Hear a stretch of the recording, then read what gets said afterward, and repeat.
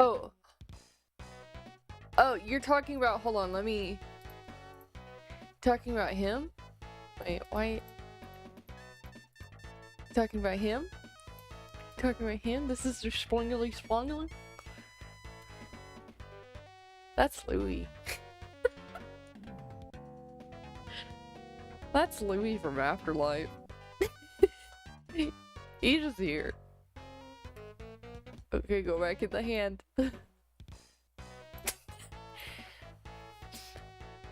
You know, I could, God, where'd the image go on the list? I could do, like, something funny. Oh my god, OBS, please let me do something funny. OBS. OBS, you know damn well that's not what I'm wanting to grab. The fuck? It's got, like, this little dot that I'm supposed to be able to touch and rotate. But they won't let me rotate him. He needs to be bigger? No. They just don't want me to rotate him, so I'll just right click and do it the old fashioned way.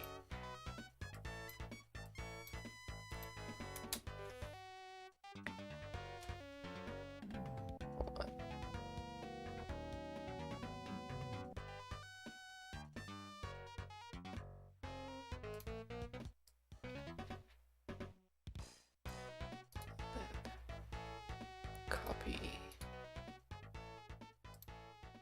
Paste. Did it paste it? Where did it paste it to? I pasted it at the very top. Hold on.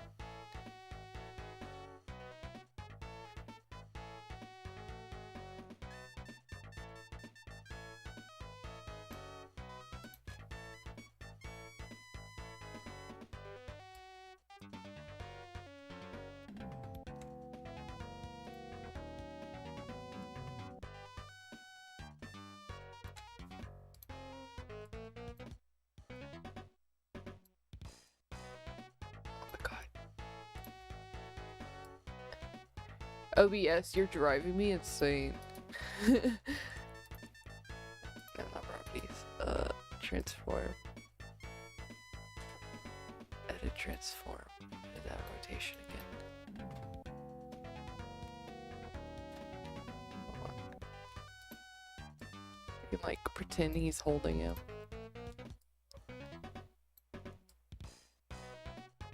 I'd have to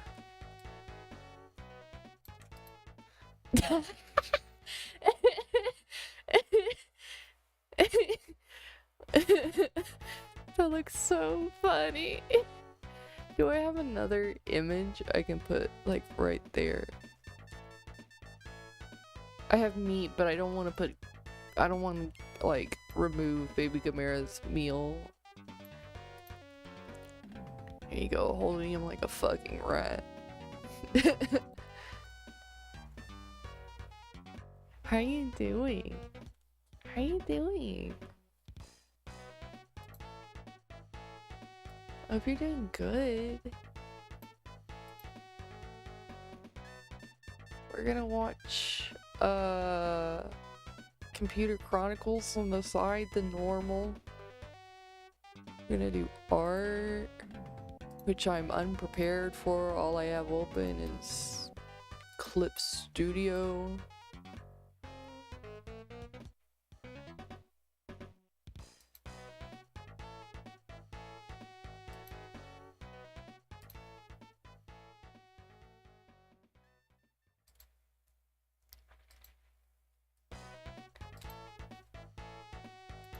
I have Tiger in my lap right now, so we may be able to hear her every so often.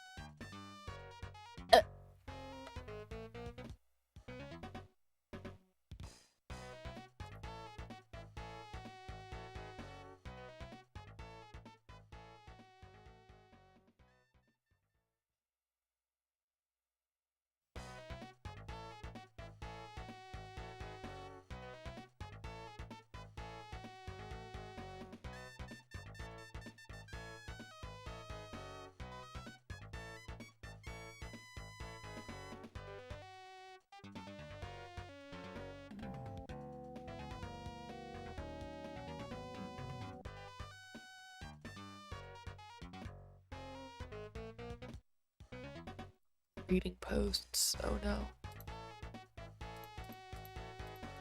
God, why did you put me on this earth just to read posts?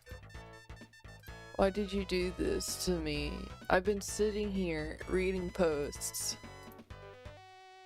Like, I just can't. I can't anymore. We can't keep getting away with this. Oh, wrong one.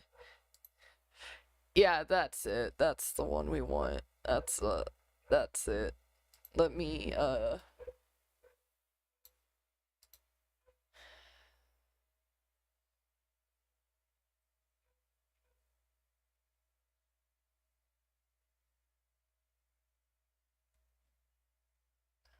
on. I think we'll start with viruses today.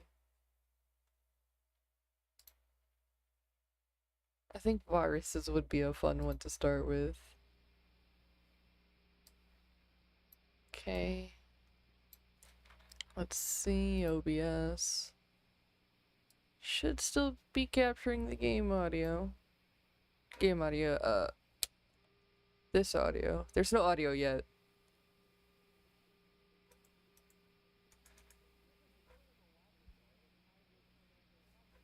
This is a clinical laboratory at Kaiser Permanente Hospital in Redwood City. The lab technicians here are trying to isolate viruses, the kind that can harm your body. I need you to know that this is only in my left ear. Also trying to isolate viruses. I made it mono for you guys. Harm your computer. Today we'll take a look at computer viruses and the software vaccines that combat them on this edition of the Computer Chronicles. I wonder why this one is in such a lower quality than the others. Is there any way I can set my audio to be mono? Open sound settings, please. The Computer Chronicles is made possible in part by the Software Publishers Association, which reminds you it's a federal offense to copy software. The SPA provides information on how to stay software legal. Funding is also provided by PC Connection and Mac Connection, and by Byte Magazine and Bix. God. Welcome to the Computer Chronicles. I'm Stuart Chaffee, and with me today is Paul Schindler. Paul, we have a dumb little program up here on the computer just to write the words Computer Chronicles on the screen. The reason I did it, though, is because there is a virus in this machine. And in just a second, there it is, it just started. It's the Cascade virus, which just sort of cascades letters down from the screen to the bottom. A little nuisance virus, not too serious, won't cause any great harm. But of course, some viruses do cause great harm to your computer. What's the worst case scenario? What kind of damage can a virus do? There are some malicious viruses, Stuart, that attack the hard disk, and their means of attack is particularly insidious. They attack what's known as the fat table, the portion of the disk that contains the information about where files are located. And a sufficiently malicious virus will zero out both copies of that fat table and make your disk dead hard drive. Useless, can't boot up from it, can't find your files. Unrecoverable. But the good news is that it can be recovered if you practice the most fundamental and most important of all good PC practices, and that is regular backup. Yeah, backup, backup. If you have your files backed up, you can always restore them from the most recent backup and defeat any known virus. Well, Paul, today we'll take a look at several vaccines to protect your computer from a virus invasion. 5.1 surround and 7.1 surround. Why'd they take away mono?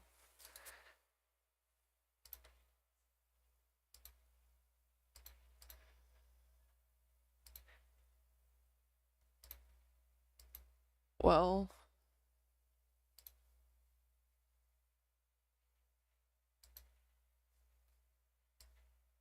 probably like pizza and Coca-Cola.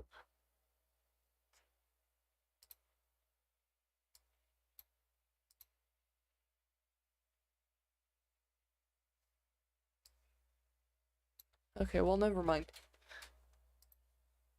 I'm fine. Let me...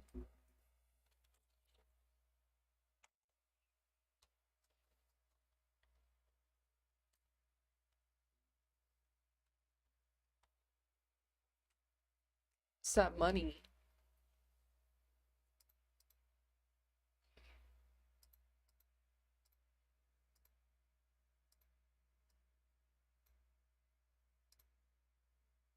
Okay. Feels weird. Tiger, I gotta move you. I'm sorry, baby girl. gotta have the thing in my lap. It's not right.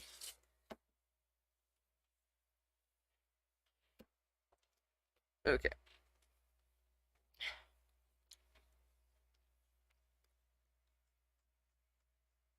I back up my computer every fucking week. I bought a brand new SSD just for backing up. I have two SSDs for backing up.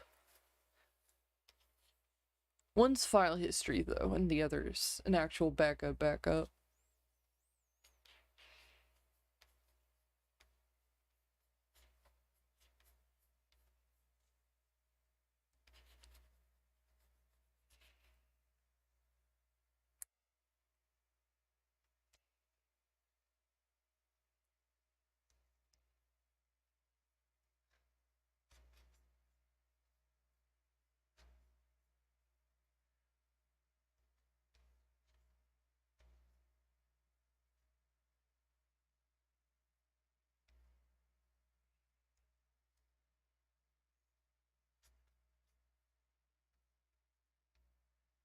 Who uses an antivirus nowadays? Sounds fake.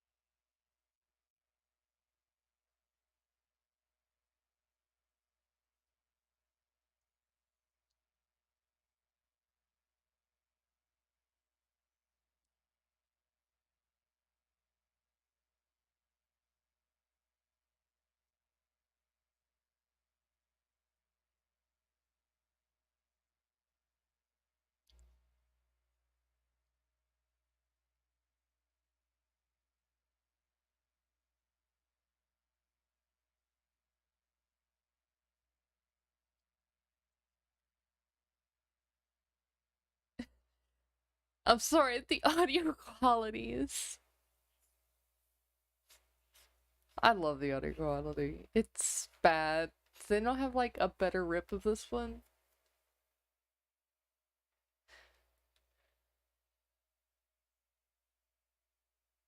Yeah, you misspelled release, dude.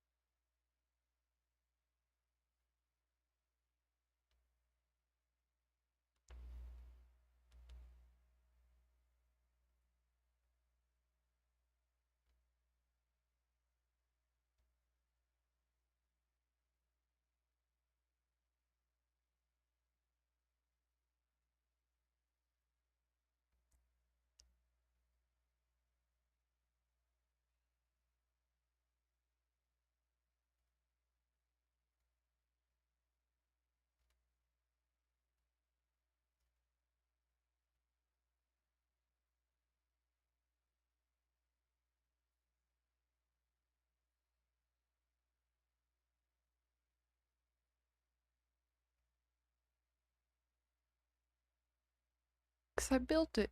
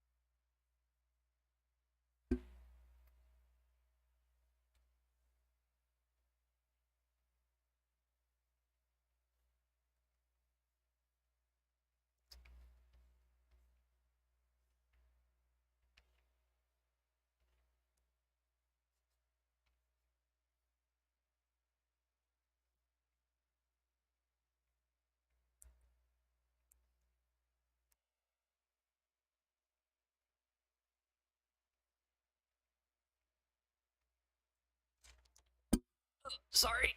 I was trying to grab my phone to look for something.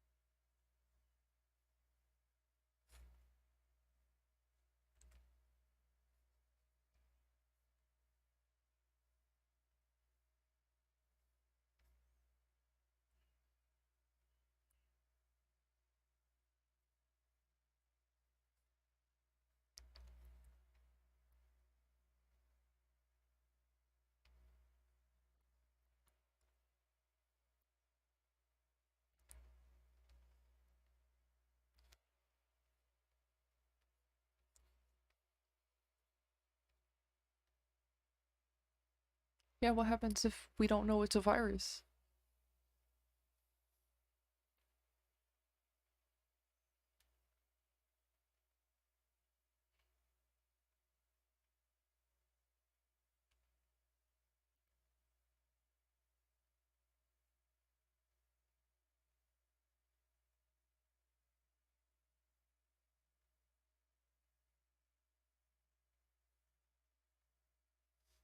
Oh shit, I'm not vulnerable.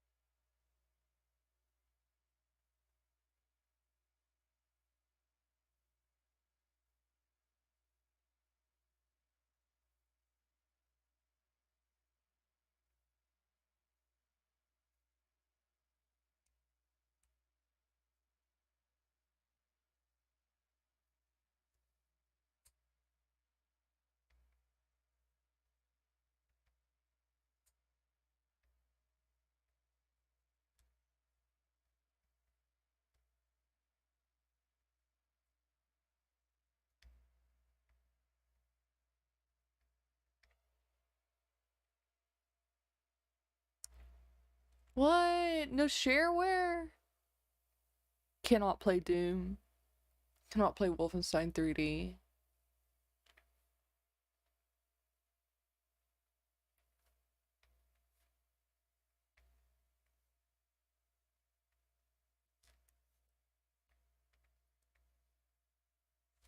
I don't think users are smart about this, dude.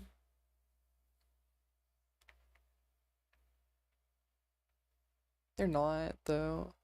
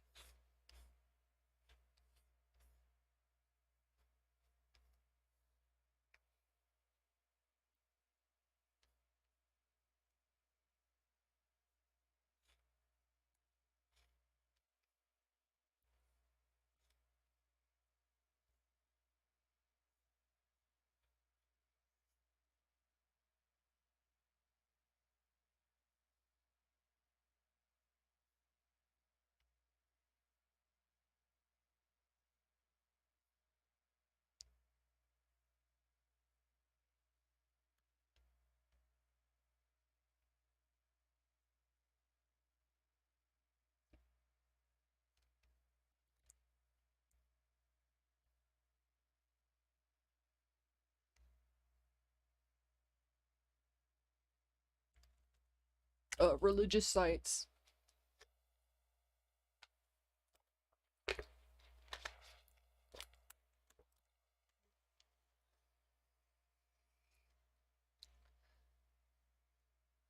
Kabobo Monday, baby. It's Kabobo Monday.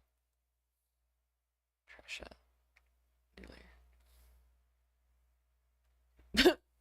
Just don't get infected, Five Head.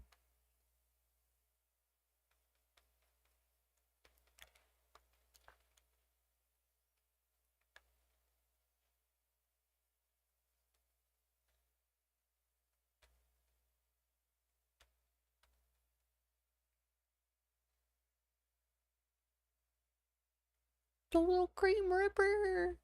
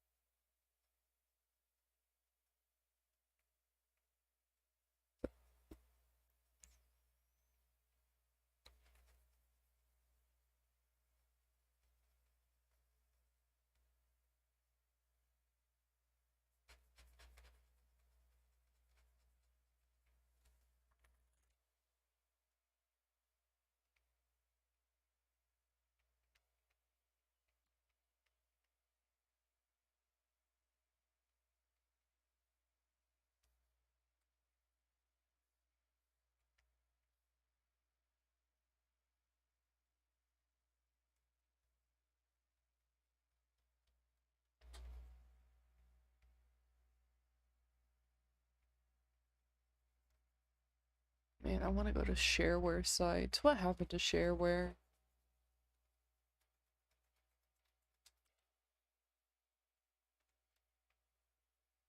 I want to send some random person like $15 and then I get a game back.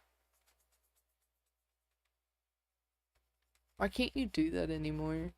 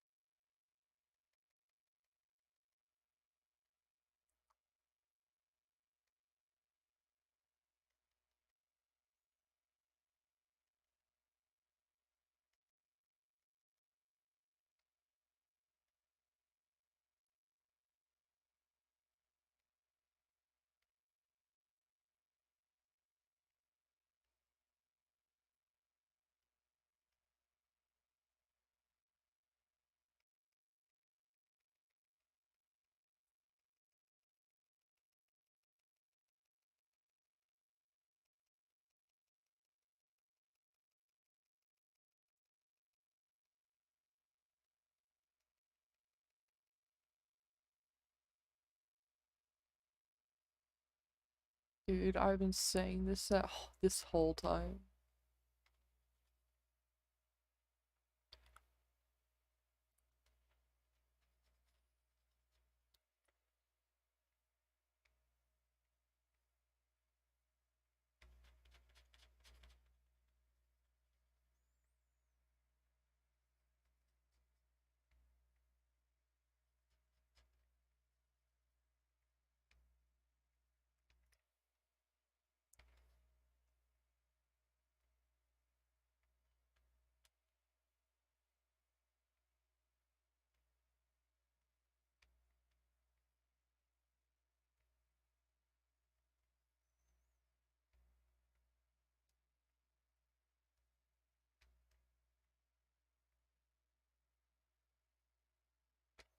Actually, I don't think I like the nose being a darker color.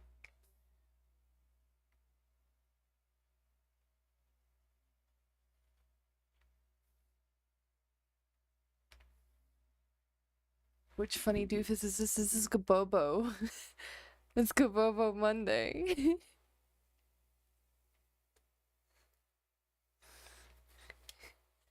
Starting out strong.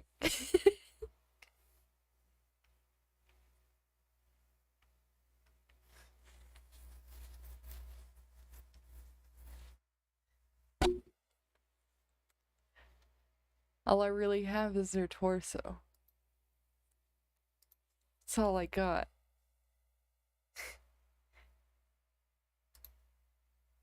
But Kabobo. Let's see, where is... Oh, wrong.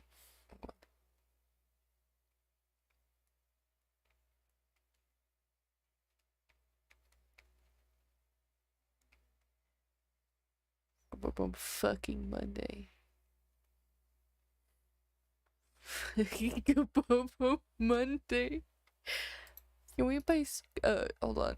Copy image. It's fucking... Kabobo Monday.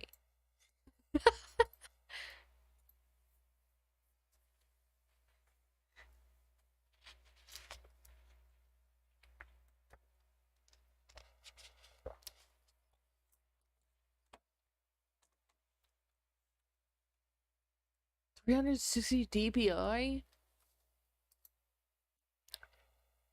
How do I check the properties of the thing? Campus properties. I'm doing 300.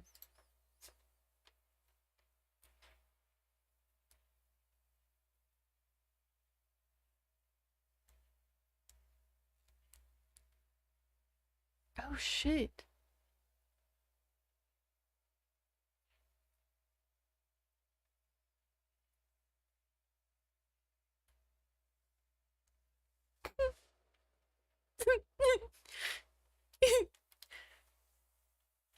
Fucking Steve Jobs.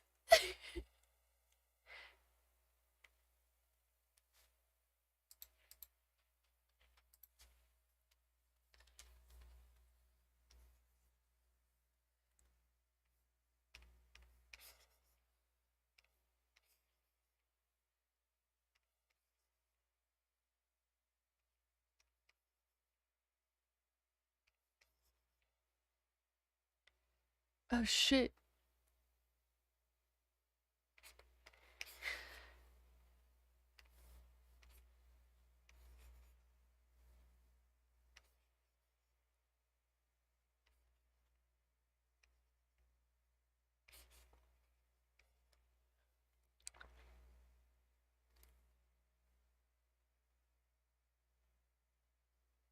£2 PC.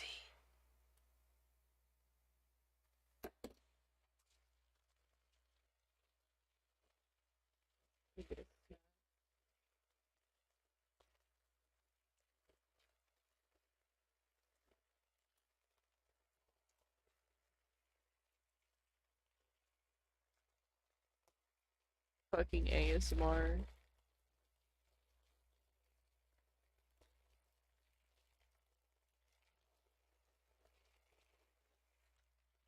Oh, Paul.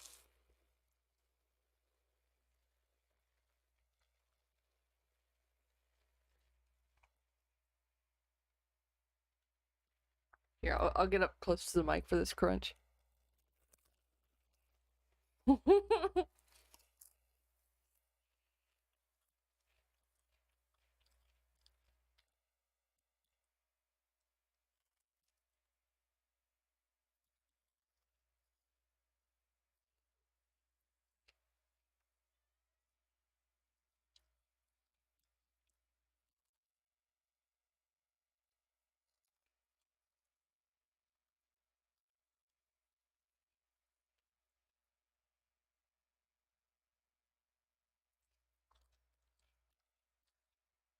You look so comfortable with this cup like that.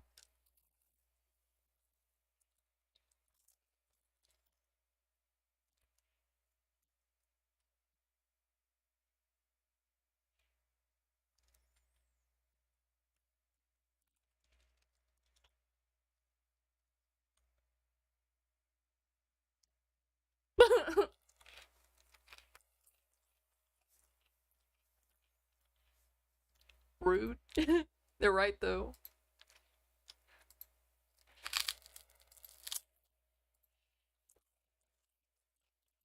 Man, I want a copy of Floppy.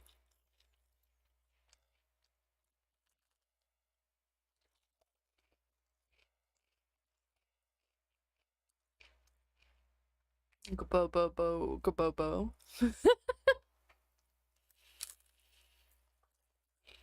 I don't even remember Gabobo. Like, where is Gabobo from? I couldn't tell you as much as I'd like to. Wait, sports simulation software.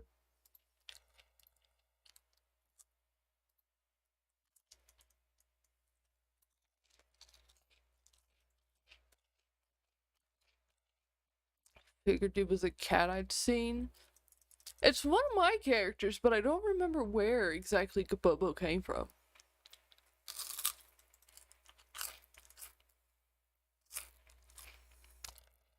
Why are all these in my left ear?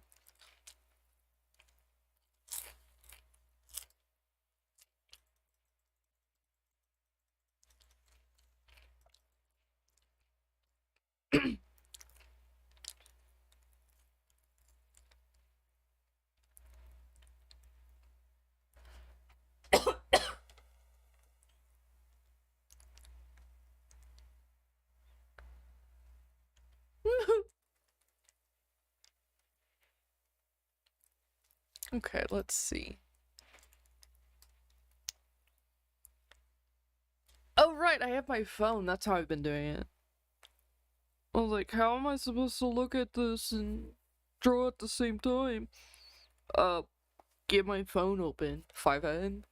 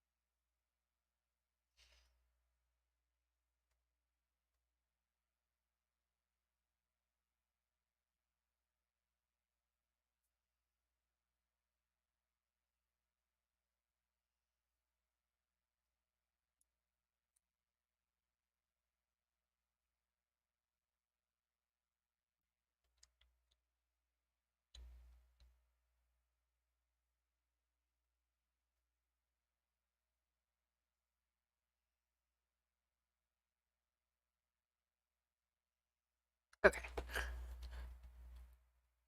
Let me minimize this. Okay. Oh shit, we have text boxes now, dude.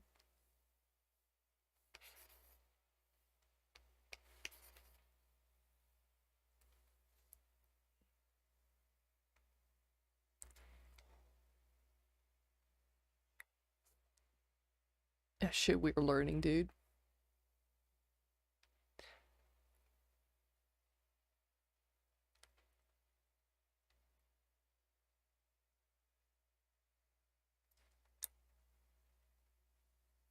shit, I can't even do that on YouTube. What the fuck? Okay, let's see. How am I doing this?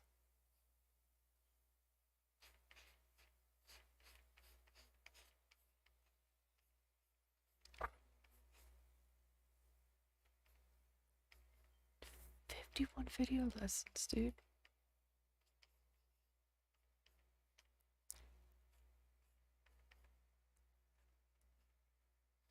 Hold on.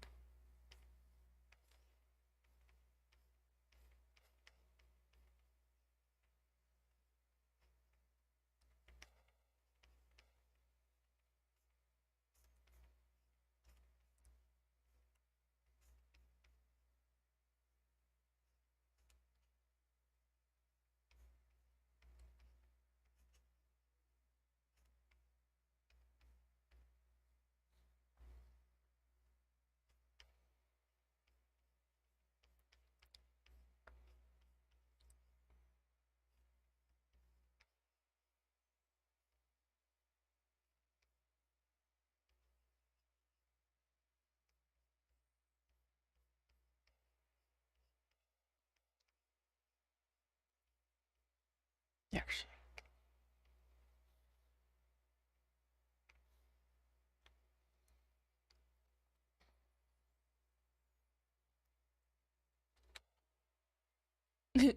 Too bad. I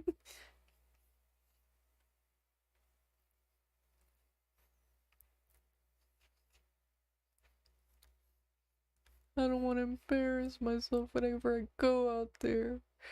I think you should embarrass yourself, dude. Live every once in a while.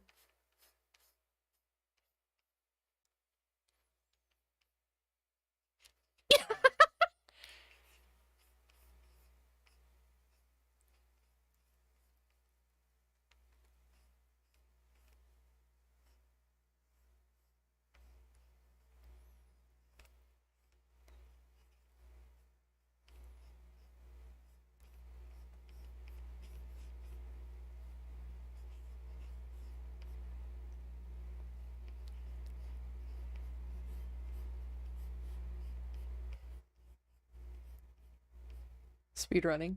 Let's go.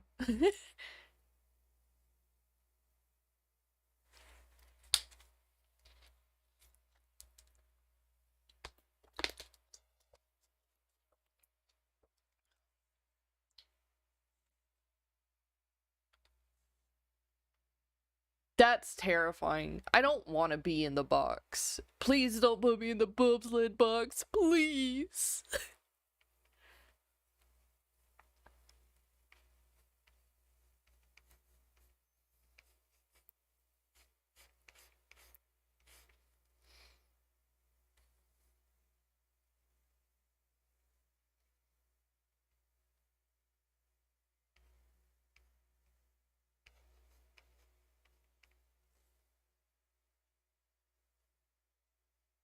30 FPS.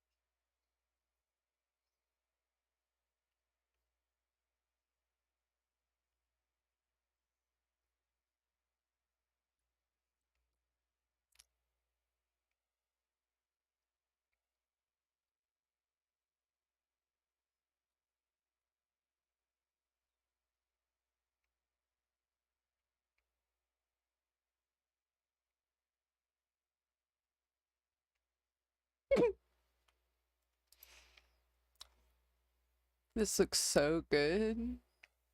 Why don't games look like this anymore?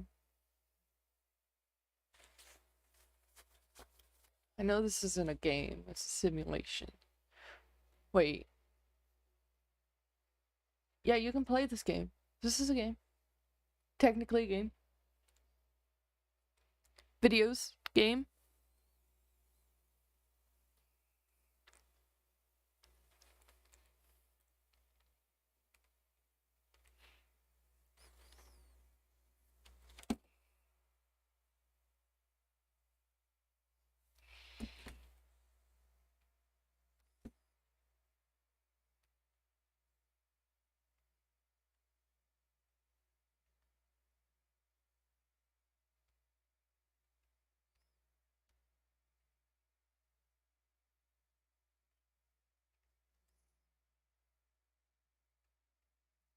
So we do our fucking load.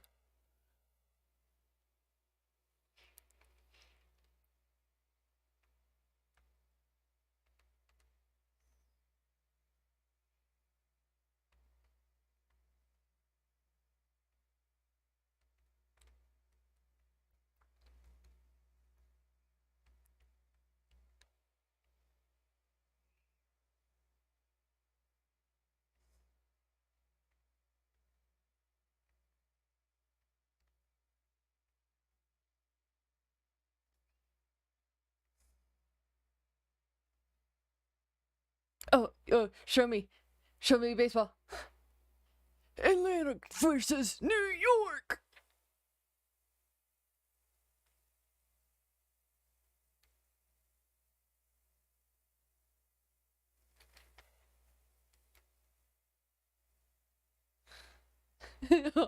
Harvester?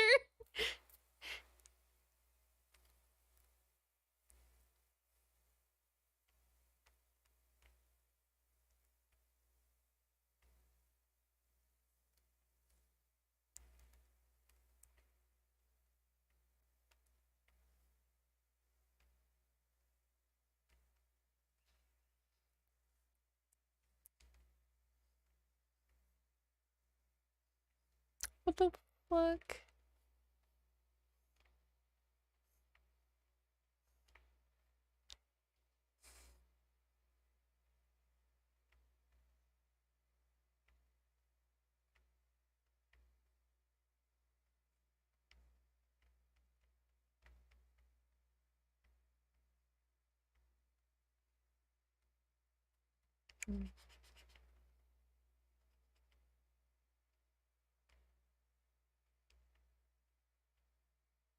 Yeah, fishing. Let's get to it, baby.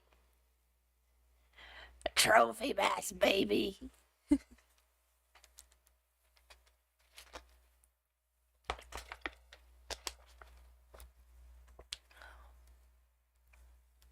Loads this up right now.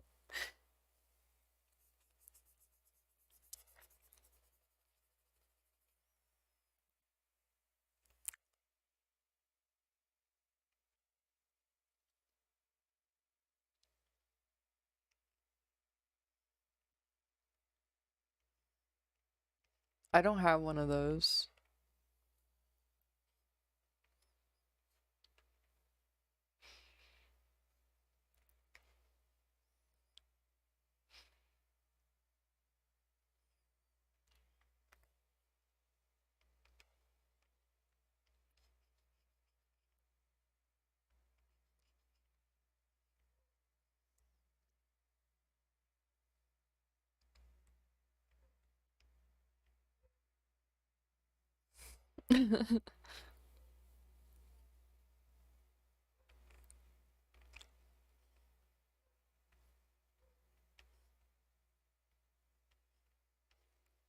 Damn.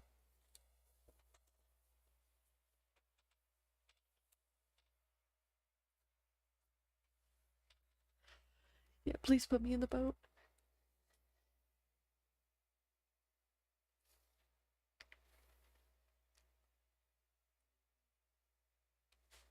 Get that Game Boy Fisher assistant.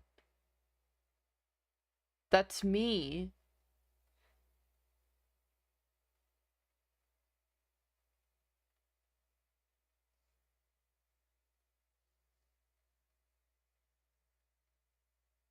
Wheezy.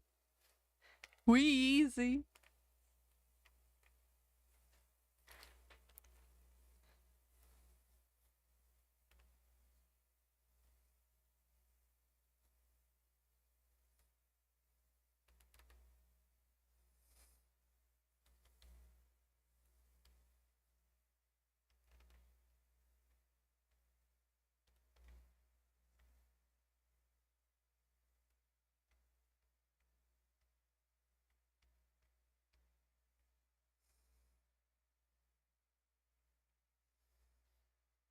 That's right, you actually have to do it, my man.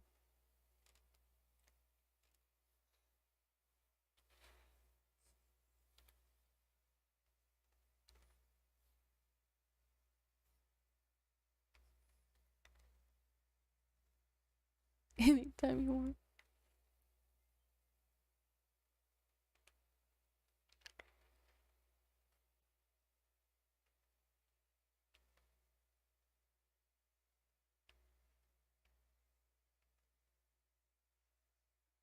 I'm going to digitize your ass. Rest in peace, my man.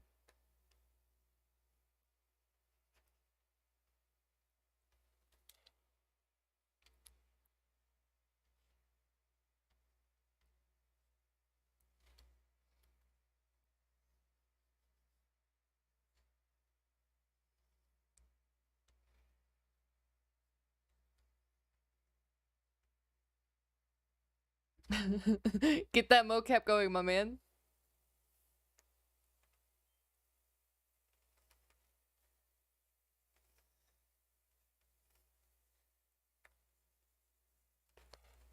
Little man.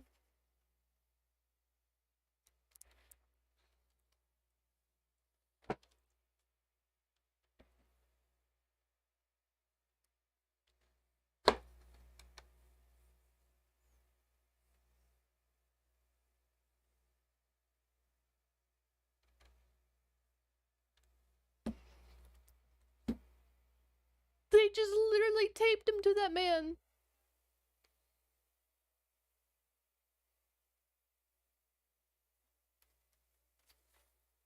Holy shit.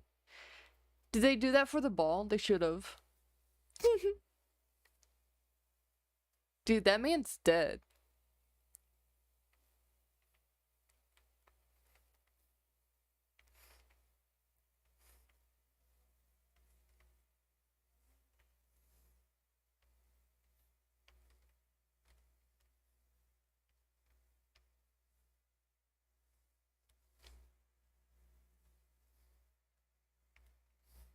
Oh, so the computer's cheating.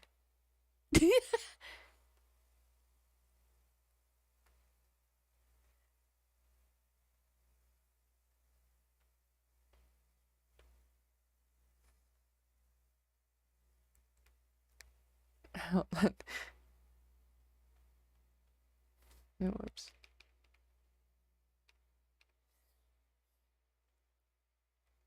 I don't like this arm. Let me redo this arm. I don't like this arm.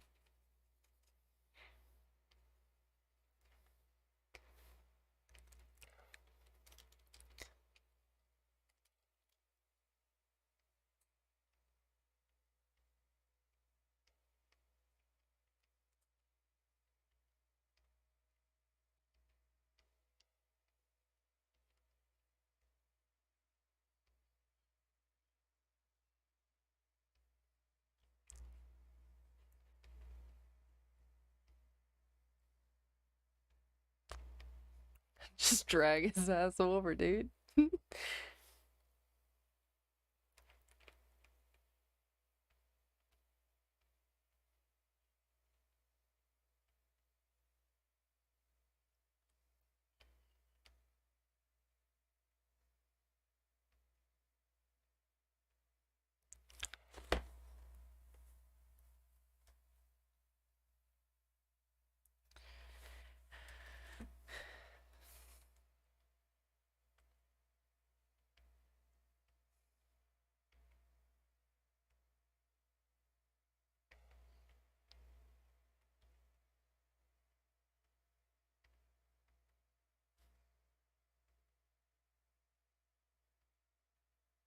I want a tough game, dude.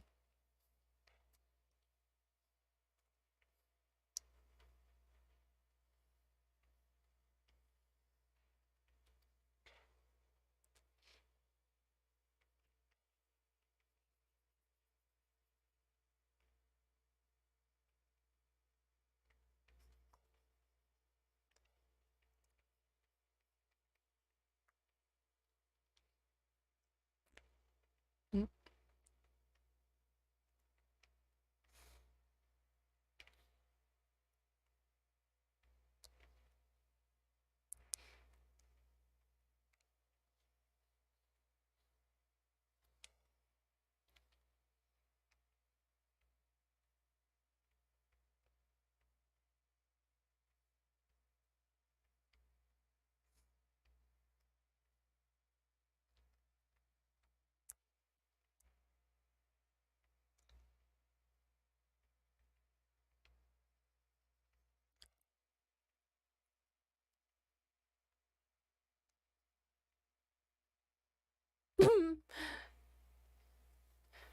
I got it on easy mode, man. Oh shit. 800 by 600, dude. Could you fucking imagine being able to play like that?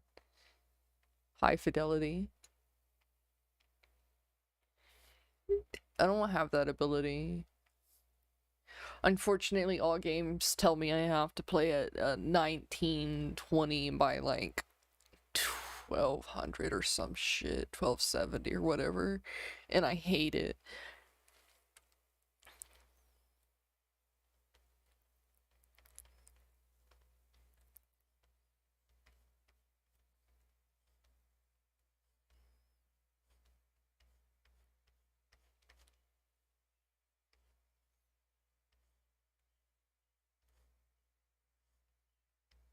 It will has sports. It will still has sports.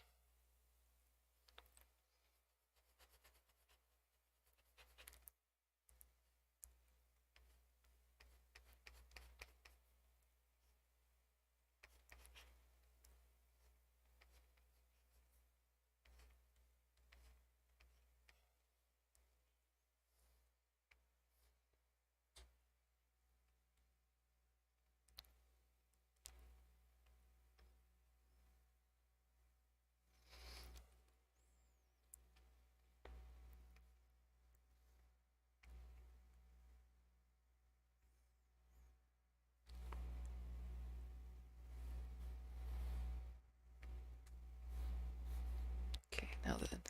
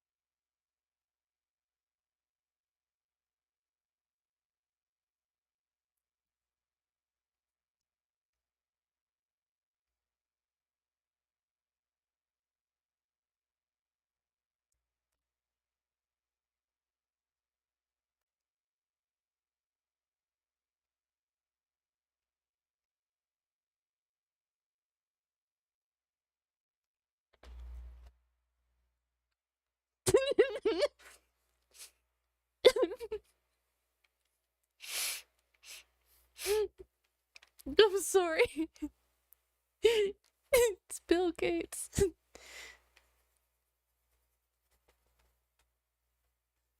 Oh shit. I have an Acer computer screen monitor.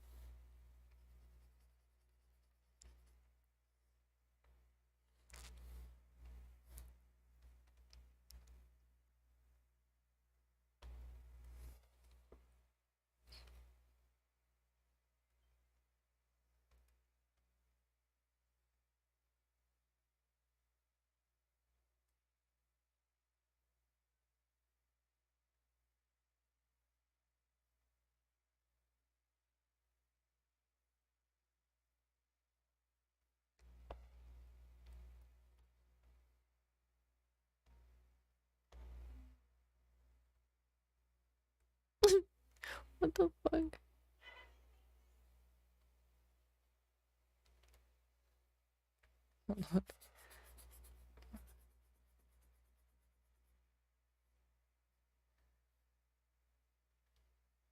Hockey. Hockey, baby.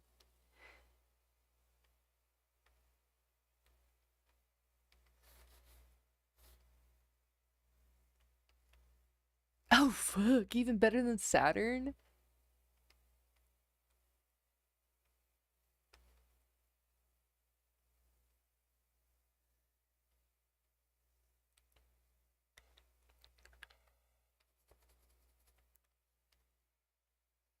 You will see me here next time.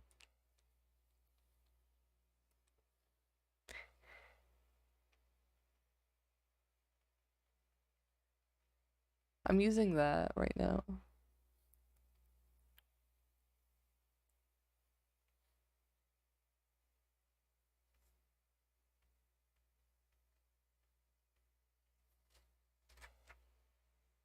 Oh, I gave them one huge massive foot. Oops.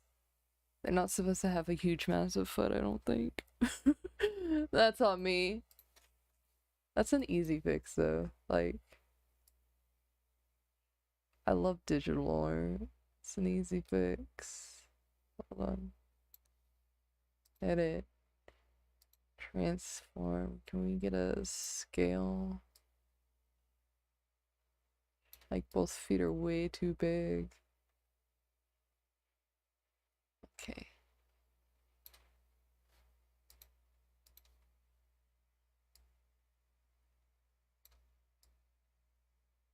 And then I'll fix this part here in a bit.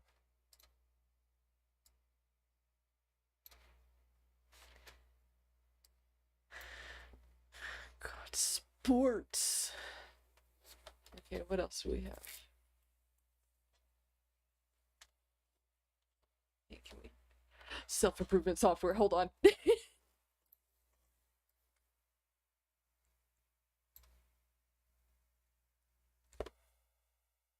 Wait. Oh, there it goes. This is in both ears. This one's in both ears.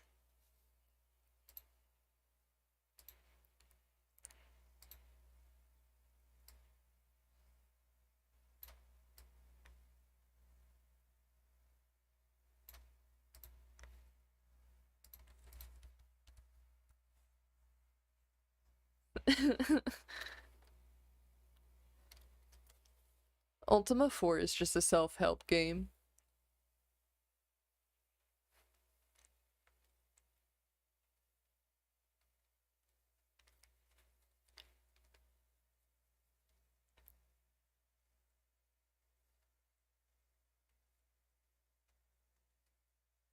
But what if I want to? What if I need to? I think I should legally be allowed to copy a floppy if I wanted to. That's just me.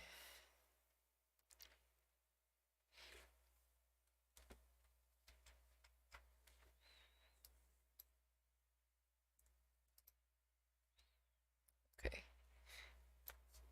Now then, using the same layer.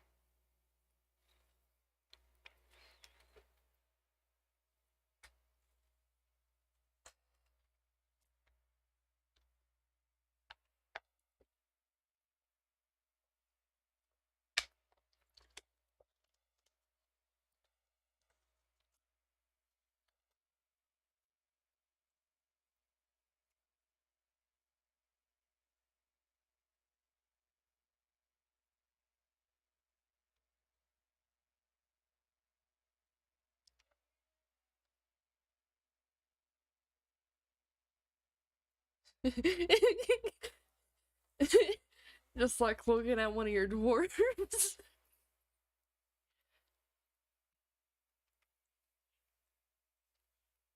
No.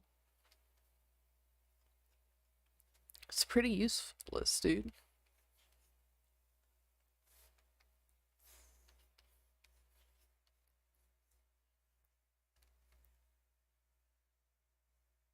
I love self-improvement software stuff. Like, it is such an interesting thing to me.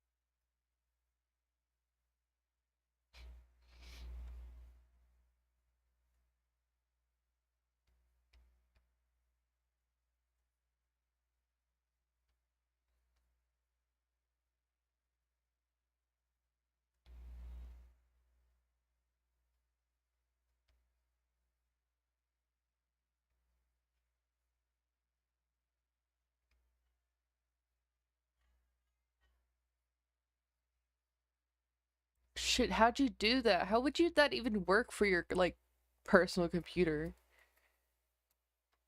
She's not. Oh, shoot, I had that happen once. They recorded my feet so that I can get good shoes.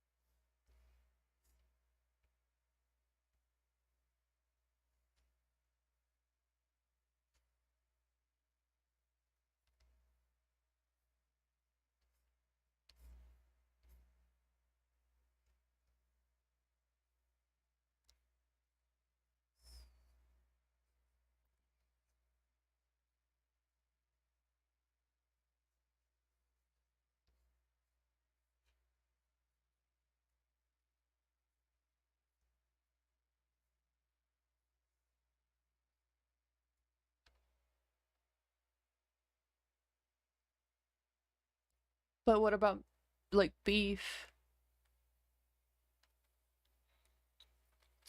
Didn't remove beef. This is what I need. I need this right here. Yeah, see, they forgot to remove meat, just general meat.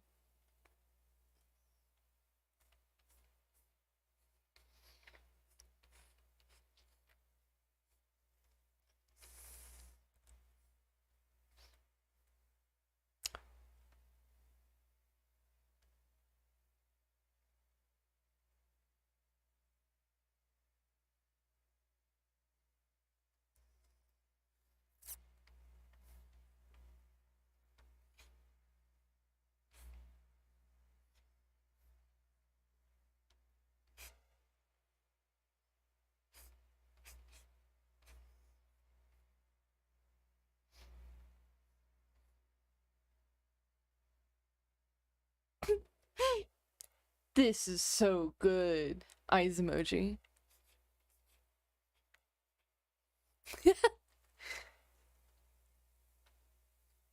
Hannah.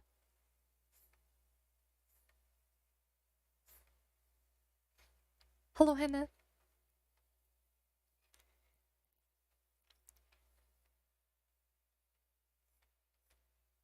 Is Computer Chronicles supposed to be low volume? Oh shit, is it low volume? Wait. So you guys couldn't hear this? What? No! Give me a moment to fix that. Did it remove it or something? No, Firefox is right there. Let me, just the filters real quick. I'm gonna remove the limiter, turn it down.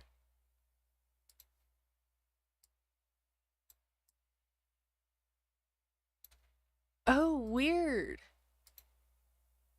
The game audio thing just decided to stop working, so give me a moment. I keep saying game audio, but that's just what it's titled as. Okay, so I'm going to assume you guys didn't hear any of this and go from the start. Okay? Because that sucks. You guys need to listen to this one. Yourself, lose weight, get in shape, feel better. But guess what? Computers are getting into the self-improvement act too, with programs like this one, Joe Weider's personal fitness trainer. I'll bet you still have to sweat though. From fitness to speed reading to relationships, computers are making it easier to be a better you. Today we'll take a look at self-improvement Okay, I think software that should be good right there. Of the Computer Chronicles. You had to deal with stuff this evening for a job. You're still surprised that you have? You can hear now. Okay, good, good, good. I don't know when that messed up because at the start of the stream, like, I was looking at it and it was working. Weird. It's okay, you weren't here. You couldn't have told me earlier. It's fine. We got it. Hey, we got it figured out. And we were only 8 minutes in, so it's fine. The other ones, that's okay. It's whatever, honestly. Welcome to the Computer Chronicles. I'm Stuart Chaffee, and with me today is I love you, Stuart Chaffee. You're so good. Self-improvement or psychological software for a long time now, and the newest thing you have here is called Mind Viewer. What is that? How does it work? Well, Mind Viewer is personality software that allows you to yeah, because you guys needed the Mind Viewer. Okay, so I take myself or someone and we take a kind of test with the software. Is that what this is? Yeah, you can see that you agree or disagree to a whole series of adjectives. So this is a person named Jennifer who took this test, and these are the scores she put in, rating herself on how high-strung she is, educated, humorous, independent, on and on and on. Yeah. Okay, once she takes the test now, how do they give you this test at the start of Dwarf Fortress Adventure mode. Part of this you can either display it to screen or you can print out a report, which is about 5 pages. It starts out with her personality x-ray. Right, so we see how much drive she has, reliability. We see she's very low on emotionality, medium on aggressive, a lot of reliability, and so on. All right, how much deeper can I go than that? Well, you get a 5-page report. It tells you a little bit about her public self and private self and so forth, 5 pages in all. And as I say, it is in depth. Yeah. All right, now how real is this stuff? Is this kind of pop psychology stuff you do at a party, or is it really useful information? No, it was developed by Dr. James Johnson at the University of Minnesota. It's based on solid psychological principles. And we've had hundreds of Mindware customers who've written in and told us about how accurate it works. All right, today we will look at self-improvement software, covering everything from fitness to dieting, from IQ improvement to relationship building. Now, one popular technique for dealing with physical, should you plug in your Genesis Mini tonight? Is biofeedback. So yes. We'll begin today with a look at how computers are being used at the Absolutely. Institute of San Francisco. Okay, these are electrodes that are going to go on your scalp. Biofeedback training uses a variety of measuring instruments to teach a patient how to control the mind ghouls and and body. ghosts. Why? Bosi has designed a PC-based biofeedback system that provides brain Why? in real time. The new EEG software is particularly exciting because it's online and in real time. So we're doing power spectrum analysis of the brain waves at the very moment that it's Oh. occurring. So that's the first time that we can actually get feedback. Prior to this, we could do it diagnostically by measuring it, then doing a lot of number crunching, and then getting that data later.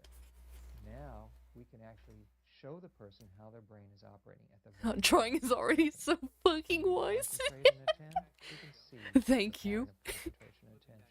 In this exercise, the patient is asked to concentrate and to try to bring the reading on the meter to the center. This one is measuring the one side alpha from the other side alpha, actually. And if you get it centered in the middle, that means your brain is in synchronicity. There's no traditional input device here. The line moves in response to your brain waves. I can't focus on one thing if there are 3 things going on around me. By using this computer, it will enable me to focus on what I'm doing and not what's going on around me, so I can get more of what I'm trying to do done. Dr. Fuller von Bosai has developed over 150 exercises for biofeedback training on the PC. His neurodata system is only available for professionals in the field today, but he expects it to be available for self-help on your home PC in the not-too-distant future. For the Computer Chronicles, I'm Jonelle Patterson.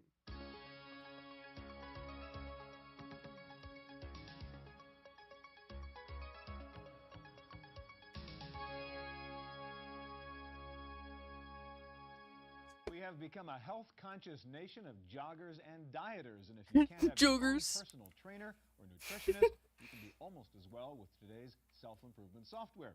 Here to show us how are Lauren Titus of Lifestyle Software and David Heeman of Health Desk. Lauren, let's begin with you, and you have the program Betty Crocker's Eat and Lose Weight. Right. Now, how do you use the program to do both of those things? Okay, well, there's 2 aspects to it. There's the recipe management, where you can create tailor-made menus for each member of your family, 1,200 calorie a day menus. And then there's the help files, where you can actually learn the 5-point program to eating and losing weight. The calorie charts, I see. The calorie chart here is real important. As part of the program, you're supposed to monitor the exercise that you do every day, and this is a chart here which will help you keep track of it. Built-in calorie chart on what you eat. Right. What about calories burned when you Okay, and then there's the there it is, yeah. which will help you monitor how much you're actually doing, everything from cycling to dusting. All right, show me the recipe planning part. How would I put together a healthy menu? Okay, say you're having vegetarian friends over and you want to avoid chicken and fish.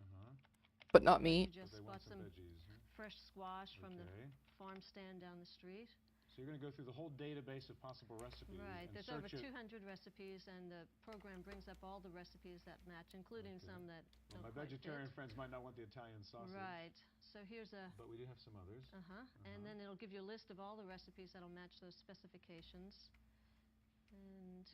Okay. and so then they're the ones we needed. Okay, and say, for instance, you like spaghetti squash. And then here's a picture of serving suggestions. That's what it ought to look like, huh? And each recipe has nutritional information, so that when you create a menu for your dinner party, then you can get a complete nutritional analysis of the menu. All right, David, let's turn to Health Desk, and I guess you take a very broad view of health, not only diet, but exercise and all the other health aspects. Yes, that's right. We try to give people a vehicle to take an active role in their health and explore different areas of their health. All right, run us through the main menu here. Sure. On the left side of the screen are 11 different choices for you to take responsibility for your medical records. Today, with the healthcare crisis, people need to have this information available for physicians. 70% of a diagnosis is based on what you tell the doctor. So that's one big component of the program. If they even listen to you. Got them. Choices to get more involved in a specific area of your health. We have exercise, weight, stress, so heart health. About exercise here. First part of every manager is data tracking. You can have a diary or a log. Let's say you're a runner, and you want to keep track of your running activity. When you go running, how many miles and minutes. Once this information is entered in, you're able to calculate how many calories you burn. You can even go in and graph the information, see if you're making progress. Hopefully this will motivate you. This is my daily record of calories burned. So notice it's on the rise. Every health manager has an information section, and here we have a series of visuals on that topic. And the goal here is to increase awareness through exploration. So that's really explaining what's happening when I'm doing that exercise to the muscles in my leg or shoulders and so on? Yes. Let's say you had a problem with your lower back. You could even go in here and find some stretches to do for your lower back. So you can pull out a particular exercise for a problem. That's great, with animation on the exercise. Okay, what else can we do? If you're concerned about your cholesterol, that's why we might be eating low-fat foods. We can go in here and understand the difference between HDL and LDL. It actually shows us how the heart's working in an animation. And what's all this? This is how to interpret a value when you get the lab reports back from your doctor. You may not understand that LDL is the bad cholesterol. So if you were trying to make health education very entertaining as well as interactive. Well, stress is on everyone's mind nowadays. Stress management. How stressed out are you today? On a scale of 1 to 5 here. I'm 6, I think. Okay, you can put 6 in. Okay. You could put 6 in. I'll allow it. And find out how stress is affecting our body. Here are the different areas that stress affects. So that really is what stress does to you physically. Yes, you get cold hands sometimes because your blood isn't circulating down there. And you might want to try abdominal breathing. That shows the benefits of the right kind of breathing. I do that all the time, the abdominal breathing. Sun salutation, which is a 12-step yoga. I do that sometimes. Look at that. Okay, what about I hate the sun salutation yoga method, though. I hate that one. I hate that stretch so much. It just doesn't feel right. And I know I'm doing it right. It just, like, doesn't feel right. So you've got a lot of this text background to explain what's in the program. Oh, fuck. And here's I got a lot. how No, it's fine. It's fine. It's educational. It's fine. Oh, they got rid of the penis this time. We even put a women's health section. You're rearranged. Ability test asks us to put a part of the program that would do their menstrual cycle or how to do a self-breast. Need to clean your room so bad. Why don't you? Here you can go in and find nonprofit organizations to give you additional information. So if you can't find what Are they giving sex ed? This is self-help. Exactly. So I'm going to bring up smoking right now. And here's some different places to get in touch with. Arm pain. That's great. That's what we all have. If you're a student just graduating from school, one issue you're dealing with is especially you. What do I want to be when I grow up? Well, there is even software to help you figure that out. Yeah, because you're still healing. Ross and Ida are business consultants who work with a software program called Career Design. They use the software to help their clients choose a career path. Ross knows a little bit about how this works. He used the program to find his niche in the business world. I was going to be a corporate guy in a chrome and steel box and do consulting, and I realized that I didn't want to be that kind of person. Ross was about to be a corporate person and suddenly became a half-time consultant, half-time teacher because of Career Design. It helped him understand that he was interested in kids and technology and being his own boss and all those sorts of things. Career Design is an interactive self-help program that directs the user through a series of exercises designed to answer 3 questions.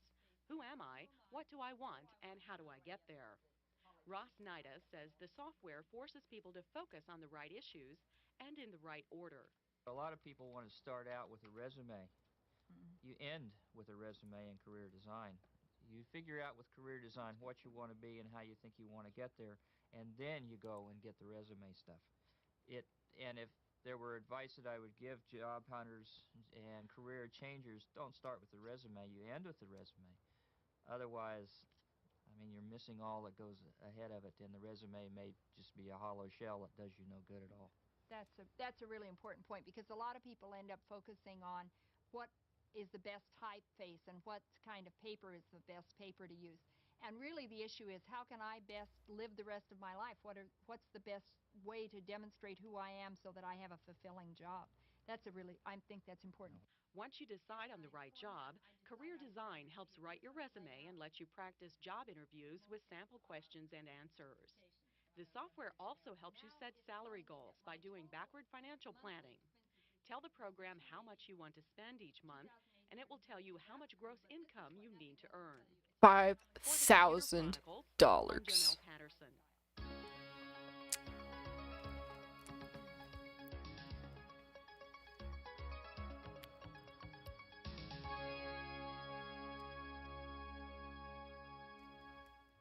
Suppose you want to do better in school, do better on your tests, read faster. Software to the rescue. Joining us now are Faye Schwartz of Davidson and Associates, and back with us. You're Bruce potioning. Burrows of It's fine. Mindware. Faye, how can a computer help me? Are you potioning good? Well, a computer is really ideally suited Sorry, to potioning help well. you We're read watching an faster. educational The stream. typical adult reads about 250 to 300 Or words video. a minute, which is about the speed of conversational speech. In other words, we read word by word just like we speak word by word. This really limits us terribly. So a program like Speed Reader can help you refocus those habits. It can help you read 2 to 3 times faster with no loss in comprehension, usually a gain in comprehension. Show me how. Okay. Let's say that you begin your warm-up, you begin your workout with reading warm-ups. We're going to Got look at 10,000 golds and had to pay You will see 10,000 two golds toward your words debt. right Oh, on the screen, fuck. That you got briefly, debts. and then you pick them out of the list which appears. You click on them, Okay. and they Voice come jog. on the screen at ever-increasing times. Let's say that later on in our Teachers workout, or debate. maybe the next week, we moved up to 3 words at a higher speed, speed 9. It would look something like this. Wow. So you see... Girls move These are something. just exercises to get me to see more words. Promptly. Girls move promptly. These are exercises to increase your peripheral vision, to make you use your peripheral vision, and to speed your perception. Let's look next at newspaper reading. We all have lots of newspapers and magazines to read, and this exercise will help you to do that better. The speed is adjustable. Let's read this one at 500 words a minute. First we see what the topic is going to be, and we're set. And we see the reading appearing on the screen with groups They of taught us words this during highlighted. the ACT. It guides your eye movement so that you can read efficiently. No, it did not help. Again, forces you to use your peripheral vision. It does not allow you to backtrack, which is very wasteful and takes a lot of time. At the end of every reading passage, you get an opportunity to take a comprehension quiz. It's not just speed, it forces me to know what I was reading. It forces you to know what you're reading. It tests your comprehension. We're not going to do that now, but we are going to look at a progress graph. At any time, you can look at your progress chart, or you can look at the graph. Let's look at my progress on newspaper reading. And we see in graph form the wonderful progress I've made in newspaper reading. How much faster you got each time you practice? Yeah, I went from 250 up to 650 words a minute, which is a very reasonable goal, really. Very accomplishable. So in summary, I would say that Speed Reader can make you a faster, more flexible reader. It can give you a range of reading speeds. Reading everything at the same slow speed is something like having a car that goes only 20 miles an hour. It does get you from place to place, but it's not efficient, and it's not much fun to drive. Okay, Bruce, your turn. Faye showed me how to improve my reading, and you're going to show me a program that will help me improve my intelligence? Yes, it's been discovered by scientists that you can actually improve your intelligence by practicing it. And here at Mindware, we've developed a program called IQ Builder, which actually helps you to build 53 different components of intelligence. All right, show me some of the modules here in IQ Builder. Well, I'm going to go into a practice test first. We have a general test of IQ and then verbal and numerical. Okay. And you can see here in the so we're going to practice a general IQ test. Yeah, and here we go. It's going to load the test material. So we're going to see sample questions. So yeah, insert the word that means the same as the words outside the bracket. Yeah, that's what's called a verbal. Ran out of time. So it times you also, huh? That's correct, yeah. Then here's a missing number for a numerical one. We've seen all these in these IQ tests. Find the word that doesn't fit in the category, the word, What else do we have? Another number one. Here's a... and the pattern recognition Pattern recognition, right. What else? Let's go through a couple more for us, Bruce. More pattern recognition. Missing word again. So it runs you through the verbal, the arithmetic skills, and so on that would be in a typical IQ test. So what you do is you improve your IQ in this part of it by practicing IQ test questions, isn't it? That's right, and then at the end you get an actual IQ score.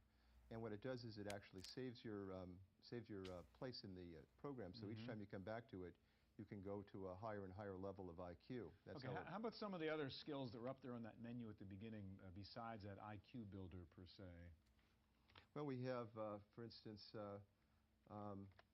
we have a section on memory, right? And we have the, for instance, memory of color. And you can see that it's now showing you a series of patterns of color, and you have to study those patterns, and in a minute they'll go please away. view the test pattern, and then I'm going to be asked to say where the colors were and so on? That's right. Number of attempts, I see correct. He's so quiet and so soft-spoken. And then you have to find out, put... Right. Okay, what other kinds of skills could I work on for my brain here? Well, we've got, for instance, perception, so we can go into perception of balance, and you're going to be given a series of dots, and you have to, you have to be able to... How many were on the screen, or how many on the other side, and so on? Now, is there any data, Bruce, that suggests, I mean, this really works, I get smarter or better somehow by practicing these they've kinds of actually things? done a whole series of experiments where they've shown that IQ can be improved through practice. So it's like muscles, not just like a Nautilus? It's like a Nautilus machine. Well, actually a series of Nautilus machines, and each one isolating a different mental muscle, so to speak, so you can work them out. Practice my brain muscles. Thank you both very much. Okay, in just a minute, software that will analyze your personality, so don't go away. I had to take those tests as a child.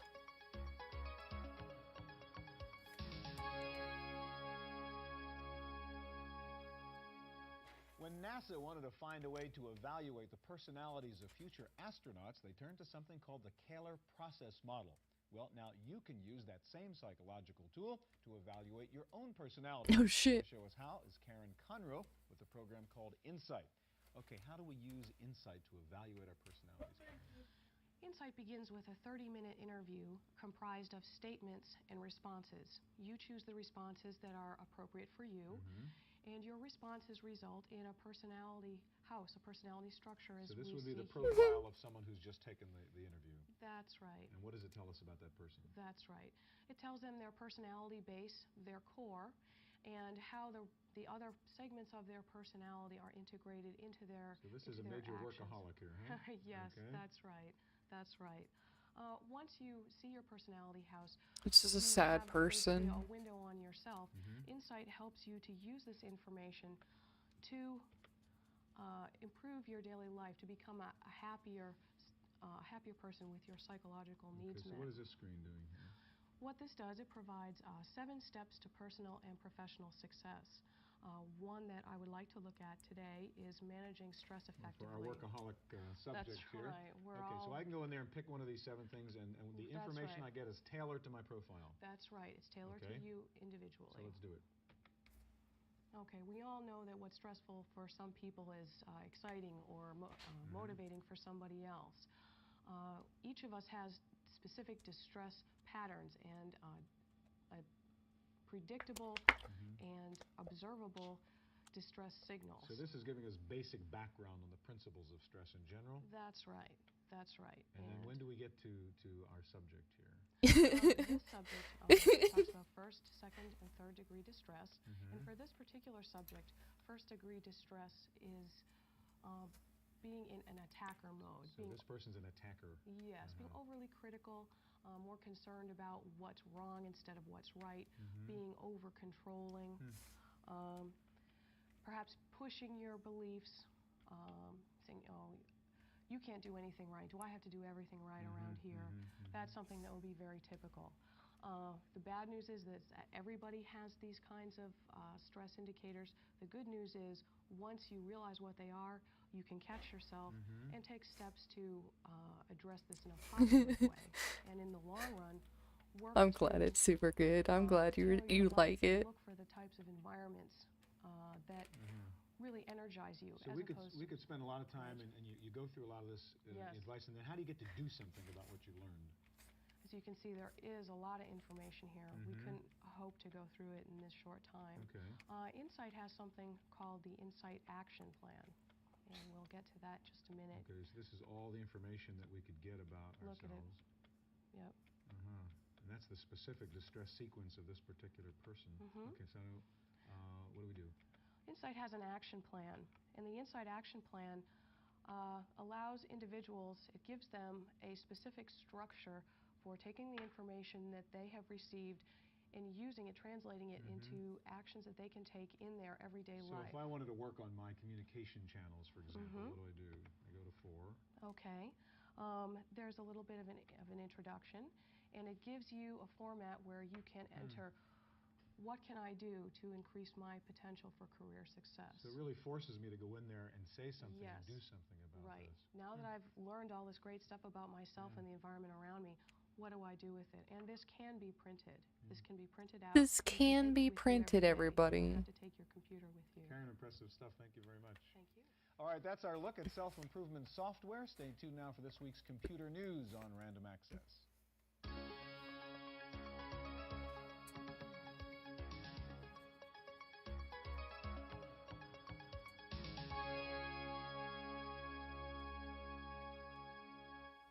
In the Random Access file this week, are you ready for Windows 4.0?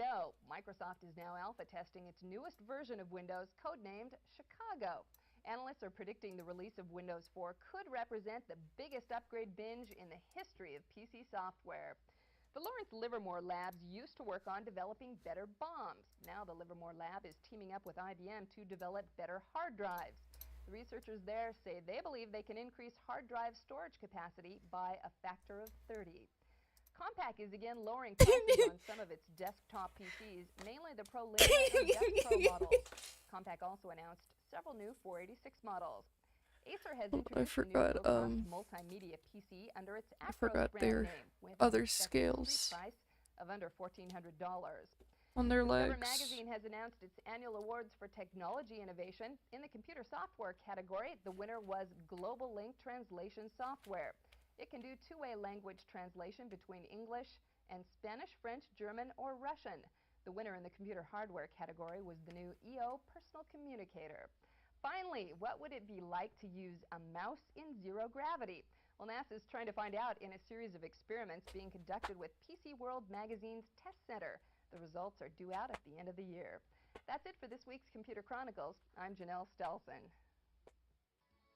Computer Chronicles is brought to you in part by Intel, microprocessor technology for the software of today and tomorrow. Intel, the computer inside.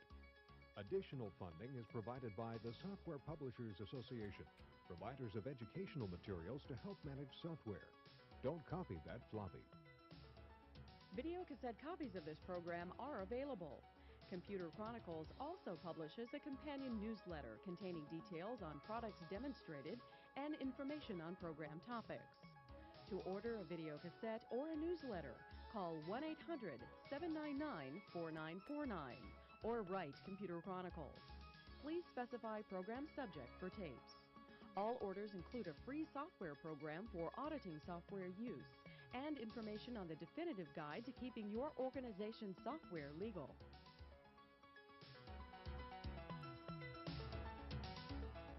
Okay, what else do we have? We have Battle of Browsers, Cyber Politics, Computer Games and Gamers.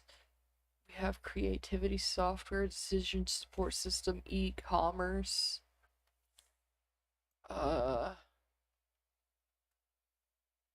Computers without keyboards, PC. Oh, that's French. You know what? Computing for parents.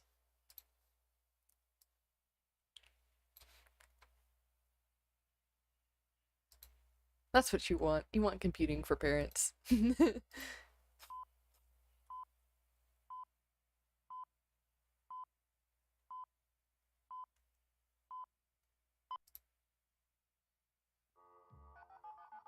Oh.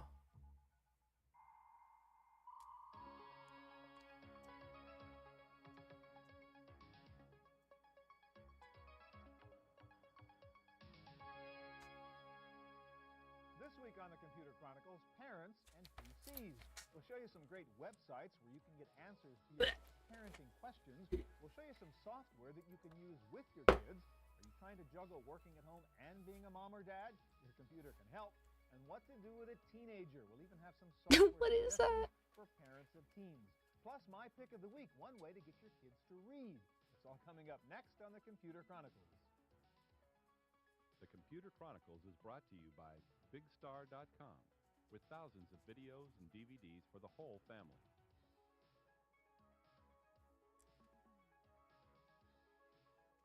Additional support by TechWeb for up-to-the-minute technology news. And by TVA, Television Associates, bridging the worlds of computers and video with DVD authoring and MPEG encoding services. MPEG encoding, baby.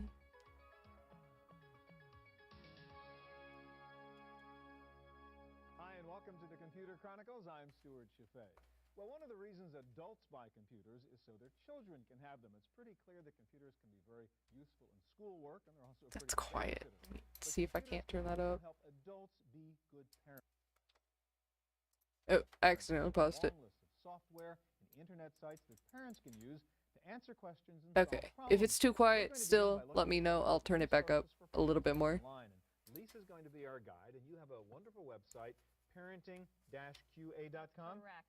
And I take it, therefore, I can ask questions as a parent? You can ask anything. You can also browse by topic, do a global search, search by keyword. Or can we do some of this for real? Sure, All right. be great. I'm parent. I got some questions. Okay. The very first question I have is breastfeeding. Newborn, we just got home, and mom's worried about, am I doing it right? Is the baby getting enough? And so on and so forth.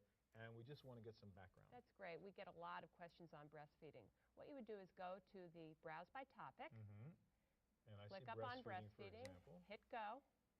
And what kind of stuff do I get here? You get essays, tips, resource guides. Tips and tricks. Here you go. Here's a comforting essay. What we need is comforting. Books. Okay, and then little online. hot links to other resources on the topic of Tips and breastfeeding. fact sheets. Right. We also have subcategories. If this isn't quite it, you may want to find out. Or now, what about my role? I'm thinking, well, is there anything I can do to help out in this problem as the dad? Click on father's role, and here you have a Oh, you handy. actually had a category called father's Yes, role, huh? handy Okay. tip sheet on how dads can be How to supportive. burp? I can deal with that part of it. Take the baby for an hour or two. All right. Can I ask you the next question? Certainly. Baby doesn't sleep through the night, and it's getting a little bit wearing. And is there something we can do differently, or when will the baby sleep through the night? Well, let's do a global search. So I can just type in that question, huh? Sleeping through the night is the issue. Oh, please, God. So hard when the baby's crying and parents aren't getting any sleep. Yeah, It really is. Let's see, we should get a compilation of, here we go, we got Okay, so 38 lots sources. Lots of stories, tips, facts, essays on there, huh? Books, and the books have hot links to sites. Mm-hmm. So you should find all you need just by All doing right. the global Next search. question, and you just brought it up, and that's the baby's crying. And of course, every parent worries, am I doing something wrong, or how do I stop the kid from crying? How do we stop the What child? Do we have CC on this? Go into browse by age, and let's look under baby. This is a baby issue, we hope. No. And That's you'll see okay. all the common things that parents want to ask and you got about. the crying category. And here we have crying. Mm-hmm. Here we go, right away. Core resources, books, tips, and fact sheets. Keys to calming a fussy baby. And one of the things I like here, tips for soothing yourself when your baby is crying. That's the real issue, right? And how to quiet a crying baby. Let's go to this. So you can print out this tip sheet, and it gives you some strategies. All right, now suppose I don't find my particular question in your sort of preset stuff. Can I just like send Lisa a question and say, what's the answer to this particular Certainly, question? and How would that's I do that? really one of the most unique and special features about Parenting-QA, is you can drop us a line directly. And so that's the Ask Us? That's the Ask Us. So I just send you kind of a little email thing. Yep, and moms and dads feel isolated a lot of the times and feel like they're asking silly questions. So drop us a line and we'll get back to you with an expert answer. That's great. All right, now what is CyberMom? I see you have a CyberMom The link. CyberMom is a really fun site. After you've done all your research and you want to have some fun. I love Baby's this. finally gone to take a nap. Right, mom needs something, and Right.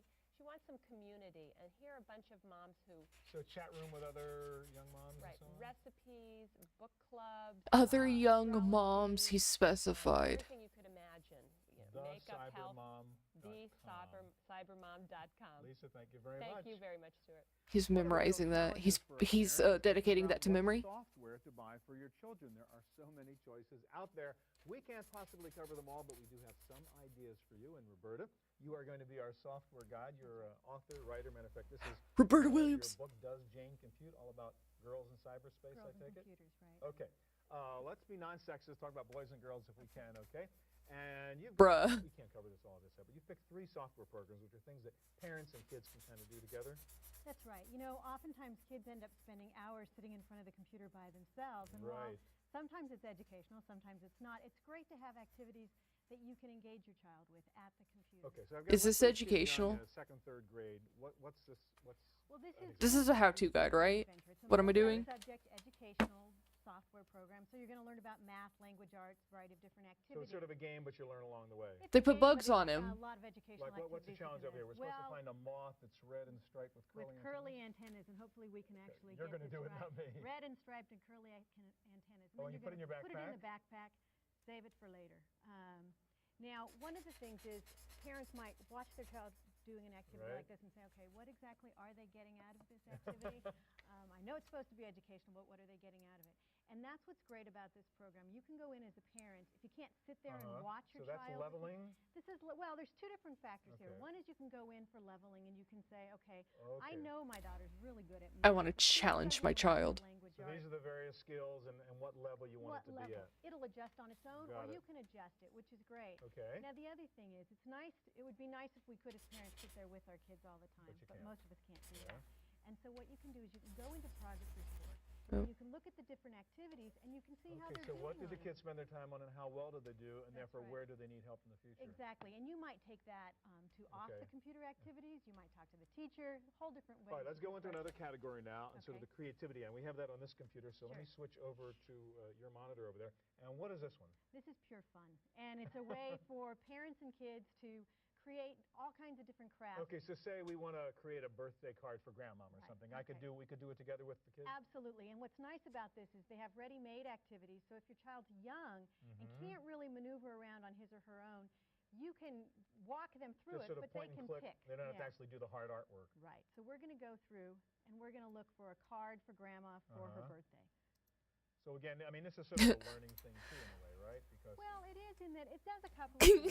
There's a huge sense of satisfaction for kids. Wait, shoot, wrong button. I meant to hit save, not open. You save the And the other thing that's nice about it is that the kids can go through. We're going to take a greeting card here, and we're going to say. I'm just a little guy.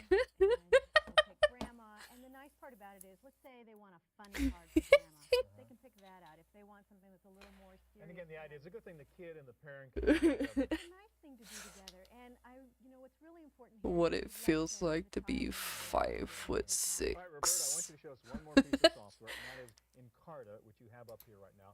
Other problem for the parent is the kid's always asking questions, which are sometimes hard to answer. Why doesn't the moon fall, or stuff like that, right? That's right, and we always throw up our hands and say, oh, when we go to the library, we'll check it out. Right. If you're like me, but you never get around to it. But if you've got the right software, you can answer the question right there at home. That's right. That's right. All right, so this is Let me itch my eyes. My kid's interested in, as I say, science, space program, the Apollo program. I want to give them the history of the moon program. Okay, well, let's check that out. So we want to go to Apollo. We're going to go to type it in, and there's let's say Apollo 8. Apollo. See, it even told you to spell it wrong. Let's do Apollo 8. That was Mississippi's going. And not only can you read about it, but let's face it, kids love pictures, they love sound. So let's check out the most. They love pictures. It's better than the print book in a way, because it's got the audio and the video and all that stuff. That's right. Okay, so can we look at, say, the launch? That's always exciting. And it's Apollo 13, the movie. Come on. Kids are familiar with the story, right? Absolutely. They think Tom Hanks was an astronaut. That's right. So here they get to see the real thing, and it's a great way to get them excited about history, get them interested in the and of course there are historical figures, and you can hear Kennedy, Martin Luther King, all that kind of stuff. It's really almost. And you like Encarta? I do, and there's links to the web, so you're never at a loss for information. Roberta, thank you very much. Nice to meet you. Well, computers and the internet have enabled many parents to work at home, but that raises lots of questions about how to be a parent and a productive worker in the same place at the same time. There is, though, a web community devoted to just this issue. Cheryl Sandberg is a full-time parent with 2 children, ages 6 and 2. She is a full-time daycare provider for 2-year-old Jake. She drives her daughter Leslie to school and picks her up at the end of class. She is also a small business owner. Her company, Sandberg Business Development, has no office and no staff. She runs it from a corner of her home, surrounded by kids, toys, and pets. Cheryl got the idea for her web design business by browsing websites and peeking behind the scenes. I kind of noticed that, well, this looks a little easier than maybe that people are making it to be. And then I would go to different pages around the internet and view the source, and finally figured out, hey, this can't be that hard. And so I looked into it further and found a couple places online that, you know, teaches website building, and I thought, I can do this. As Cheryl's business grew, the strains of balancing home and work increased. She soon found a website called The Entrepreneurial Parent that offered help. I was looking definitely to get some advice on how to balance, you know, my children, because, you know, they're only little once, and I really needed to find out how to balance my time with them, with my business, with clients calling, and my husband going, how come you're not making dinner tonight? You know, why are we eating hot dogs again? The EP website is an online Maybe you should community learn how to advice cook, and feedback idiot. through bulletin boards, expert advisors, and publications. Online professionals are listed according to their expertise. Message boards provide a venue for members to share their experiences with other parents who might be facing the same challenges. There is also a book on the subject. A community being like there's a place that you can go and post messages to a discussion board and talk amongst ourselves about business or our family or our career and things like that. Both Cheryl and her husband work at home now. Although she bemoans the cramped quarters, Cheryl says she could not face the 9-to-5 schedule of a traditional job any longer. I love being at home with my kids and taking them to the park and picking them up from school and helping in class and doing whatever they need. It's just so rewarding, and the extra money is so nice, and, you know, I don't have to worry about paying daycare. Working at home with 2 small children and a spouse requires careful coordination of work time and family time, and that can lead to some long but satisfying days. My kids, both of them aren't in full-time school, so there's no real time that I'm by myself to just focus, unless he's napping, which, you know, sometimes I have to do a little housework too. So, so most of my work is actually done from 8:30 to midnight, and that can be a little rough, but I wouldn't trade it for anything. For the Computer Chronicles, I'm Sarah O'Brien.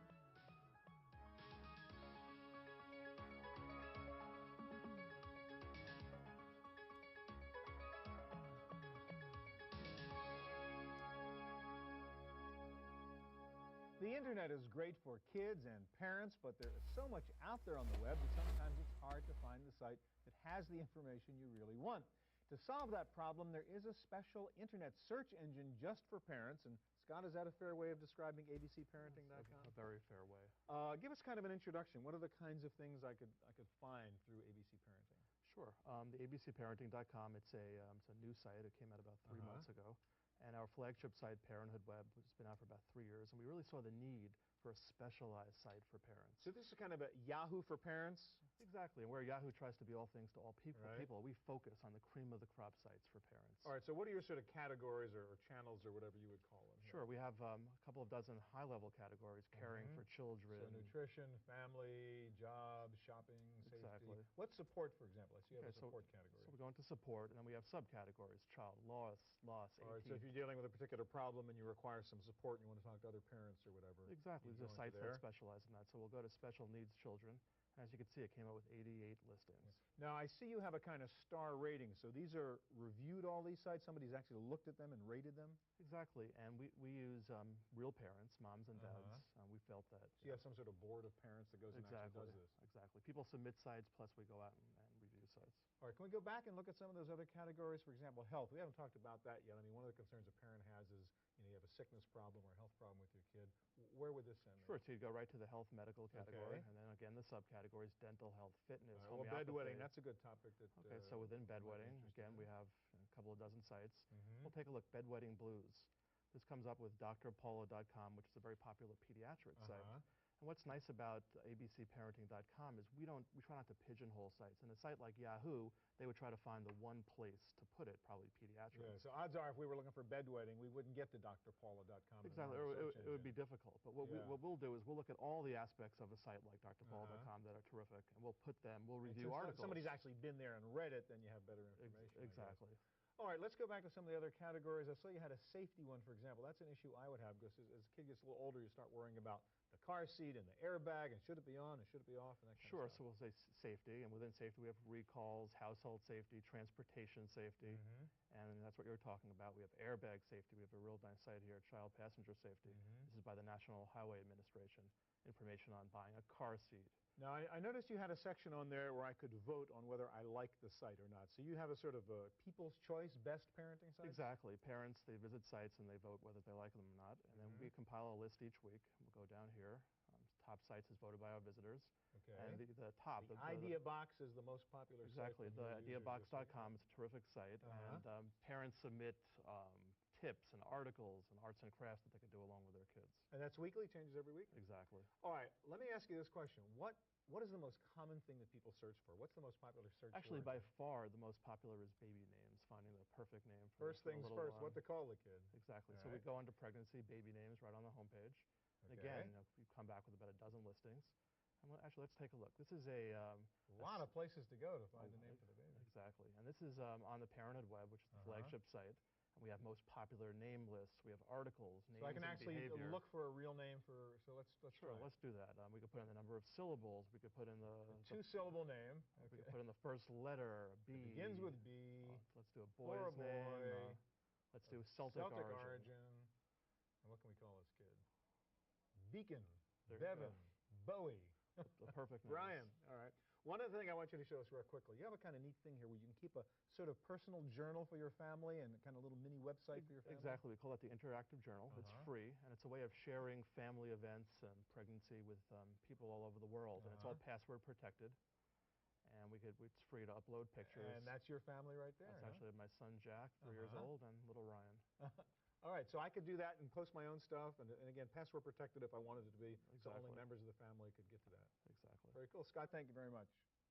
Well, if you thought parenting was rough with toddlers and young kids, wait until they become teenagers. That's when the help sign really goes up.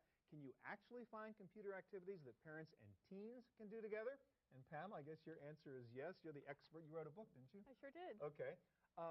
Give us some examples. You've brought along 3 different examples of programs that, believe it or not, a teen and a parent can work together on. What's the first one?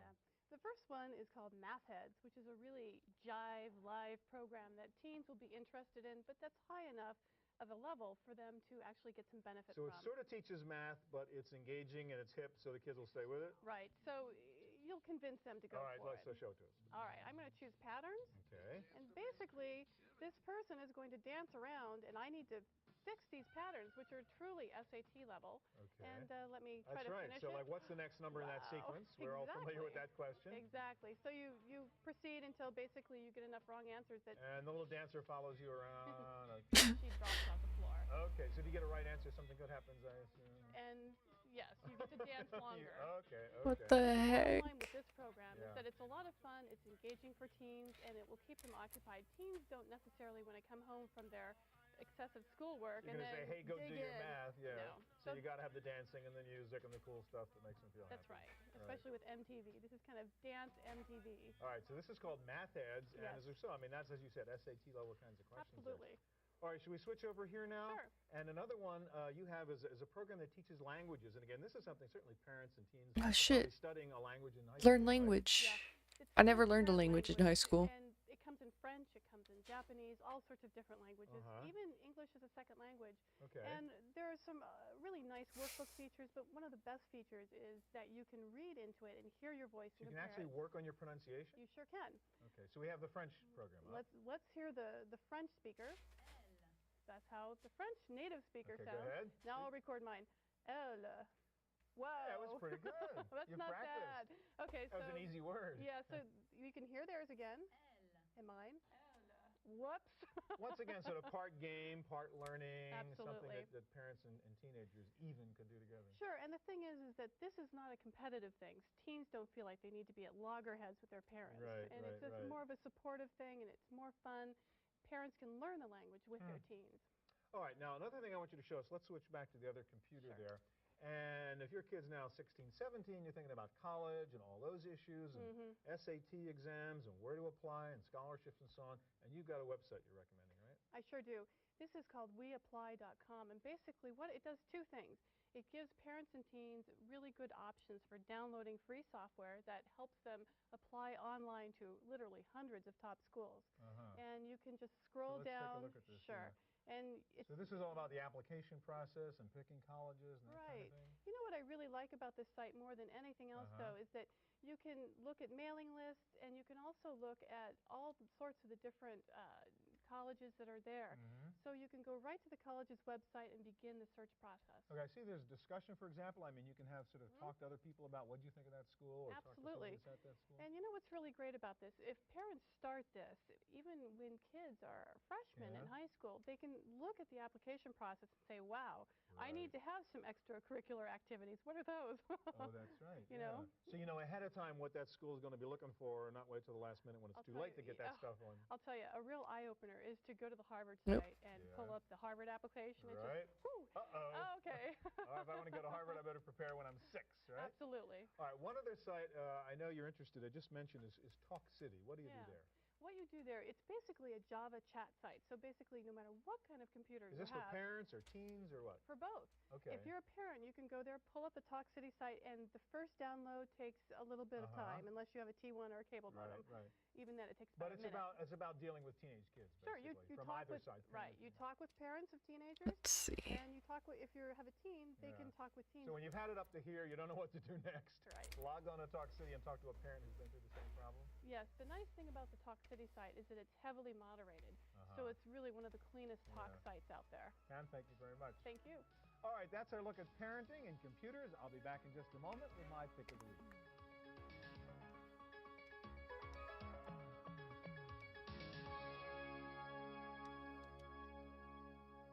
Now for my pick of the week.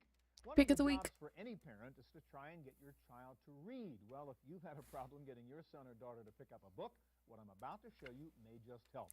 This is the new Rocket ebook from Nouveau Media. As much as we may like reading traditional books, once you get used to computers and searching and linking, paper books seem a rather primitive way to store and transmit information. With this new Rocket ebook, you really have the best of both worlds. It's sort of shaped like a small book. You can hold it like a book. Dang, I don't know what colors, because Michael just posted the sketch, because it's all he's got. It holds about 10 books in its memory. Sure beats carrying around 10 physical books. Secondly, you can buy books electronically and download them immediately from sites like barnesandnoble.com. If the print is too small, you just tap and enlarge the font. You can underline text. You can bookmark text. You can annotate. And best of all, you can search the text for any word or phrase. If you're not sure what a word means, just tap on it, and you're instantly sent to the onboard dictionary for a definition. Oh, damn, definitions. It's backlit for easy reading at night, and the rechargeable battery lasts for over 30 hours. That's it for this edition of the Chronicles. I guess I'll just make some colors up. More of the latest in hardware, software, and the internet. And then later he can be like, yay, nay. The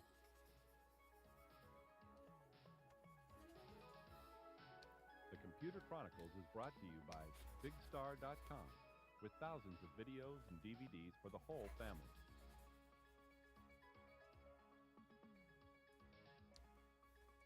Additional support by TechWeb for up-to-the-minute technology news. And by TVA, Television Associates, bridging the worlds of computers and video with DVD authoring and MPEG encoding services. To purchase a videotape copy of today's program, call toll-free 1-888-310-7850. Please specify the show number and the topic.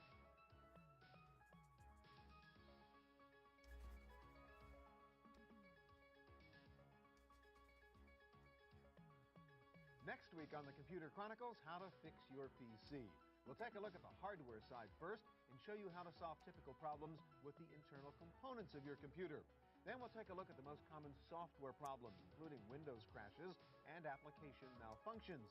And there are lots of software programs that can help you diagnose a computer problem. We'll review the best ones and web sources for dealing with PC problems. We'll show you some good sites that can help you do it yourself. It's all coming up next week on the Computer Chronicles. Oh, dang. I'm gonna pause this. I'm gonna put the BRB up. because I think I need to stretch a little bit. I need to stretch a little bit. I need to get a food just like what Catboy Minnesota Fats has. Lucky! Well, you are so lucky, dude. Invocation. Like I assumed as much. I'll be back. You guys enjoyed the Bomberman Hero music while I get something to eat. I'm probably just gonna get a sandwich. No, in real life. Why'd you put her in a potion in your basement?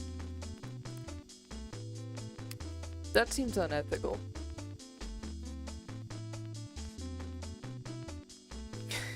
I'll be back.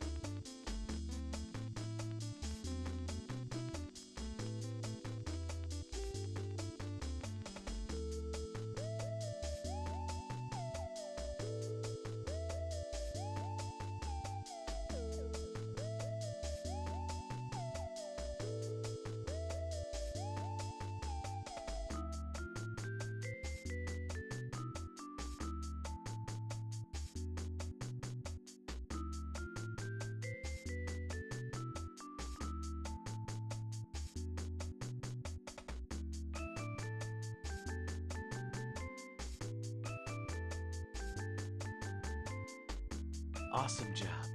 I'm very happy for you.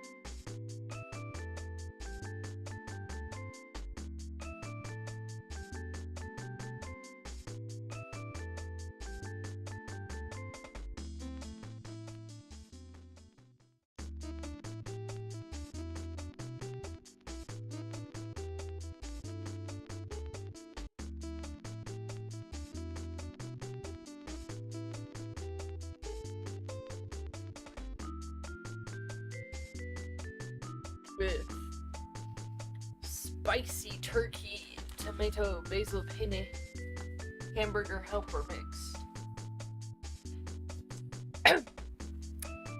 Now, I chose turkey because turkey just absorbs spices better, right? Okay. And I'm going and, like, I got a big container of, like, red pepper, right?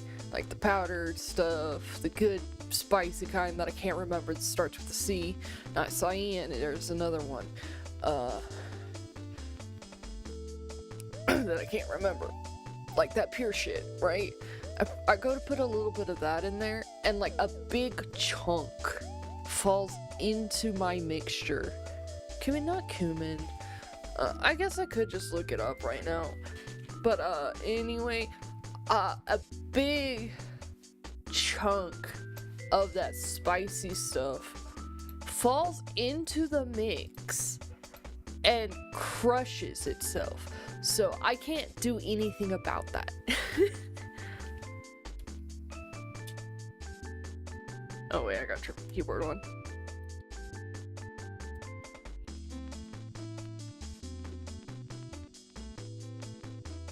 It's not that. Starts with a C. It's not chili pepper.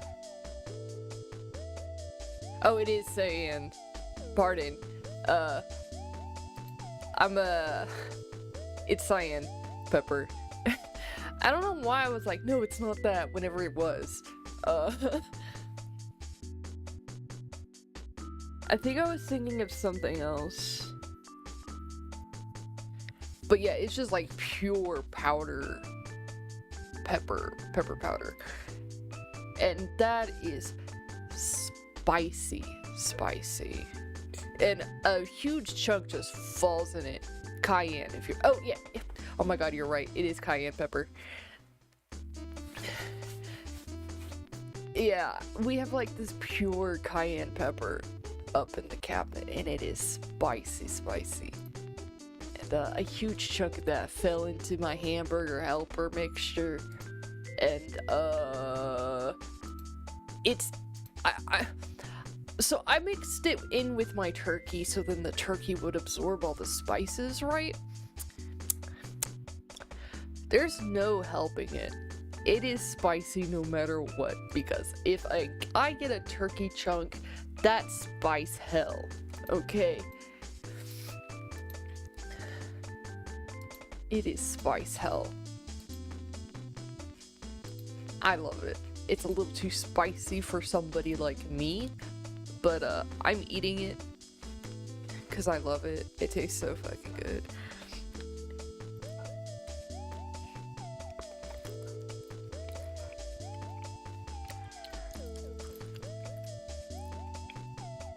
So I'm gonna take the BRB off. And we're gonna watch some Computer Chronicles just while I eat. No art while I eat. Let me, adjust things. Just my setup for food. Let's see. Tax software. You want tax software? Tax preparation software? Web plugins. Let's see. Wait, computers and medical technology.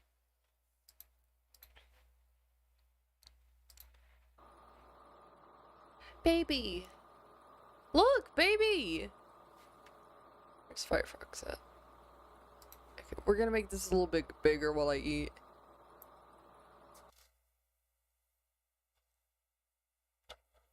Wait.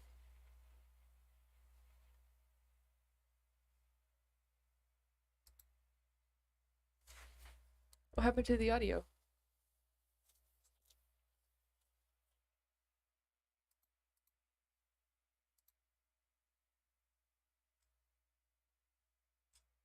Hold on.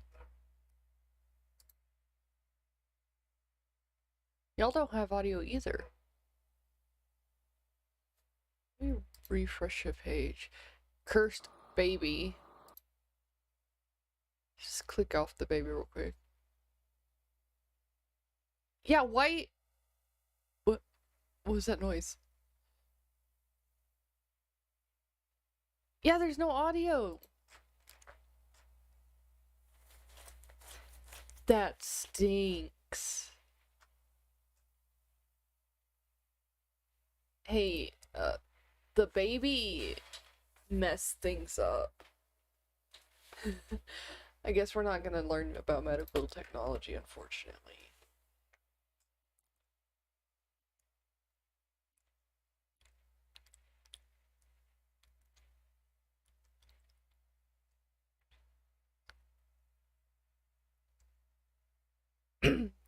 Font City. Font City. We're gonna go to Font City, everybody, while we eat. While I eat.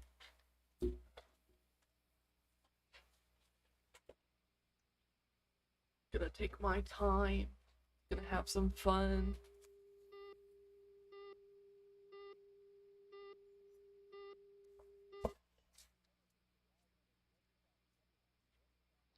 Ever since the advent of desktop publishing, desktop You just have everything printed. Multimedia, the whole graphics craze, it's no longer good enough just He's to just print got a text font on book. your computer.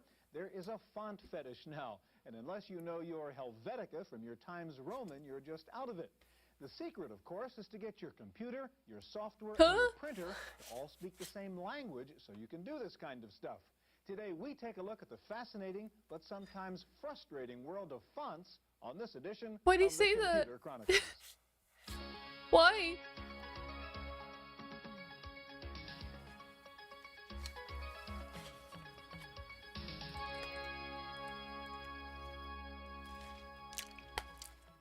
Computer Chronicles is made possible in part by Central Point Software, suppliers of utility software, including disk backup, data recovery, file and desktop management, and virus protection. Central Point Software, making computing safer, simpler, faster. Additional funding is provided by the Software Publishers Association, which reminds you it's a federal offense to copy software, and by PC Connection and Mac Connection, and by Byte Magazine and Bix.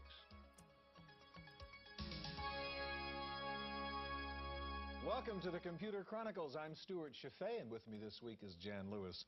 Jan, what we have on the computer here is a new product from Bitstream called Facelift, which is a kind of utility running inside Legacy, which is WordStar's new word processor that runs under Windows, if you can follow all that. What I want to show you about Facelift is pretty neat. What it lets you do is in real time, on the fly, change fonts and lots of other attributes in a document. For example, in this little desktop publishing document, I decide that's a little too boring, that kind of Roman font on there in Arlene's. I can go in here very quickly, say pick out brush script, and boom, there it is. What's nice about Legacy, by the way, is I can go into here and again get a reduced view and really get an entire WYSIWYG view of what my finished document is, including all the font changes, type sizes, and so on and so forth. It seems these days there is almost a kind of font fetish out there. I mean, you can have people sitting around an office for hours arguing over fonts and typefaces and point sizes and that kind of stuff. Has McLuhan sort of gotten into the printed communication field now where the medium is becoming more important than the message? Well, I don't think it's more important than the message. However, if you stop and think about it, the fonts and what it's going to look like, that's sort of the first impression. And first impressions are lasting impressions. So it is the first thing you see. On the other hand, the content obviously has to be there. But I think the most significant thing is that the choices of font technologies are so massive today that is extremely confusing. Do you get something like Facelift or Adobe Type Manager that lets you do any size you want on the fly? Do you get something that's bitmap? Do you need PostScript? And even impinges on what printer do I get? You know, a couple of years ago, you had to get a PostScript printer. What do I do now? Can I save money by doing it a different way? So it's a very confusing field nowadays. That's why we're doing the show, Jan. Today we'll take a look at several major new products that bring new power to the computer user who wants full control over the appearance of a document. And we'll see the latest hardware and software solutions from Hewlett-Packard, Apple, and Adobe. Now, with so much confusion out there over font formats and types and standards, it's not surprising that there's a demand for a product that can convert and modify different font types into one standard format. That product is called FontMonger. Here's a report on how it works. FontMonger. A small Northern California company has begun shipping a software product its creators say will revolutionize the font industry. Called FontMonger, the program lets the Macintosh user freely convert between PostScript Type 1, Type 3, and TrueType fonts. Oh, but that's only 1/3 of what the software can do. FontMonger combines elements of perhaps 4 or 5 different software packages into one simple, elegant, easy-to-use application. It's been designed so that people can work with fractions, they can work with their characters, or do their conversions without leaving the program. This level of ease of use, coupled with the power, has not existed in any other software package to date. Remapping the keyboard using FontMonger is straightforward. Small caps from an existing typeface can be created I do by have my own selecting the scrub height segment, and you're width right. proportions from the menu. Users can also make inferior or superior characters for scientific equations. The composite characters can then be installed into a font. Characters from various type families can also be joined into one font. FontMonger lets the user also access foreign character accents and currency symbols. But this increase in font choice and styles brings with it a few drawbacks for those who send their files to an outside service bureau.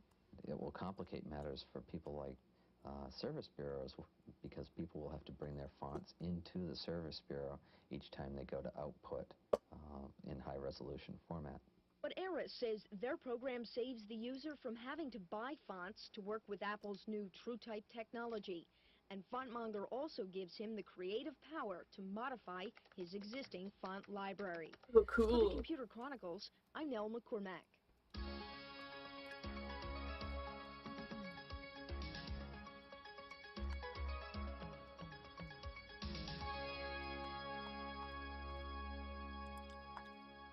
The HP LaserJet set the standard for high-quality output in the PC world, and the newest generation of HP's laser printers makes life a little bit easier for the font fanatics. Here to explain all of this is Walt Slajewski of Hewlett-Packard. Jan?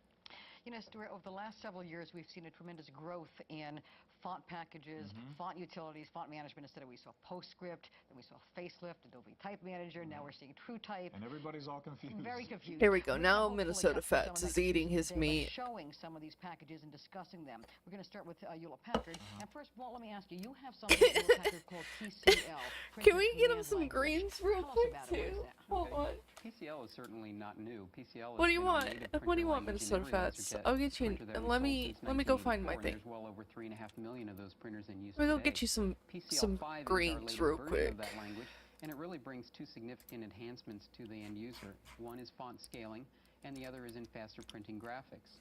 And is PCL5 built into the LaserJet 3, or is that a cartridge? Right, now it's completely resident and native to the LaserJet 3, so it's in every LaserJet 3 printer.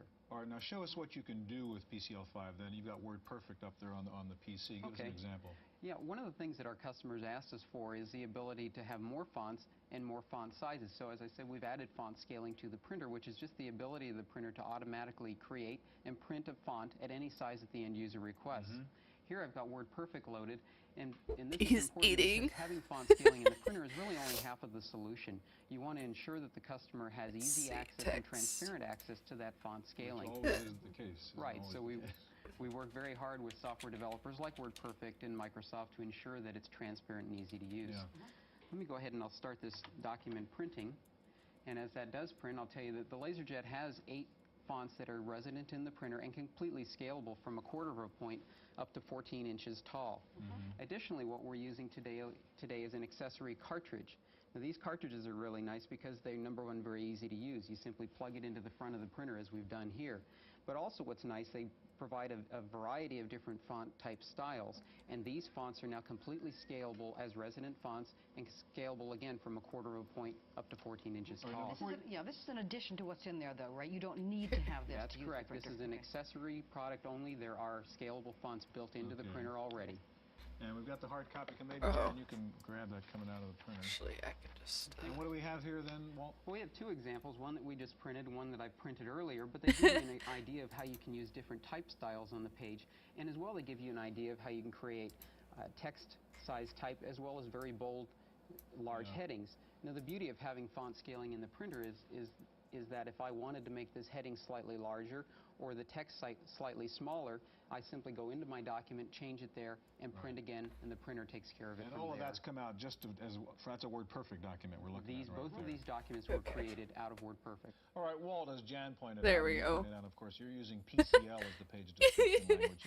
A lot of users know that they want or have heard that they need PostScript. Eating raw meat. Suppose you want to use PostScript as the language inside the LaserJet. How do you do that? Okay. For those of our customers who do require the special printing needs of PostScript, we offer PostScript in an accessory cartridge. Now this cartridge, when you plug it into the front of the printer, turns the LaserJet into a completely compatible Adobe PostScript printer with the 35 standard fonts that you're used to getting with PostScript. Okay, and while you were talking, we did that and put the PostScript cartridge in there, so what you're now printing out is something using PostScript as the language, right? That's correct. I've used WordPerfect to create that document, and we'll take a look at the use again of different types of type on the page and different sizes, and that's part of the beauty of using font scaling within PostScript. All right, so tell us what we're seeing in this example. Again, we're seeing a standard business document with a number of different type styles, some very large type, some very small type at the bottom. Now, is there anything unique to the fact that we did this in PostScript, something we couldn't have done using PCL? From a font standpoint, there's really nothing unique. PostScript contains its own set of 35 fonts, but you could have produced the same document out of the standard LaserJet 3 using PCL5. Is there a difference in software compatibility in which you might have to use PostScript as opposed to PCL? PostScript, of course, has been around for several years now and has pretty wide support for the font scaling features in PostScript. PCL5 has been on the market for a year. We've worked very closely with vendors, and so we're coming up very closely to matching that same level of compatibility. Well, thanks a lot. All right, while laser printers and font manipulation software have brought new power to individual computer users, sometimes you still need the help of a professional graphics shop. We went to visit one such service center, Applied Graphics Technologies, in Foster City, California. Getting your document printed on a laser writer to look like this requires the work of a pre-press house like Applied Graphics Technologies. Using a powerful photo typesetter, oh shit, Michael works there. Document with much higher DPI, or dots per inch. By using a higher DPI, the client gets the advantage of a Dude, what is on her shirt? I love that, or her vest party. Look at things that have been I love her vest. I want that vest. Versus the laser writer, you can really see a difference in the quality. You can see the dots much more clearly on the laser writer, and on the Linotronic you can hardly see that there are dots. It's just more shades of gray rather than dots on a piece of paper. Applied Graphics sets up documents for its clients on Macintosh computers and runs the files directly to the Linotronic 300. Linotronic 300. Process to capture the image of the document on photosensitive paper or film at over 1200 or up to 2500. But you got color? DPI. That compares to only 300 on the laser writer. I don't have color. Paper or film from the Linotronic is then run through a film processor and treated with chemicals. Within minutes, the high-resolution document appears. But the quality comes at a cost. Applied Graphics says it may be a while before the home or small business user is able to afford a high-resolution machine. And the main reason for that is because of the cost of the equipment. It's quite expensive. And also you need to have a photographic processor to run the material through after it's printed. And those kinds of things aren't things that people would expend money for at home. For the Computer Chronicles, I'm Nell McCormack.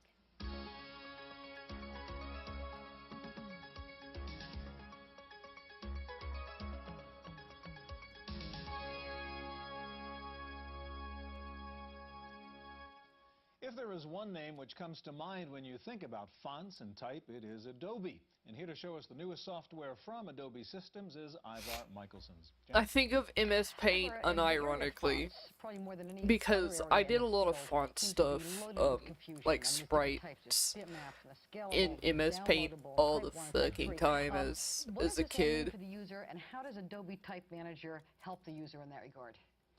You're right, John. The industry's in a transition now from the older technology of bitmap you gotta to sleep. outline or scale Good night. fonts. And Adobe's mission is to make that transition as shit. smooth and I love easy that character. for the user as possible. Oh shit. I want to find out how. You've got ATM here, I guess you're going to show us, and a couple other things. Let's start with Adobe Type Manager. God, the hexagon glasses is a good touch. All right, Stuart. Let's start with a quick overview of what ATM is. You get some good ATM sleep, allows okay? Windows applications to display Mwah. and print Thank great-looking Josie. text automatically. It brings scalable PostScript fonts to the PC display and personal printers for the first time. Right, now show us what you mean. You're using Microsoft Word there in Windows, right? Yes, let's take a look at what Word looks like today before Adobe Type Manager. Windows provides a few fixed sizes of bitmap fonts. And if you use only those sizes, things look pretty good. But as you vary from them, things start degrading rather rapidly. Here we can see the top line is very large and starts getting jaggy. Very Even large. these smaller sizes in the middle, the words scalable PostScript fonts, looks like a different typeface than the other lines, yet this page is all the same face, Times Roman. Things further degrade when one starts using styles, such as italic. Note here that it's simply slanting the italic rather than giving you a true italic, and it's much less legible than before.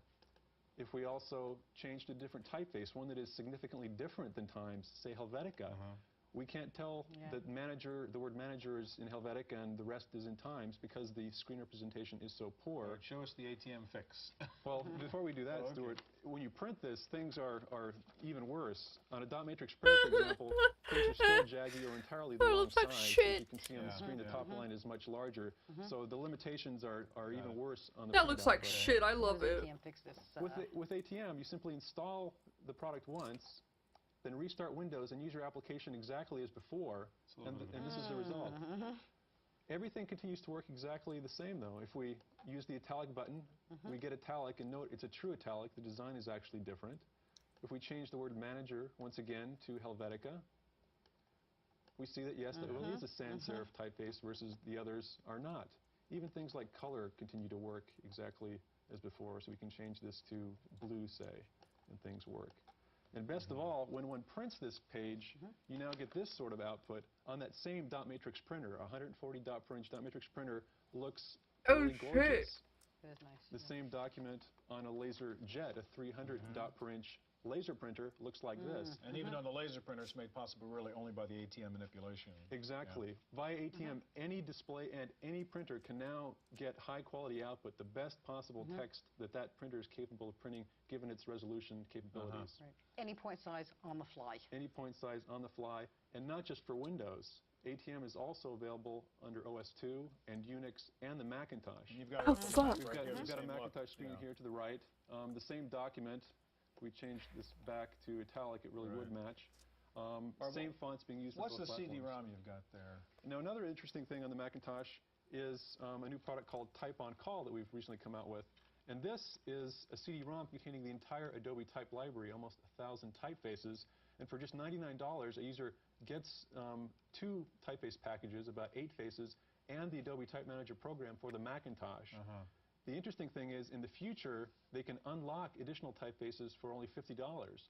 Now, to somebody who's a type professional, a service bureau or something like that, whose livelihood depends on having type on demand, they can get it literally in a matter of minutes. So you really have it all sitting there on the CD-ROM. You then have to sort of call up, get the code to get into it. Exactly. And boom, you've got that extra Exactly. there. And to the business user who's more interested in price, they can actually get fonts in effect for a lower price by unlocking just the Roman or plain face, and then ATM will synthesize. Are you going to sit in my lap? Bold italic and bold italic. Ivar, we just have a little bit of time left. I want you to show us Type Align, which is another well-known Adobe product, and show us what that does quickly. All right. Here on the PC, we've got Type Align, which will illustrate some things that ATM can do beyond just scaling type. We can also rotate type. So any angle now looks great because ATM is creating that angle on demand, that rotated type on demand. We can also actually change the shape of the type itself. For example, here we're creating a perspective sort of effect. And by combining these various effects, one can create very elegant, very professional looking logo types and effects, such as this shark logo, where the type is actually in the shape of a shark. And one last exciting development that we just have announced at the Seabold conference and the Windows and OS2 conference is a new technology called multiple master technology.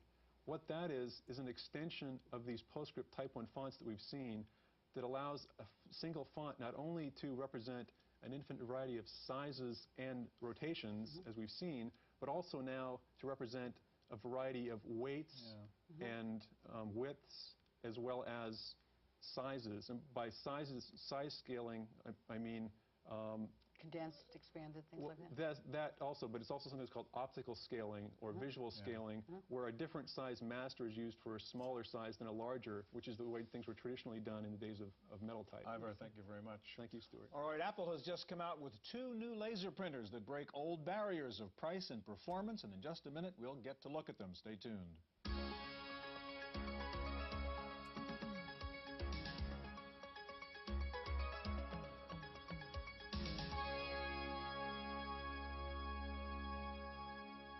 Joining us now from Apple Computer is Dwayne Schultz, Product Line Manager for Printers at Apple. Jan? Dwayne, about a year and a half ago, Apple announced TrueType, and of course now it has finally actually shipped TrueType. The previous couple of segments, we've seen a few different types of type and font technology. Now, is TrueType going to just add to the confusion, or is this going to help the user cut through the confusion? Well, that's really what we set about doing. Basically, the problem that we've got today is that things happen on your computer that you don't understand when you use type. And here's an example. Things happen on my computer that I don't understand all the damn time. Typeface as it ships today in kind of a bitmap format. And what happens is as you work with the type, it gets more and more difficult to read, and it does funny things that you really don't understand. What we wanted to do was straighten things out by putting great type into every single Macintosh and into every single personal computer. I'm gonna make this small again, okay, everybody? To Microsoft. Because we're doing art again. We're doing art again, everybody. I've done eating. What get to is that no matter what kind of device you're using, I'm done eating. When you use TrueType, your type looks great, and you don't know how it works. We've eliminated all those things, and we've eliminated all those questions about what should I buy. So you're blowing up the TrueType version of that, and we see nothing changes there, really. That's right. Basically, it's an outline or a scalable. It happens to be an outline font technology. Our goal is to have customers not know how any of this works. It should be absolutely transparent. They pull down the font menu. You equals a ghost, bruh. It looks great on their screens, and it looks great on any kind of printer. So we're really trying to simplify the situation. Of course, it's only one loop, but you'll do another tomorrow. Hey, one loop is still good enough. Previously invested in it. All right, how does this relate to the new printers you've got now, Dwayne? Well, basically what we've done is looked at TrueType again from a very, very open point of view. First of all, it's very important to look at the capabilities that you can put into a printer with TrueType. So we've introduced the Personal LaserWriter LS. You got to get the true ending. I wish you luck. This is great type. At the same time, we've introduced a dramatic new kind of printer, the Apple StyleWriter printer. And it does the same kind of thing that the Personal LaserWriter LS will do. So here's an example of the StyleWriter printing out a TrueType page. The benefit of TrueType and printing I love that noise. You don't have to build a lot of electronics and intelligence. My favorite part of printers is that noise. Get great type. And just so this doesn't fall on the floor, we'll pull the little paper catcher out and make sure everything works great. All right, now what's the technology inside the StyleWriter? How are we printing? The StyleWriter is a 360 DPI inkjet technology printer. And this entire package is put together to really focus on integration and very, very easy setup and use. And the whole package will be selling at $5.99 list in the United States. Show us the output now. Okay. Basically, again, you get great output. TrueType fonts. You get a great output. It's certainly is a nice size. What are you trading off against a laser printer? Are you trading off speed or? Basically, the trade-off is speed. The way we want our customers to think about it is not to think about PostScript and Quick Draw and font technologies and all these. What they ought to be thinking about and are thinking about is how many pages do I want to print in a typical day? How much money do I have? And we want all of our printers to just be kind of a seamless line that answers those questions. If you want to print a small number of documents, this printer's great. Larger, this is great. Start sharing them, doing PostScript, more people. Great, and we've got the Personal LaserWriter NT and the higher end Two quick questions. Going back to this other new printer, the Personal LaserWriter LS, apart from the price and so on, what's the new technology inside that printer? Basically what we've done is we've rethought the electronics that you have to make a laser printer out of. So we've got very, very dramatic electronics inside where we've shrunk what usually takes a couple of square feet down into a very simple controller board. And what that's allowed us to do is focus on very, very low cost to the customer, but at the same time it does things like, for instance, data compression, and it communicates that with looks the a lot better. Over 900 kilobaud, which is almost 100 times the 9600 baud line. Is it SCSI or the serial? It's a serial port, and both printers are. And real quickly, last thing, TrueType, do you see that as replacing PostScript? How do these two work in the market together? We really see them as complementary. The real problem was the people who didn't have PostScript not getting the benefit of great type. Right. So, and some of those people are always going to be a little constrained in terms of the money they've got to spend. So what we want to do is build a technology that plays right along with PostScript. We've worked very carefully with our partners at Adobe on this, and we think it's working great as far as customers' feedback goes. Dwayne, thanks a lot. Sure. And thank you for joining us. Stay tuned now for this week's Computer News.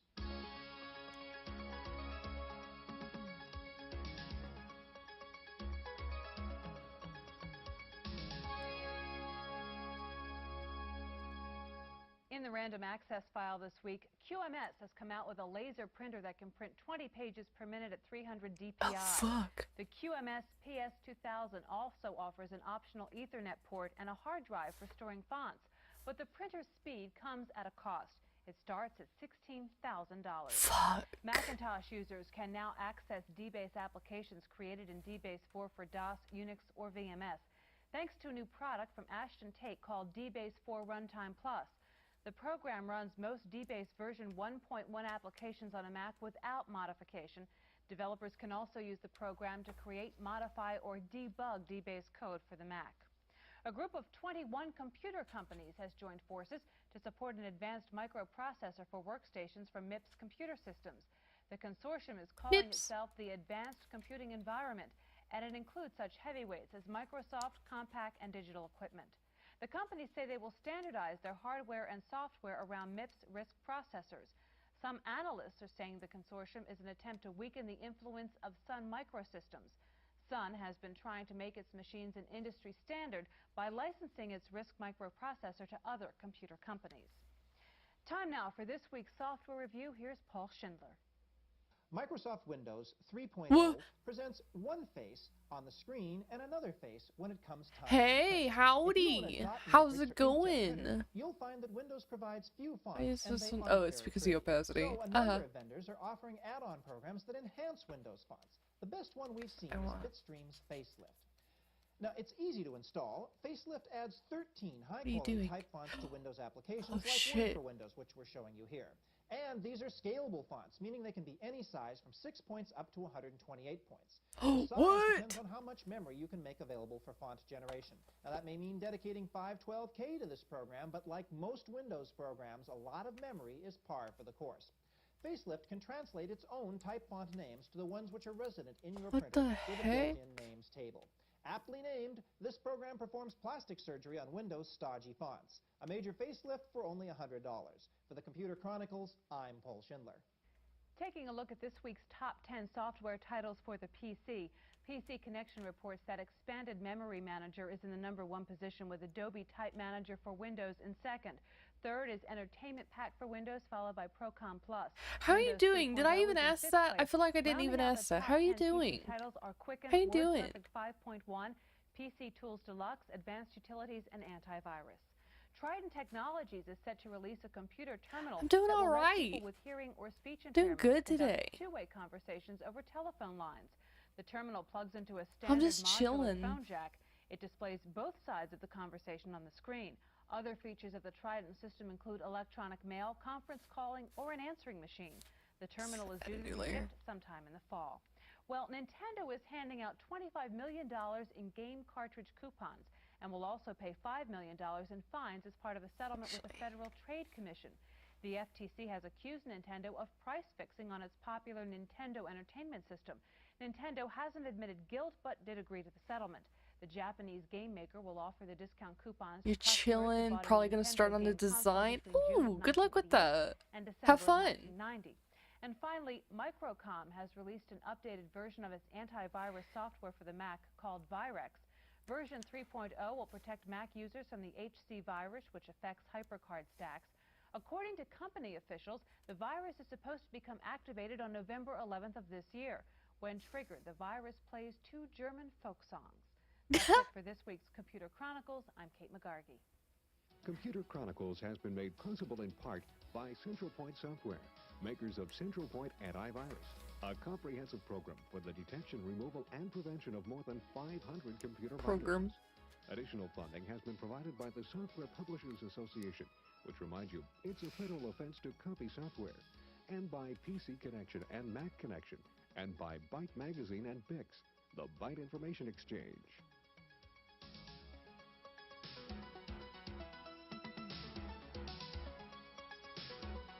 I think I should be allowed to copy the floppy. Legally, I think I should be allowed. Let's see, what else do we have? Computers in space, that sounds interesting.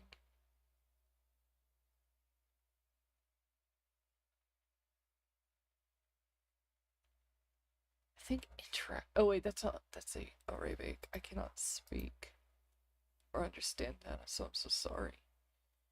We have computer art. We're doing computer art right now. PC sports. For instance, figuring out you can print stickers like what? You can just do that at your local library? Yo, that's sick. That rules. Yo, that's so much fun. I gotta see if I can do that. Cyber fiction. Please. Please work. I hope this one works. It's a little dark. Yo, go have fun at your local library. Okay, yeah. It's got audio in this one. In both ears. I know for you guys have mono. Wait. It's in my left ear, never mind. It's only in the left ear.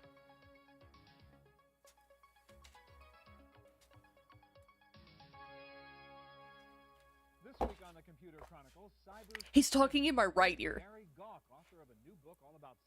Okay, so the music's in my left ear and talking's in my right. Collaborative online fiction called The Company Therapist. We'll meet James Alsop, publisher of the Alsop Review, an internet publishing site. And we'll visit a website called Writers on the Net, where you can attend a virtual writer's workshop. Plus, we'll explore comic books on the net, another form of cyber fiction. And my pick of the week, a new color flatbed scanner for a new color. It's all coming up next on the Computer Chronicles. Computer Chronicles is made possible in part by SoftSource Incorporated, publishers of Pro One software, educational software for young adults. Every has a bunch of stuff you can rent out and use if you bring supplies for the machines. Oh, yo! That rules. The raccoon! An online superstore with PC and Mac products, toll-free technical support, and overnight delivery. And by Windows Magazine, delivering desktop, enterprise, and internet computing news, reviews, features, and how I don't know if it looks good. Because the world runs on Windows. Down here. Divide. Hi and welcome. Yeah, I don't think I like it down here, how that looks. Well, the internet is changing everything, and one of the areas seriously affected by the sudden growth of the cyber world is writing. Now, everyone can not Okay, no, actually now I'm starting to like it. Well, the net is full of writing, fiction, nonfiction, and sometimes fiction in the guise of fact. Will the net forever change the way we write and the way we read? We're going to start out looking at cyber writing by meeting the writer of this book, Writers.net, Gary Goff. Welcome, Gary. Hi. All right, we're going to talk, first of all, I want to talk about all the resources that are available on the net for writers, and you've got quite a few of them. One of them is, matter of fact, the website that goes with your book. That's so right. Why don't you show us what's on there? Well, there's 750 resources in the book, and to get a sense of it, here, of course, you can order a copy, but the next thing we have on the website is a map. There's distance learning and meeting other writers and all the various different kinds genres. of writing. And how do you get paid? And What was that, webisodic? Cyber soaps. Cyber soaps on webisodic sites, new kind of writing. Net journalism, research, the difference between e-zines and magazines, books, self-publishing, self-promoting, new writing. This is a big topic. Yeah. Cyber fiction, cyber writing. Yeah. All right, now I saw one little button on the left there called Research Central. Well, what we've done is we've taken the chapter on research and we've put it online. You know, you give something away to get something. And this has 150 resources, like how to find experts in finding your... So I'm a writer. I want to do some research. This tells me how I can figure out doing my research on the web. Actually, it's for anybody. Okay. But for writers as well, yeah. All right, now another thing I know you have on your website, which is obviously one of the points in cyber writing, is an update on the book. So you bought the book, things have changed, and where do I go for that? So on the updates to the book. On the updates to the book, we take the URLs that have changed, the new things that have happened. I take articles out of the paper sometimes, and I post them up there. The minute you put I'm out slouching. 1.0 Thank you. and you're waiting until 2.0 and you do all the different I was starting to slouch. All right, well, it'll come eventually. It's the web. Catboy Minnesota Fat's got my back. Literally. Your update. Yeah. All right, now let's go back. I see you have a Base. mailing list. There's sort of a forum for writers that you run. All the readers of the book can communicate with all the Oh shoot, I didn't do this on a separate layer. Readers. Right. Again, a new way of dealing with writers and readers, which you couldn't have done before. Absolutely. You get close to your audience. You become a part of the process. I meant to do this on a separate layer so then I could All right, I want to ask you to show us two more mess sites around with it. to writers. One is called Studio B, I believe. Yeah, the Computer Book Cafe is the website for a mailing list for computer book writers. And the people in the industry, like the computer book buyer for Borders is there, and lawyers and agents. So it's sort of an ongoing trade show for writers and are looking for the next book. Yeah, it's an ongoing schmooze fest, 24 hours a day. So I could Schmooze find an agent, fest. for example. Oh yeah, Soft Light looks good. Taxes. And if you just come into this list, or if you just wanted to use the resources of the list, you could search for.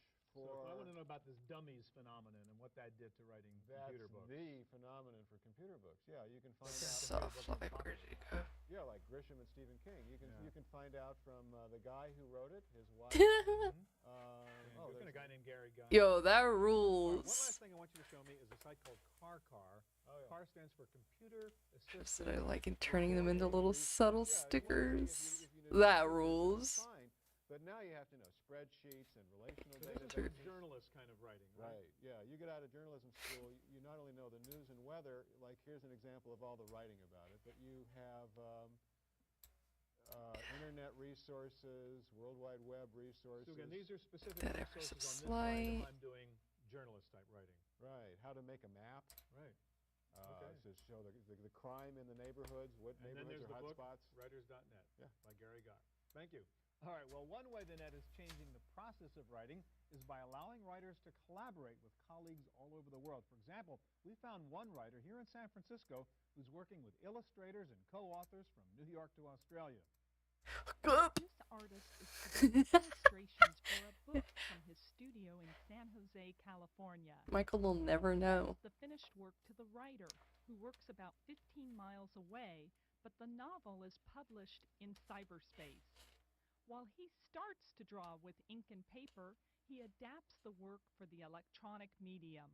When you're working online, you've got a lot more constrained parameters of what you are really able to do, especially people browsing the web from home.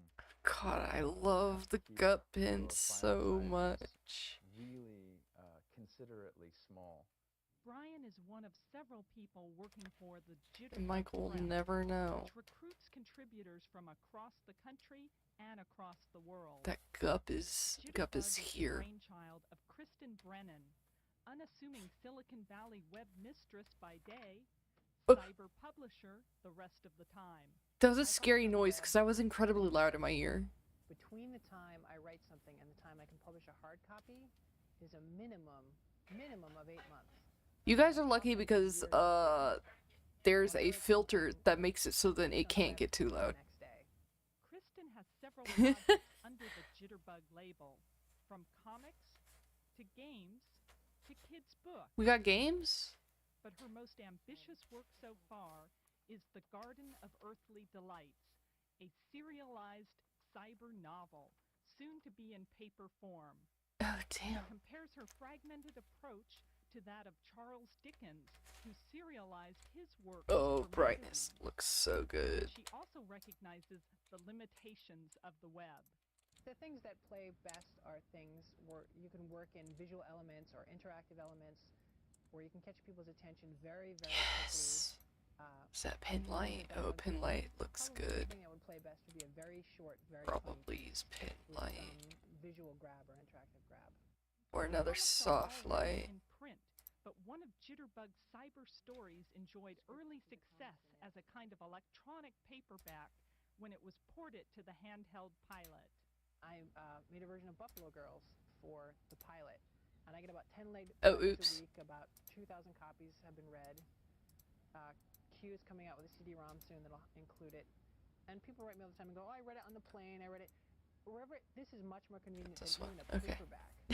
For the Computer Chronicles, I'm Sarah O'Brien.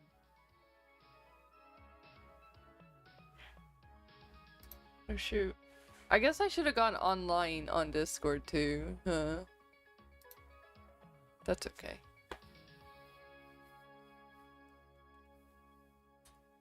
If you're looking for good writing on the net, good luck. Like everything else on the internet, trying to find what you really want, trying to separate the good from the bad, can be quite difficult.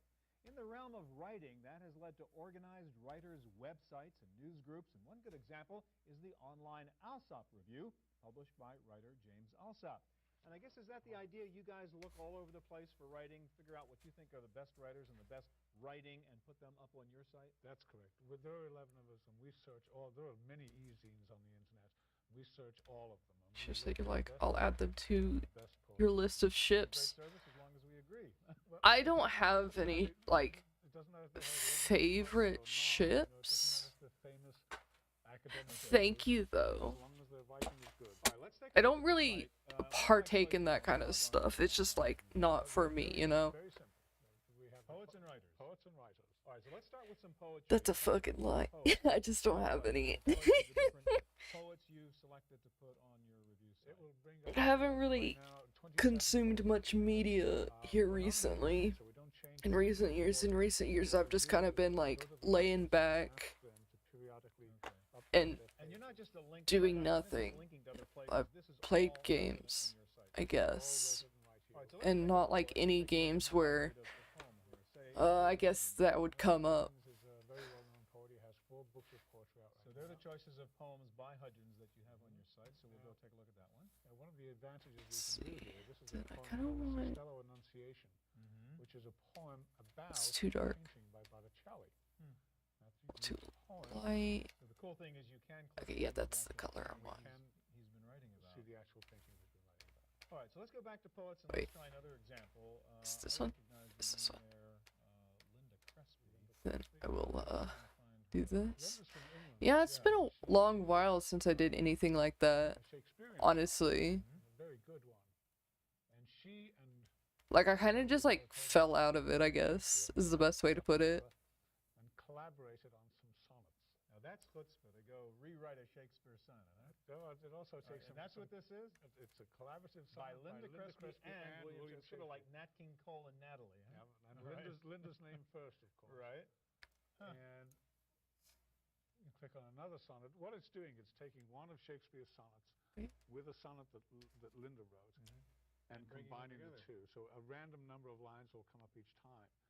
Sounds easy to do. The thing is, Linda is such a good poet that every one of them looks like it could have been written by William Shakespeare. And I take it you like these. They're up here. I love them. All right, let's go back to I love let's leave it. poetry for a minute and go back to the writers and look at fiction here, and let's They see love what it. it would look like to pull up one of those guys. So let's click on writers. Now again, with devices, we have famous writers here. Eric Kraft is here. Paul Sampson. But we'll also bring up people that are unknown. Okay. So let's pick a writer. Uh-oh, Puppy sounds like she's gonna get in trouble. Non-fiction. The opening Nah, chapter she's is probably getting a treat. Okay, so who's Rosemary London? Rosemary London is a young lady who lives in New York. She's the associate. Automatically assuming my puppy is getting in trouble whenever I hear her name. Who would have ever known of her? But in fact, she's very, very good, and she sent us some work. We passed it among us. Oh, Marcus!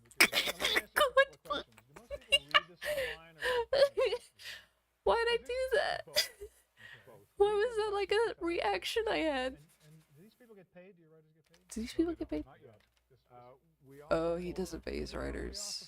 There are a couple of publishers that support us and private donations. All right. But we don't get The too Alsop involved. Review. Thanks a lot. Thank you. All right, well, another unique aspect of cyber writing is the totally new concept of the collaborative novel. Damn, It's dude. a fiction in which there really is no separation between the writers and the readers, in which the creative work itself is the product of the readers, who then may become the writers.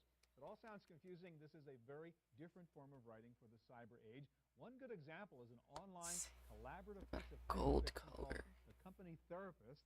And Chris, that's your idea. Explain what the basic concept is. Why is... Hold on. I gotta unplug my tablet real quick. A psychiatrist who has taken on the... Because the buttons aren't working. Realizing the buttons aren't working here. The real premise His is... patients are the employees of the Here it goes. company, supposedly? Yeah, they're all employees, or mostly they're employees of this company, and they have... I was about to tab out of this, And the beauty is the patient is sort of a standalone story. tab. Separate writers But then I was like, oh right, I can't do that. I can't do that. That writers can collaborate and yet still own... How I have this set up, I cannot do that. It's a very clever idea, the therapist, which sort of bring together separate writing in one sort of thematic environment. That's right. We're trying to create a sort of a literary environment where the reader can draw their own path through it using... All right, so let's take a look at the site. So you have the Company Therapist up, and how do I go read, one of these patient profiles here? Well, the easiest way is that at the beginning of the site is a little teaser for the latest... Actually, let's make a new layer just to be safe. All the patients that are in the therapist's office here. Right. So. All right, so who should we take a look at? Oh, I don't know. How about we can look at the top one, Decker. Okay, Decker. And Decker is... Decker. He's a schizophrenic, actually. Okay. And Decker's a character created by one of the many writers who are collaborating on the site, right? That's right. Yeah, this is all fiction. And got it. I play a psychiatrist on the web, but I'm not an actual psychiatrist. All right. But the transcripts look like this. They're doing RP, dude. By the author who wrote Decker. He writes both the doctor's part and... Oh. No, that's just stories. All these different writers all writing the same doctor's part. How do you make sure that it all makes sort of sense and there's one character there? Well, first of all, we edit things very carefully, and we're very concerned about keeping the doctor's voice consistent. And also, the doctor is... he's a therapist, so he's saying things like, and tell me more. Very neutral. Like the old Eliza, right? Right. In the doctor's notes, tell me more. He can have more of his own voice because it's written by me. Now, do these different patients or characters ever interact and hit a common point within the story? They do.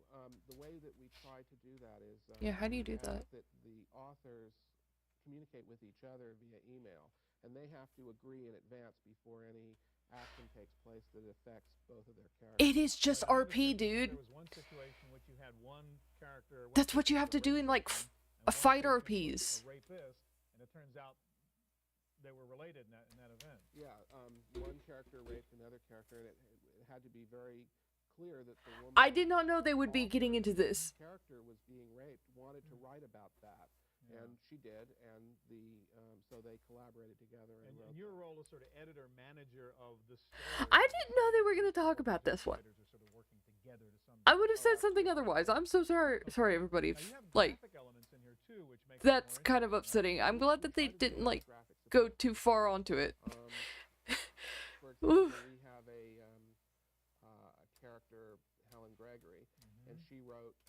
her story. Yeah, let's go past this. Hey. In 1929, which is relevant to the story. Pictures up there. So we have a postcard. We have a newspaper article from that time. She writes, sent the doctor a fairly strange Christmas card one year. So all of those. You might have patient doodles here to sort of analyze, or I know you had a case where you had, what was it, ultrasound? Human face, shrimp face. One of our patients has twins by separate fathers, and so there's ultrasounds of her. So they're just like doing therapy RP. So there's all the personnel files. Sounds like a lot of fun. Being on the set. Let me ask you. They're just doing RP. Do you actually provide help for the writers? I mean, a lot of them are amateurs. I assume are just playing around with this model. Actually, we hope that this. Insert funny ERP joke here. Is to try to improve the writing of each one of the writers. I can't do that. I'm not allowed to do that. Try to support them by editing and by making their tasks simpler. If you're writing a short story, you have to worry about the arc of the plot, and you have to worry about, trying to come up with all the characters and settings. So if we want to go see it, it's called The Company Therapist. It's at thetherapist.com. The Therapist. All right.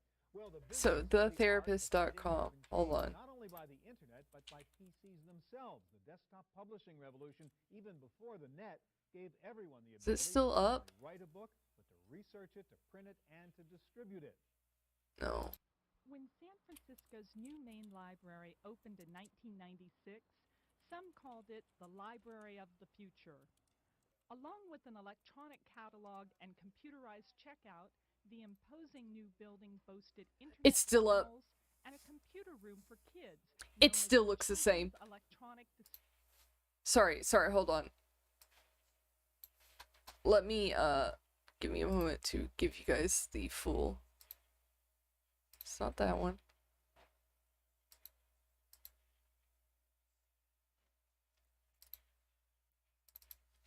It's not that one. I promise it's not that one.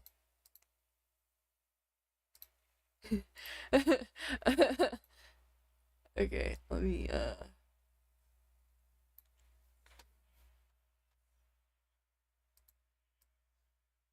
this. Random link, please. See, it looks the same! Let's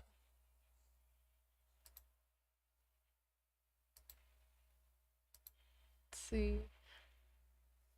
Listen, I went up to hear about George. What? We have to start the flooding treatment today. It will take most of our time. Hold on. Looking forward to it, but you can't put it off indefinitely. I suppose you're right. Do you want me to lie down or something? Let's see.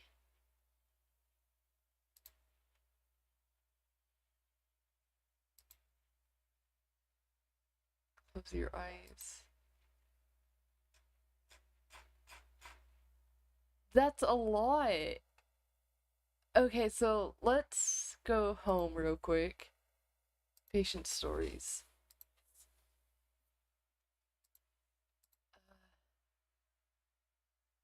What is this? Ooh.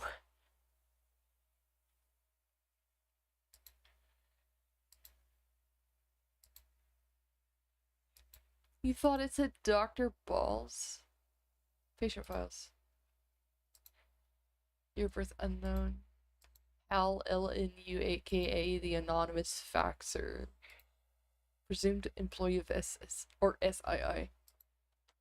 Physical unknown. Okay, psychological supposition is that the anonymous faxer is unhappy with his gender and may be seeking a sex change of Yo! Hold on. So it should probably be she or they or something like that.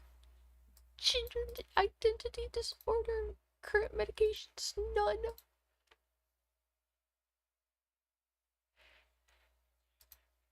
I'm probably gonna see something bad if I click on that, so let's not. You have a lot of people you RP with. They got boots right here. Original front page.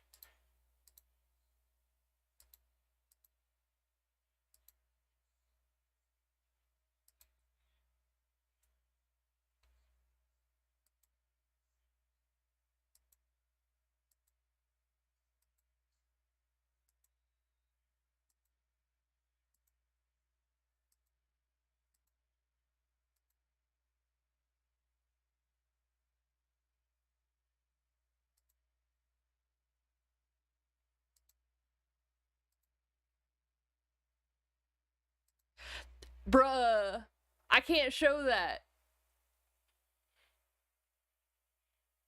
I'll try my best to censor that the best I can, okay, everybody? So then you don't see, cheeked up. Let's see. Doctor's schedule. Hold on, I can only click so fast. Oh, this goes all the way up to 1998. And then, stops.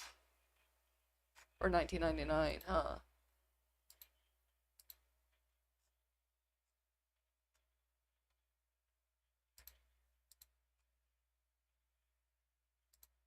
By dates. Last item. Okay, this is the last item we have.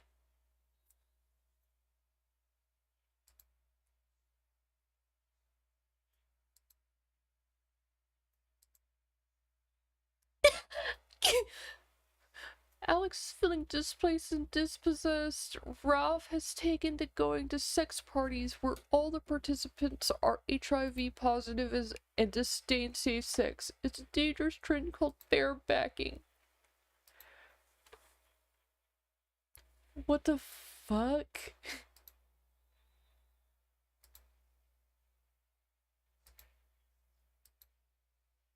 This is some weird RP.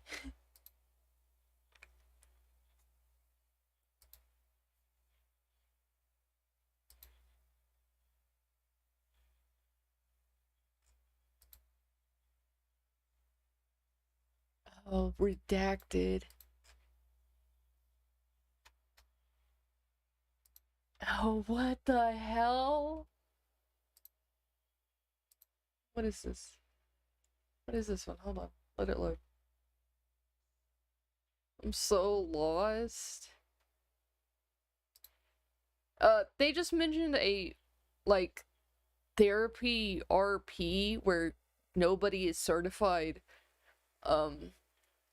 mind you, website.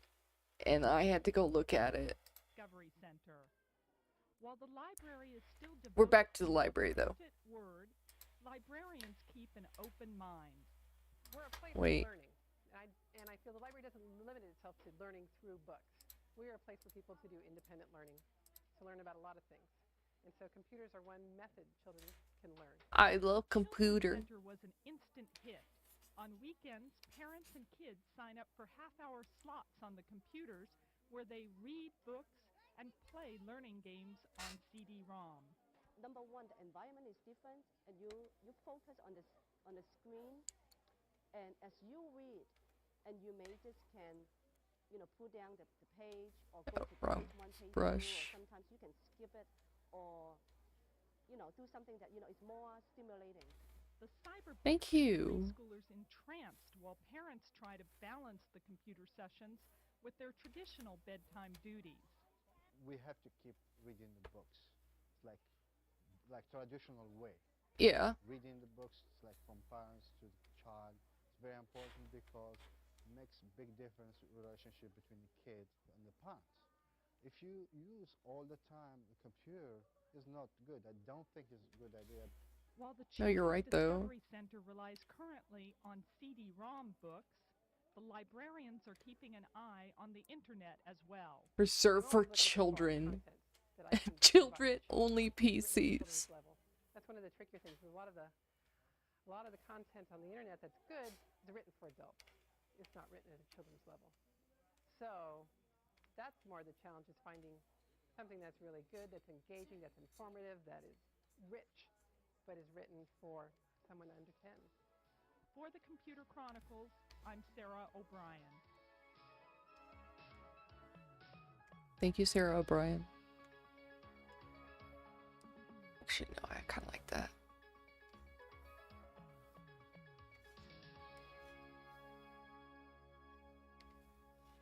Well, let's say you are a writer, or you would like to be a writer. What can the internet do for you? Quite a lot. There are endless sources of help online for would-be writers.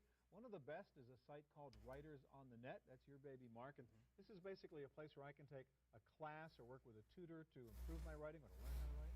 That's right.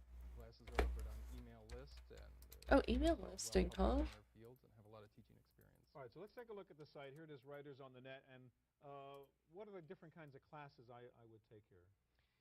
We have classes in pretty much every genre, from writing nonfiction to poetry to... All right, so let's see what you're offering. Getting your book published, travel articles, nonfiction magazine, poetry, children's writing, script writing, fiction writing. So, yeah, you've got a whole sort of college of writing going on here. We do. Now, who are the instructors? Where do they come from? The instructors live all over, and they are widely published. They've published a lot in their field, and they have a lot of teaching experience. All right, now suppose I wanted to sort of check out one of these classes and who's teaching it. What do I do? Just click on one of those sample classes? Click on one. If you wanted to take a class on the Introduction to Poetry, for instance, John Hai's a poet that's now living in New York. He's published a few books of his own poetry. He's taught at universities. So you read the blurb and read about John. I see the blurb on who's teaching it, and I can decide whether, yeah, he's a good guy or not, and I might want to work with him. And if you did, you'd write to us and either ask more questions or sign up. All right, now I pay for these classes, I take it? That's right.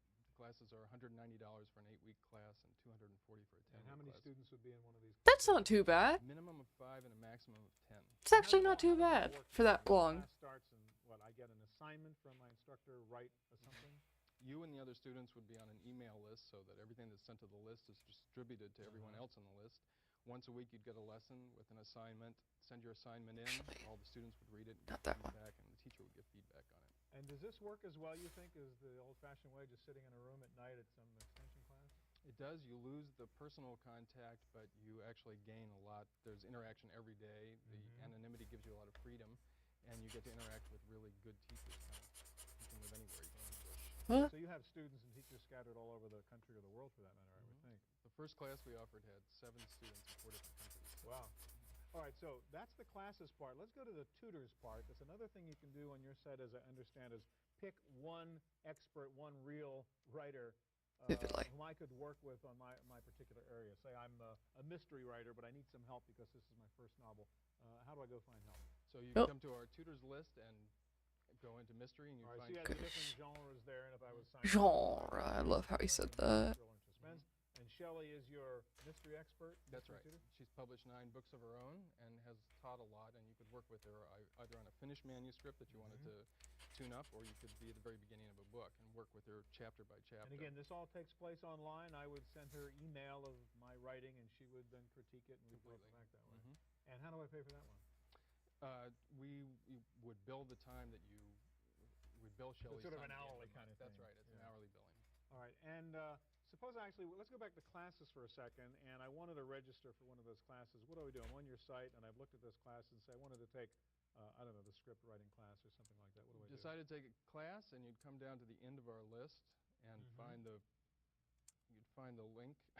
All right, so somewhere down here it says, oh, there you go, register. There's the link to our email form, and you'd send the form in with questions or your desire to enroll. How long have you been doing this? For about 2 years. What kind of feedback you get from your students? It's great. It's really positive. A lot of people get actually take repeat classes or take more classes. And hopefully a student then gets published, becomes one of your teachers. That's right. All right, thanks, Mark. Thank you. Well, that's our look at cyber fiction. I'll be back in just a moment with my pick of the week.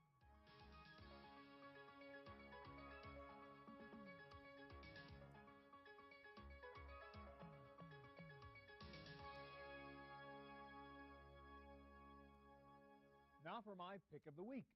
Computers are obviously no longer just about text. We're all using pictures to communicate and tell stories. And the net is no longer about text. Web pages, even emails and chat rooms are now full of graphics and photos. So you need a way to scan images into your PC. Indeed, scanners how do I do that? growing categories of computer peripherals. If you needed a scanner up until now, you had a few choices. A low-cost handheld scanner, usually an awkward solution. Oh, my phone, yeah. Scanner, usually an expensive solution. Or a specialized photo scanner, a limited solution.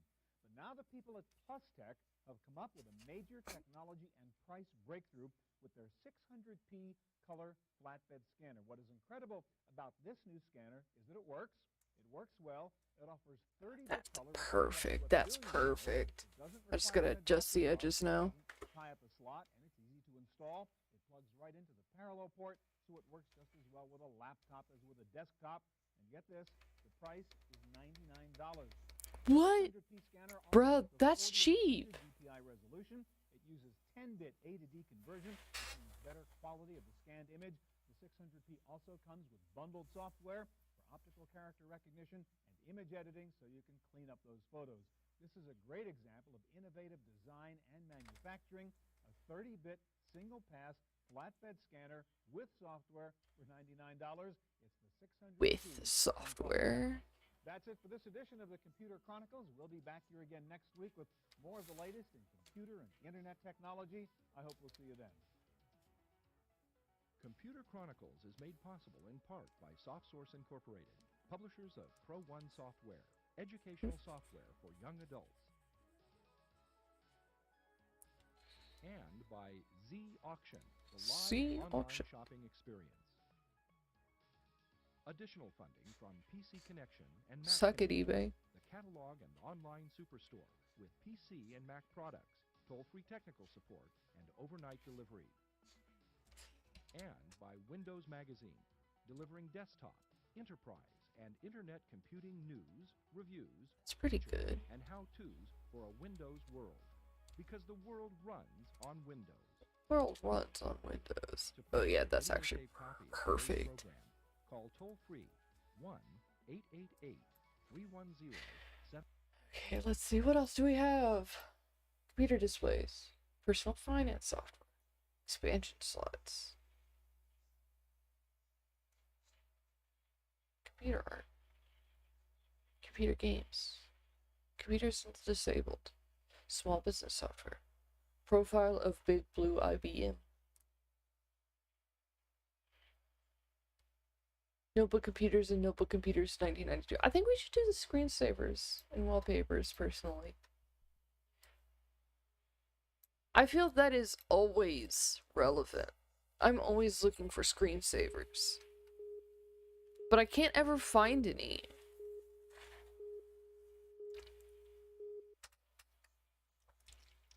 Maybe the people over at Computer Chronicles. If you leave one Wait. image on your computer display for too long, it burns into the phosphor coating on the screen, and you may have to look at that image forever. The solution is screensaver software. The screensavers have come a long way from a tool originally designed to prevent computer burn-in to a multi-million-dollar computer toy business.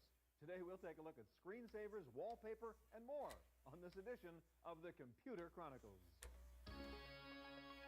Oh. I hear you. Yeah, I hear you. I see you.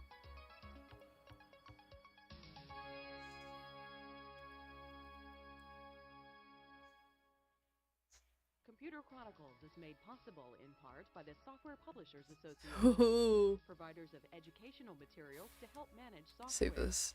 Don't copy that floppy. Don't copy that And by floppy. Hewlett-Packard, Personal Computer Division. Welcome to the Computer Chronicles. I'm Stuart Chaffee. With me today is Gina Smith, editor-in-chief of Electronic Entertainment Magazine. I guess we're talking about electronic entertainment. Minnesota Fats is still eating. Animated wallpapers. Look at this, an entire rack of CD-ROMs, nothing but wallpapers and screensavers, right? These are screensavers for the discriminating. These aren't little toasters. They're really beautiful 256 color photos. Amazing. Yeah, but are they interesting? This is a new generation of stuff. This is You're home finally. Yippee! Screensavers, no more just the toasters. Finally, mods are in chat. Oh shit! Get any work done, right? We've come a long way from You look like your toasters. screensavers the whole time. What do you have over there, Gina? This is animated wallpaper for Windows. It's called Crystal Walls. It's from Domain Virtual World. This one is called Koi. Bruh. Wherever you click, and the little fishes koi follow your mouth. That's real productive. You can control the color of the fish and how many Twitch, you're already following this channel? Hey, hello! There are 18 ones to choose from, but I keep coming back to the Sharpays. These are Chinese dogs. Have you ever seen these before? They're real ugly. Following since around June. Probably another art stream, I think. And occasionally Bruh, they got dogs! while we're standing here, one of them may bark. Gina, this is a lot of fun, but I mean, they got poopy screensavers! They got poopy screensavers for your desktop! That rules! Computer users have with putting funny pictures or pretty scenes on their computer screens. Now, some of the funniest pictures come from cartoons, and one of the most popular new. Oh, it's alright. Like, I did a previous art stream. That, or maybe... no, I don't think I did Dwarf back in June. What the heck was I doing back in June? I think I was doing Stalker? Question mark? Gmod Horror? Were we doing Gmod Horror? Sorry, were we doing Gmod Horror then? Maybe. I don't know. I don't think that far back. I'll be honest. I have no need most of the time to think that far back on the happenings. The toughest thing to get out of one of the two. watcher, which is a giggle. Rival screensaver publisher Berkeley Systems didn't think it was too funny when Opus the Penguin shot down flying toasters in the original Opus and Bill program. A reissued version shows propeller-driven toasters, a concession to the apparent difference in First Amendment rights between software and a printed comic strip. I was expecting them to react. I didn't expect a lot. True at some point, though. On-screen antics will carry on The hair's regardless. cleared up. Plans are underway to supply new Unfortunately, no. basis to those who join the Opus and Bill Hackers Club. Breathitt says it's about time we is unabashedly entertainment for our computers. You're in the middle of a day, and there's Opus yanking his trousers up and down. It's all right. Kind of breaks things up. I don't have that great of memory anyway to begin with. Dynamic within the industry. Especially whenever all the days kind of blend together thanks to work. Laughter in the middle of their workday. And we think we've stumbled upon something. For the Computer Chronicles, Hey, Catboy Minnesota Fats. Welcome back. Thank you for joining us, Cowboy Minnesota Fats. The comics and the movies seem to dominate screensavers, from Mickey Mouse to Captain Kirk. Here to show us some of the most popular new screensaver characters are Will Chase of Berkeley Systems. We have Jonathan Schwartz from ImageSmith, and also Jim Edmonds from Asymmetrics. All right, Will, let's start with you. And you guys at Berkeley Systems kind of tapped into a responsive vein here with all the screensaver stuff. But I see now you're calling it desktop art in this package, screen posters, sort of evolved into a sort of a new definition of what this stuff is, huh? Exactly. This is still image screensaver from Berkeley Systems, as well as color looks so nice. Your actual desktop. So we're sort of accepting the fact we're not just saving screens or having Exactly. All right, show me what we can do with the Marvel comics. Your color's good. That is a great image right there. Now, Marvel Screen Posters comes with over 35 different images from the world of Marvel Comics. Yeah, have that just burn into your screen. Superheroes, villains, mutants, everything you've come to know and love from Marvel Comics. Right, so sort of cycling on its own through some of the characters? Exactly. You got Silver Surfer right here. It features Spider-Man, X-Men, Silver Surfer, as you see, the Incredible Hulk, the Thor, everybody. Show me what the interface looks like and how I would pick which image I want to put I think on. I like that Okay, we'll do. Oh, it is a great So there's a desktop poster we've got going on right now. Now you Michael, you're here. What color should we have your characters? So all you have to do is click on Sash be. your screensaver options, and it'll bring up a graphical browser, and you can cruise through these various images. Just pick whichever ones you want to run for your screensaver. Okay. You can select all or none or whatever. And when you're done with that, you just click OK. Now, if you want to create a new screen poster for yourself, personalize your desktop, you click on Sicking yellow, maybe. and run through the graphical browser again. You can pick any of these images. Let's pick out Maybe Seafoam. bottom that I particularly like. Seafoam. Click on this, and you click install. And now what this does Oh. is it will decompress. Wrong color, wrong. JPEG compressed everything. It will automatically decompress it for you and put it up on your desktop. Now you can surround the poster with black in case it doesn't fill the entire screen. It'll tell you how much memory is going to be required. Oh, wait. To keep that image there. What's the info button? Well, the info button provides information about the image. It has trivia, Just get the bucket out. Bucket to. Oh. That looks nice. Exactly. So you click on info and it brings up all this really interesting information. Okay, and then what about yellow? So I'll click done. And No, you're right. you'll be able to see your image right there. Seafoam's better. Okay. All right, let's take a look at what you guys have over here at ImageSmith, Jonathan. And I guess you licensed the Snoopy characters? That's right. You didn't have any colors on your sketch, so I'm just like going for it. You customize your system with the Snoopy characters. The first way is with icon stickers, so you can actually replace. So I can replace my icons with these cute characters. Your hard drive, in this case, a letter from Computer Chronicles. Another way is through wallpaper. We call this. Hey, Michael. And we have both noisy and loud patterns. And that Gup.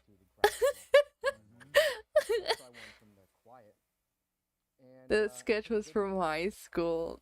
Dang, that's old. Is Charlie Brown's sweater.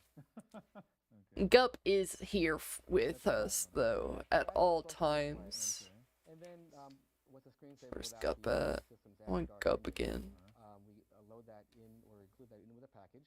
And one of the 8 modules that comes along with it is the dance module, where the This could have been who we got instead of Lug. completely randomly. And this will be kicking in a second. All right, so you don't know which Dang, dude. I'm happy we have Lug, though, is the thing. I'm thankful for Lug. Well, you can turn this Lug is such a funny character. Let's look at Literary Ace, another one of my favorites. May he rest in peace. That actually gets up at night and May Lug rest in peace. And we actually watch him doing it. He's actually creating stories. They're completely random. They're from So every hundreds of time different- he types another story. That's exactly right. Small screen, small stories. If you have a large screen, he'll type a large story. Each and every time it's random, except at the very end he types in the end. He takes his story out. He doesn't really like it. Why is the gut brush so good? Oh, you know, 'cause it's gut. Nobody's going to get any work done, right? They're going to watch Snoopy dancing, watch him writing these stories. Bruh. Some functional value. It's a lot of Let's go through the colors. Jim has over here with asymmetrics, and I guess you guys. Gup is just the good brush. That's right. We've brought entertainment from the big screen to the computer screen. All right, show me how I use Jurassic Park screen. Okay, I'm going to bring up the Jurassic Park configuration dialog, and from within this, I can configure my entire system for Jurassic Park. Screensavers. Thank you, Hannah, for blessing us with Giuseppe. We ship a variety of multimedia shows. They range from simple animation. I think just having it at normal and applying like a blur. Preview one here that's something you might see if you were to take a tour of Jurassic Park. Not that strong. These images are all from the movie. They incorporate sounds from the movie. Okay, so this I remember this scene. Well, let's listen. There, yeah. Okay. Earliest carnivores, we now know Dilophosaurus is actually poisonous, spitting its venom at its prey. Okay, so we're inside the little van here. You may have saw that coming. Yes, I figured that was coming.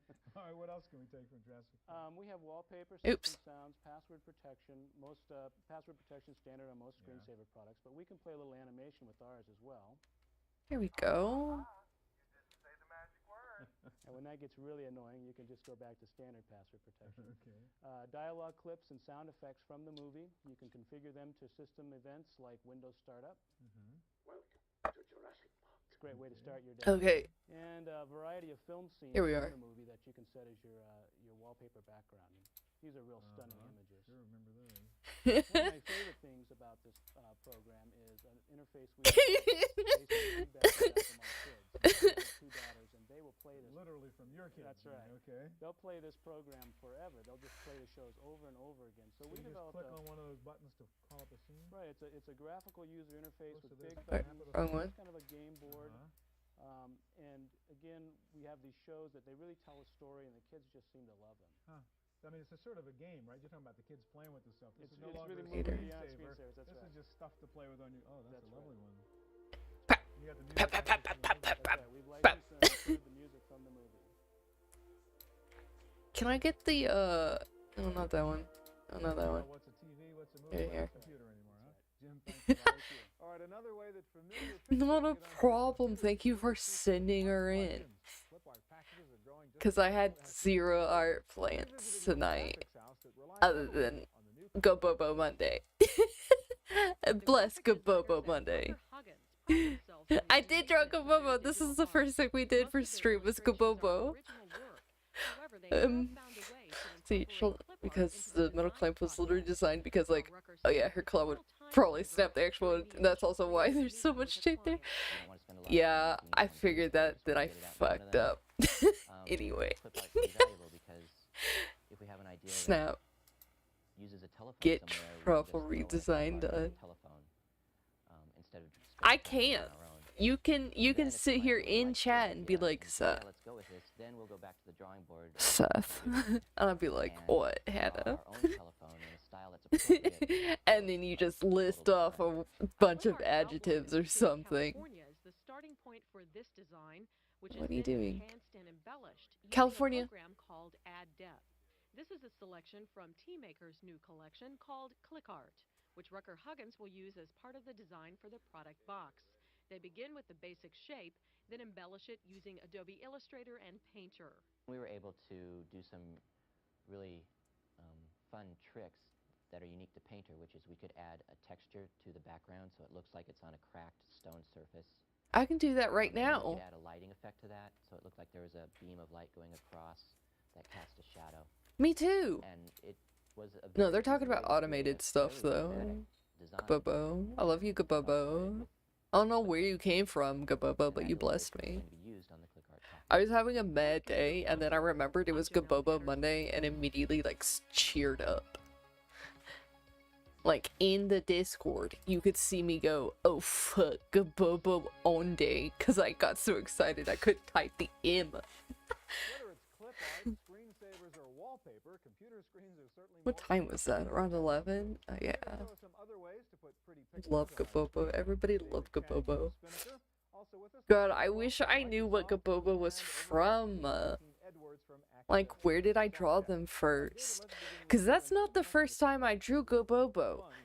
That was for my shitty, like, horror comic where I got all my characters together. Here, I'll go to the Art Stuff channel real quick. It's in Art Stuff. Let me go get, like, which page should I get? There's 2 pages here. I think I'll get the better of the 2 and create new from clip where my cyber vampire K meets up with my sci-fi character SL Rio, and they get chased by a fucking like skeleton velociraptor in the middle of a haunted hospital. Bro. Here's another page. A file, create new from clipboard. This one's insane. This one's even worse. It's so funny. I love Red River Dead Zone. I wish I continued it. But like, if I continued it now, it wouldn't be the same. You know? Like, it wouldn't be as like serious, but also incredibly funny. Like, it didn't mean to be funny. This is all played with a straight face.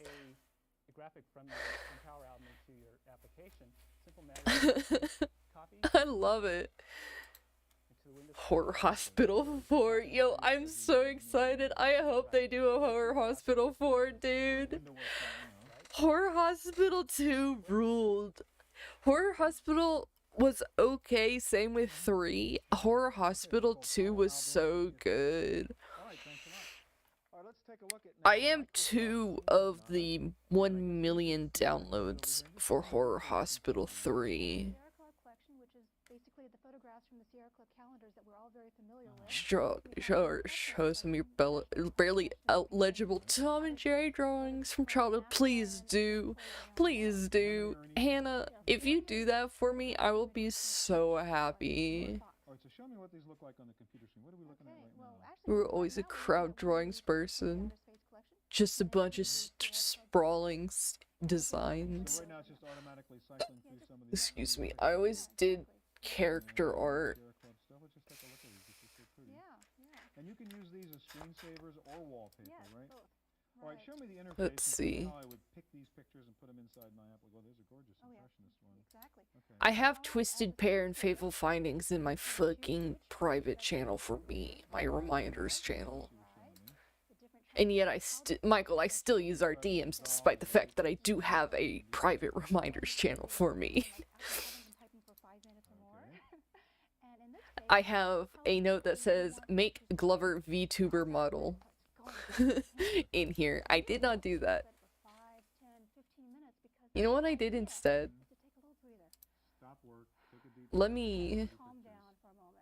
Where's media source at existing? Where's the Glover? I did this instead of making a fucking Glover VTuber model. Your own photos, your own family snapshots, and get them converted into this file format, right? Exactly. Okay, now we sent you a bunch of pictures. Tell me how that works. Well, basically, Now I need you, okay? Now I'm going to restart this one, okay? I need you to look at the ass. No, I know. Oh, hold on. Yes? You don't need nobody but your mama. What? You don't need nobody but your mama and your baby. What do you mean? What are you doing? We go into Scenes Wizards and says, okay, what do you want to do? You want to add a picture set? Fine, let's go there. Now you have to tell it where it is. Okay, it's in my C drive because I happen to have preloaded this. Okay. So to ask me, well, where did you put that? Well, I put it into my... C-Cron, you called it? Okay, so it says, great, okay, it's installed. Now you want to see what's in there? Let's go into this preview section, Computer Chronicles. Oh, and they're the this 6 pictures we sent you. I think this one looks pretty good. Okay. Let's decompress it now. It is Okay, sorry. My mom came in. Okay, so then I need you all as a service to me, okay, as followers of me on twitch.tv/ultimaSeth, okay? Watch Glover's ass. So don't be. This is what Glover should have looked like.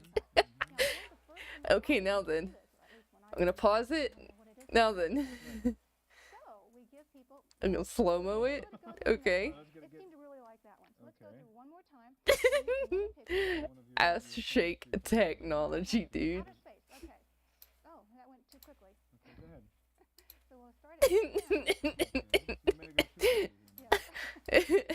Totally normal person behavior.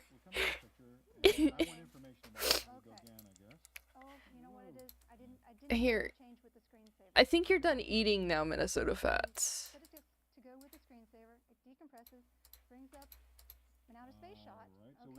Okay, Minnesota Fats is done eating, everybody. We can always feed him more. Hold on. Do I have any more food? I have onions. I know I have onions. Yeah, I've got onions, meat, and kale. I think that's all the food items I have. Because I was doing a scene for something. An old offline render. Oh, rat.png? Bro, rat.png? I'll show rat.png for you guys. Rat.png. Can there... Hold on. Scale filtering. Here we go. Rat.png. Oh! And then here we have our storyboard, and we just drag the clips down to our storyboard that we want. So can we preview some? Yeah, that's Bruh. clips, and what else do we have? Okay, little cartoons. Of course. All right. And Cartoons? Okay. Do I have images? Just drag here. Okay, send me another one. Everyone Yeah, the recognizes famous the flying toast, if not flying toast. Hold on. Oh, my Alright, eyes. so I paste my whole movie together, and then what do I do? My eyes. Well, we can change My allergies. Help me. Help me. My allergies, dude. Exactly. Or Is there anything? want anyone to see? Glover. We also have different backdrops to choose from. There's the television, which is my favorite. Or movie theater, newspaper. Right. Television, which is my favorite. I love TV. I love TV. Other playback options, random play, overlapping screens. So then we can either wait for our screensaver to come out. What is oh, that's what Siren is. I was like, what the hell? What can I do? Yeah, can I look at all files real quick? Here. All files, what's this? But then it'll automatically go into screensaver mode. Right. Otherwise, it wouldn't really be a screensaver. Okay. Yeah. Well, that's a lot of fun. Real motion. We're not doing 3D art tonight, so we'll not show that off. No, actually, this is my home computer when I have it home. You do need a 38620, Windows 3.1, and a 256 color display. Martine, if I have my own videos, can I add them into your matinee screensaver? Absolutely. If you have any AVI clips, which is the video for Windows Standard, you can copy them right into your matinee directory, and they'll play as the other matinee clips. Okay, thanks a lot. Thank you. That's our look at screen. Eel.blend. Stay tuned now for this week's computer news on Random Access. Jelly. Oh shit. Hold on. I want to see these things. Hold on. I'm gonna open up Blender. I know I said I wasn't going to. I know I said I wasn't going to. I said we weren't doing 3D tonight. Give me a moment. You will give me a moment, I say. Cry. Hey ho. What are you doing? System market share, Apple has announced that System 7.5 will be available this summer. New features include Apple Guide, which leads you through Scuba. step at a time using on-screen clues like arrows. Scuba's dead, and that sucks so fucking much to me. A new version of Windows, known as Chicago, will mimic System 7.5. Chicago is scheduled to ship at the end of the year. And on a sad note, we must report the death of industry leader Gary Kildall. Gary created the early operating system CP/M and founded Digital Research, He also co-hosted Computer Chronicles for several years. WordPerfect Magazine and WordPerfect for Windows Magazine are going online August 1st. The magazines will provide users with access to articles, macros, and archives. They'll also let you communicate with other readers and editors. WordPerfect says the publications will be available on CompuServe, Why does this America have Online, like... and Ziff Davis Interactive's Interchange. Going online can save you Okay, money on here. your long-distance I'll share it. I'll share it. Phone companies have been using Let's CompuServe see. to give you free prepaid Window telephone capture. cards good for calls in the U.S. So where do you find the free phone time? Check under Go Telecom. Blender. The World Cup Games featured the largest telecommunications network ever assembled for a single sporting event. Give me a moment. EDS and Sun Microsystems teamed up to support the more than 7,000 journalists covering the games Transform. to provide information Fit to across screen. worldwide Wow. online services. Cool. Wow. This is such an old file though. With Jupiter this month, you don't have to wait until What's the age on this one? see it happen again. Stella Navigator for Windows Properties. 45,000 fixed stars 2017. to reproduce events that are difficult to observe from Earth. The software can also work with August 6, 2017. Stargazer. And finally, it was not your I'm so sad though because I had like a really good 3D scuba diver, Sandra Lehman and Chris Thorne became the first couple at the top but like now they're gone. The ceremony Like I don't have them anymore, and that's so sad because they were on a flash drive, I guess, that I've lost. The wedding took place at Symantec's booth with help And for the life of me, I cannot find it. That is so depressing. and Chris decided to actually travel to their honeymoon destination of Greece rather than see it over ISDN lines. And that is it for this week's Computer Chronicles. I'm Janelle Stelson. How much you love the Hustle Council image. Sheesh. I don't know why this animation's here. Let me remove that real quick. Can we just oh wait, wrong one. I gotta go to the dope sheet.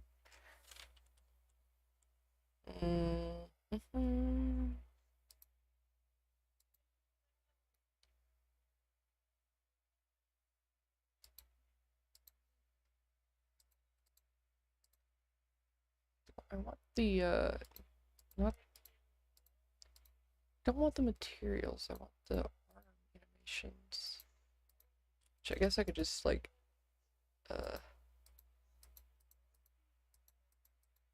oh, it won't let me select it.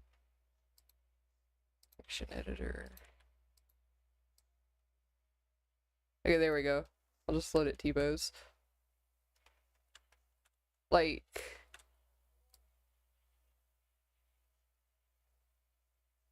it glows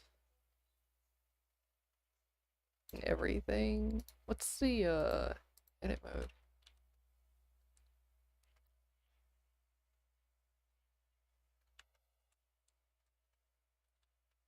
Here's your T-pose though. Actually, yeah, can we just put the bones in general in reference pose real quick? Disposition.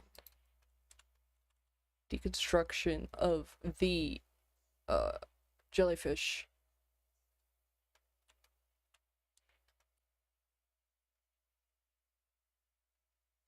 As a file you saved to Discord now considered too big to post to Discord. Oh, you know, wink.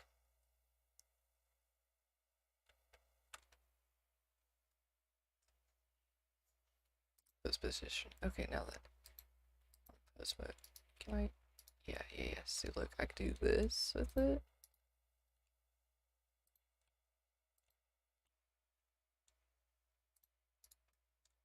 Does each individual thing with that?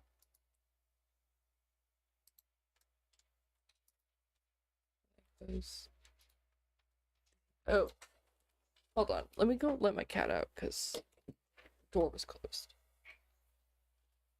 Get you more Computer Chronicles in a bit. There you go, ho. Come on out.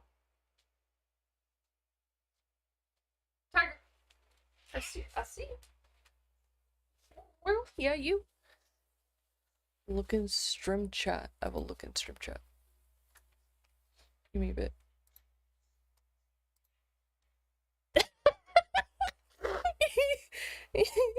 Can I?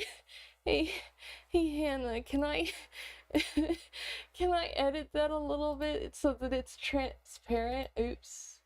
History. Accidentally closed tabs. I accidentally closed the wrong thing. Can I sure, thank you. Oh, we already looked at parenting.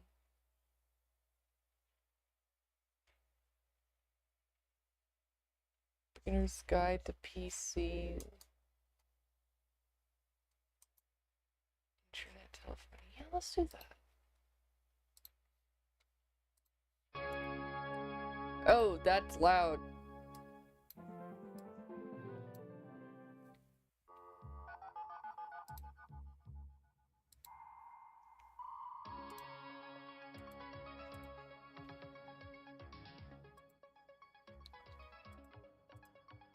Hold on.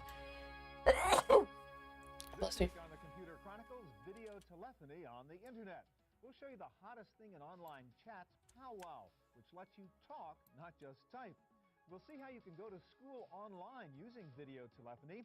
We'll meet Stephanie, who uses internet video to live her life online with a live webcam. And if you're a bit of an exhibitionist, we'll show you how to set up your own webcam. Then we'll demo some new video telephony software that guarantees no lost packets. Plus, my pick of the week, an incredible collection of software applications for the road. It's all coming up next on the Computer Chronicles. Okay, so then edit. Computer Chronicles is brought to you by BigStar.com with thousands of videos and DVDs. Edit correction layer, brightness contrast, please, thank you. Additional support by TechWeb for up-to-the-minute technology news. And by TVA, Television Associates. Hannah, what's this? What's this right here? The red thing. Hannah, what's the red thing back there? Or I guess pink.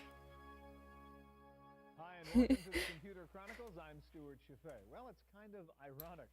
The phone system started out carrying voice messages. Then we sort of hijacked the telephone system to use it for sending the internet in particular. Now we're going back to shoving voice signals on the phone lines. Yeah, I know it's from the previous page. It's like from the back of the page or something. But now I'm curious. You have to go find ouch. I want you to show us powwow, which actually brings chat to a new level in which you can talk to people, not just type to people. Let's go back one more step. Give us the basic chat environment as you would do it in powwow. Thank you, Stuart. Powwow is all about communications on all levels. And by the way, it's a free product with 3 million people free using download. Free download. 3 million people using This is sort of the text version of powwow. On the left-hand side here, you see... It's a fire extinguisher! Type chat room where people are talking to each other through the keyboard. On the right? On the right-hand side, you normal. See the members of that particular community. At this particular point, there are 57 members there. This is an instant buddy list. This is a group of people, all of whom are available to chat with. All right, now one thing that's cool about powwow is if I don't know who a person is, I can actually click and see a picture of them and see their profile almost in real time, right? So I know who I'm dealing with. That's correct. On a voluntary basis, people can enter information about themselves. Okay. I picked one here, Princess A, and I'm pulling up her personal profile. Virginia Beach, 23, happens to be a woman. Actually a woman, Princess A. That's exactly correct. And we can see what she looks like? That's right, and I've already downloaded her picture, and here it is, which there we go. Real time. So who she is, where she's from, it makes it a little more real experience and not knowing who you're talking to. It's a level of intimacy that goes beyond just text. Now, let's go beyond just text with I want to talk to somebody online. Now, you have somebody up there named Sherry online, right? That's correct. And you can actually have a voice conversation with her, not just type to her. That's correct. Do it. Do it. Bet. All I do is right mouse click on Sherry's name. Did you hear him? Bet. That's a real-time connection. That's machine to machine, no server. I've done that. I'm just going to let Sherry know that I'm here. Okay, so you can sort of type to each other now in the sort of typical one-on-one. We can type at the same time that we're going to do voice. Okay. And she's responded. She happens to be there. I'm going to click on the voice icon for a phone, and we're going to go to voice. It's as simple as that. Now, this is voice over standard phone line.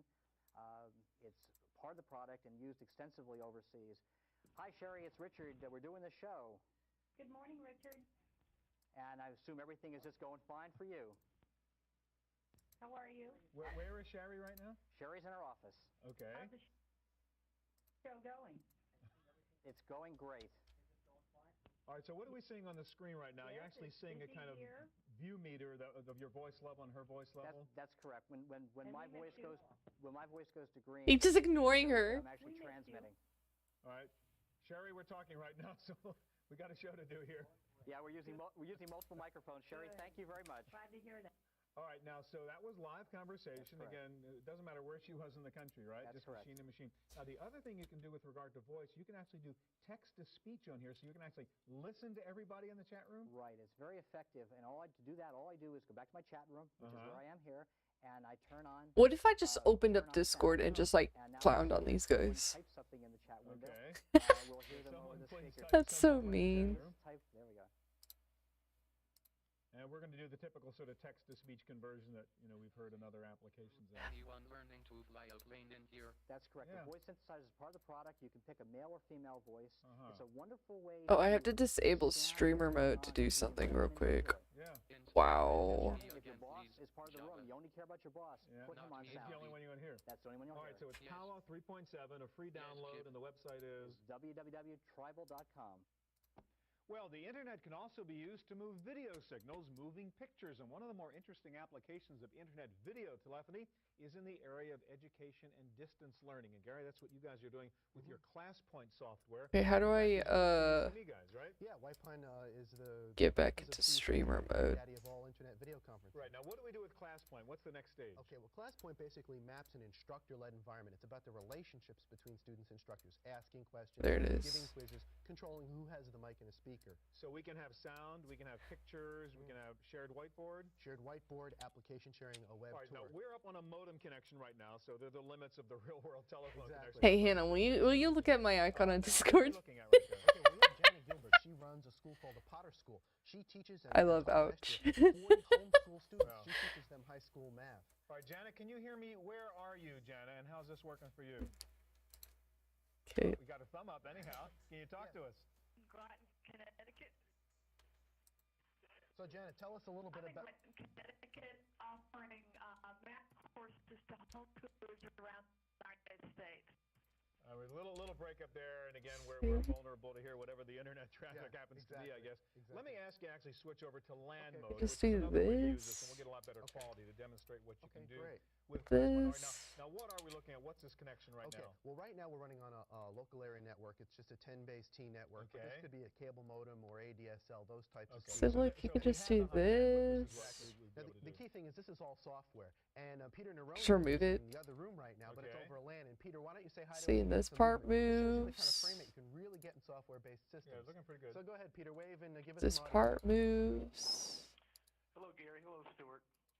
All right, now you can have actually more It's than the whole two modems, head. right? That's very important. This is a server-based system, and there is That moves. Just like all parts of it move. Spotlight. And now you see Bruce in the other room as well, and his mic is enabled. And we can actually have up to 12 video windows being shown. Okay, so you're sort of the teacher. Then I had Eel. Can we go back to Eel?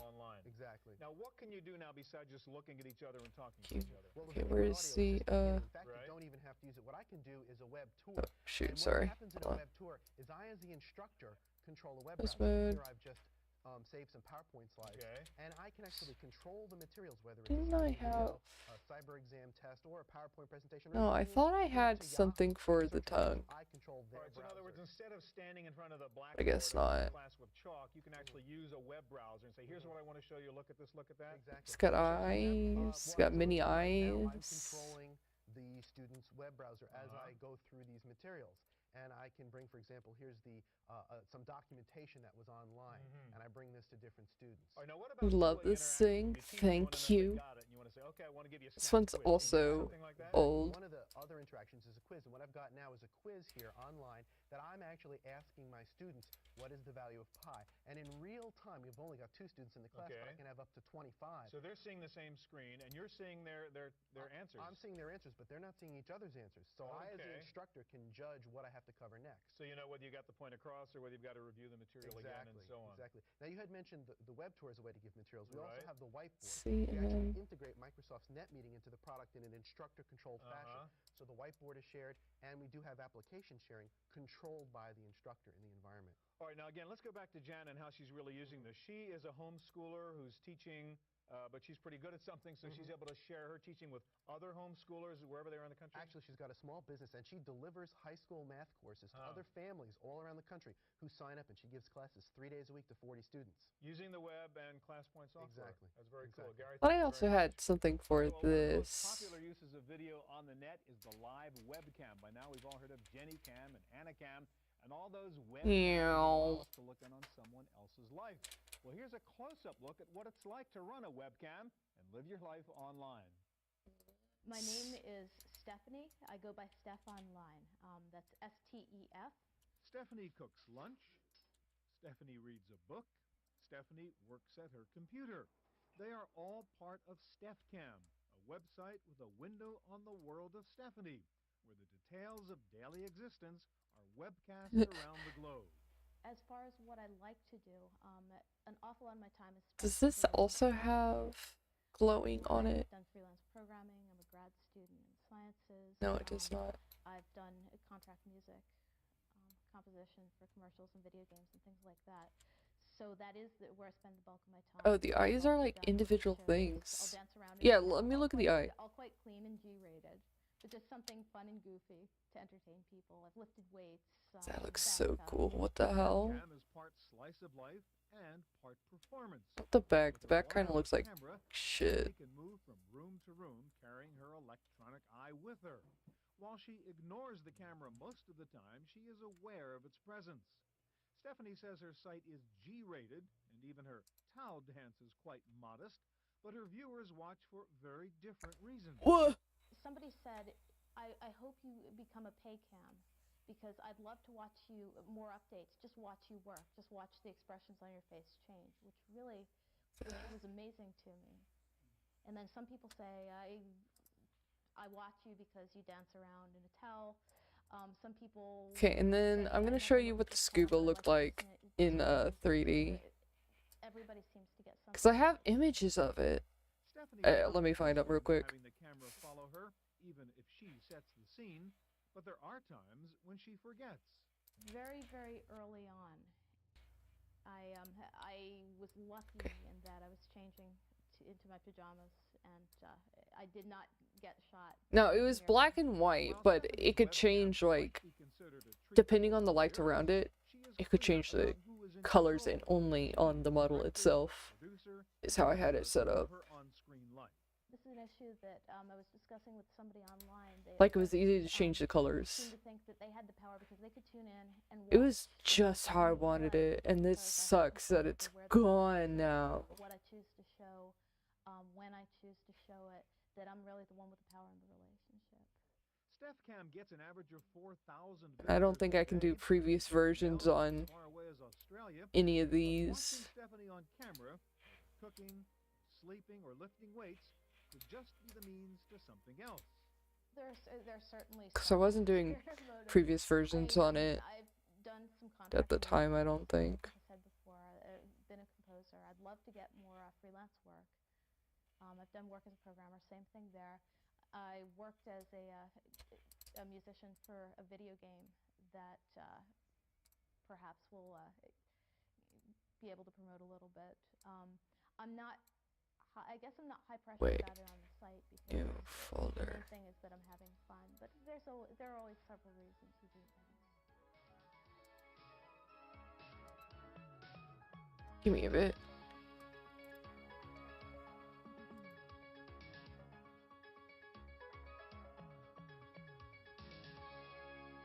Give me a moment. Well, that was pretty cool. StephCam, are you thinking about what it would be like to set up your own live webcam? Let's find out how you do it. David Sims joins us, your Tech Tools editor with CMP Media. And if I want to start my webcam and have StuCam, I mean, what does it take to do it? It's StuCam. pretty easy, and it's not particularly expensive. If you wanted to get started, you could get into this for under $100. Really? I need a camera, I assume. You need a camera, and everybody's selling cameras now, Kodak, Intel, but they've been selling them for a couple years, so there's a Hold on, I'm looking into other things right now. Give me a bit. Old Connectix QuickCam here. I got this at a garage sale last weekend for $10. $10. And it came with the software for it. All right. So for $10, I take it home.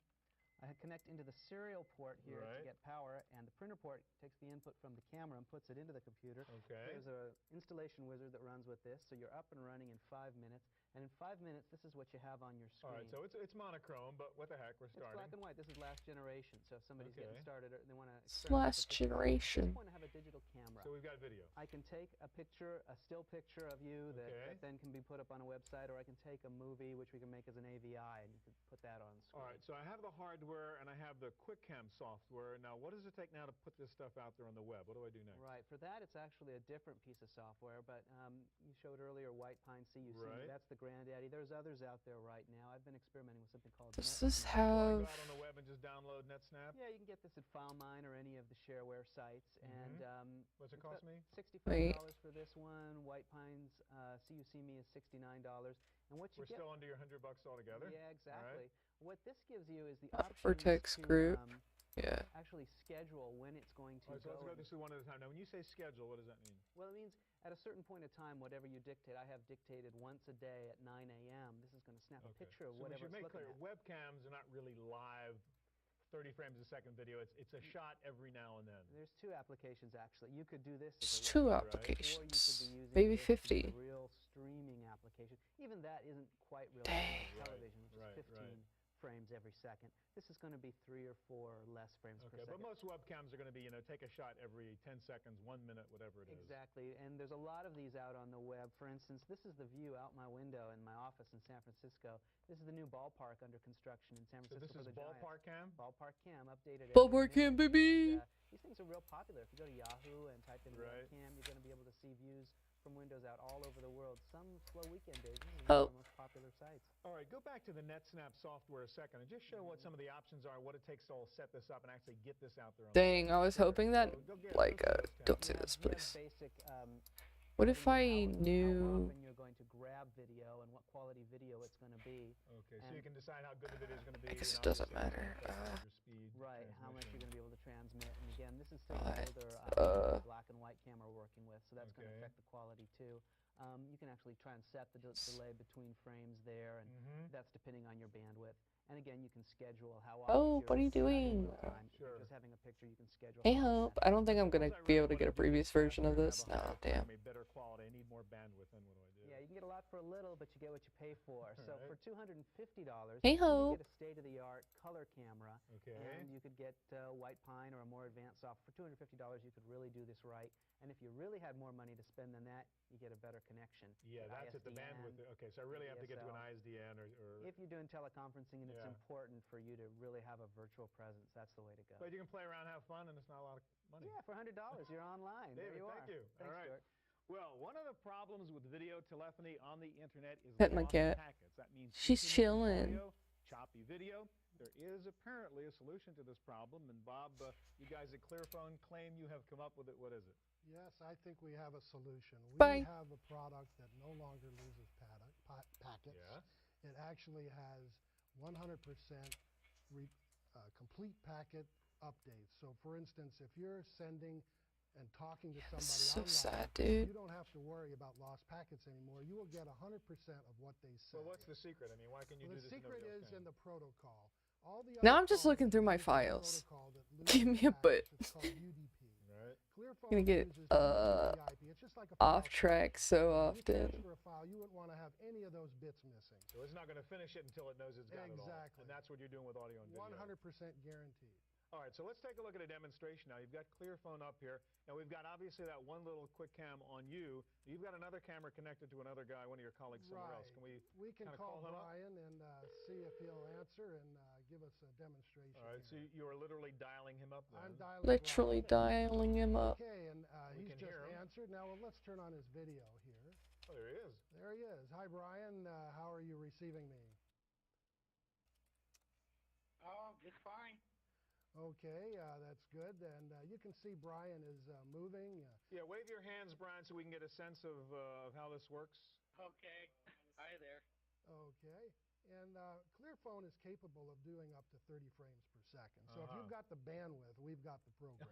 All right, so I take it to what you may have to wait for all those packets to get there. So it might be slower, but the quality is there, is what you're saying. Exactly. Clearphone is the only phone that never gives up quality. It's 100% guaranteed. What goes into your microphone is what comes out the other end. Now you can do other things with the video. I take it with Clearphone, I can like attach these things to an email message or other things like that? Yes, Clearphone has built in its own video Oh God, where's my phone at? audio recorder capable of sending attachments as email. In addition, Clearphone works very well with your browser, Netscape, Internet Explorer. For instance, just by clicking here, it'll launch your browser. It'll bring up all the people that are logged online in the browser. You'll be able to see their pictures like a built-in webcam. It's a little slower than some webcams, but it's got a webcam as well. So you get both functions. So what are we seeing here? Right now we're looking at Netscape, Internet Explorer. We're actually looking at who's logged on. These are all the people that are right now online with audio video on Clearphone? Yes, in this particular pub. Now, Clearphone has many pubs. Yeah. And this particular one is a generic pub that people tend to log on to. But there are private pubs, there are corporate pubs. There's places to go with security. Now, one other thing that's really cool, you can actually use Clearphone to kind of remote view your television set at home, even if you're not there. Yes, we can. Show me that. Yes, Clearphone can actually call up a remote broadcast. It has built-in streaming. So what we're going to do is call up another connection here while we're actually talking to Brian. His video is over here. The second connection is actually being made right now. So you're calling your house in LA somewhere. I'm actually calling up.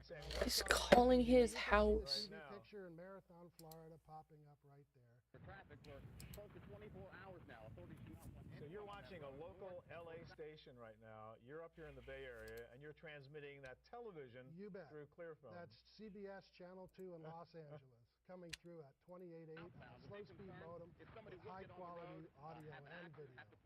All right, now we're That's high quality. now. This is also on Windows, or you're putting it on Windows? In the next month or Yes, so, at the time, yeah. end of October, early November, we plan on releasing our Windows version. Going to be quality, work about the same, both Exactly platforms? the same. Both use the fantastic QuickTime 3, Apple's most advanced QuickTime. Gotcha. Bob, thank you very much. Thank you. All right, that's our look at video. God, I love history.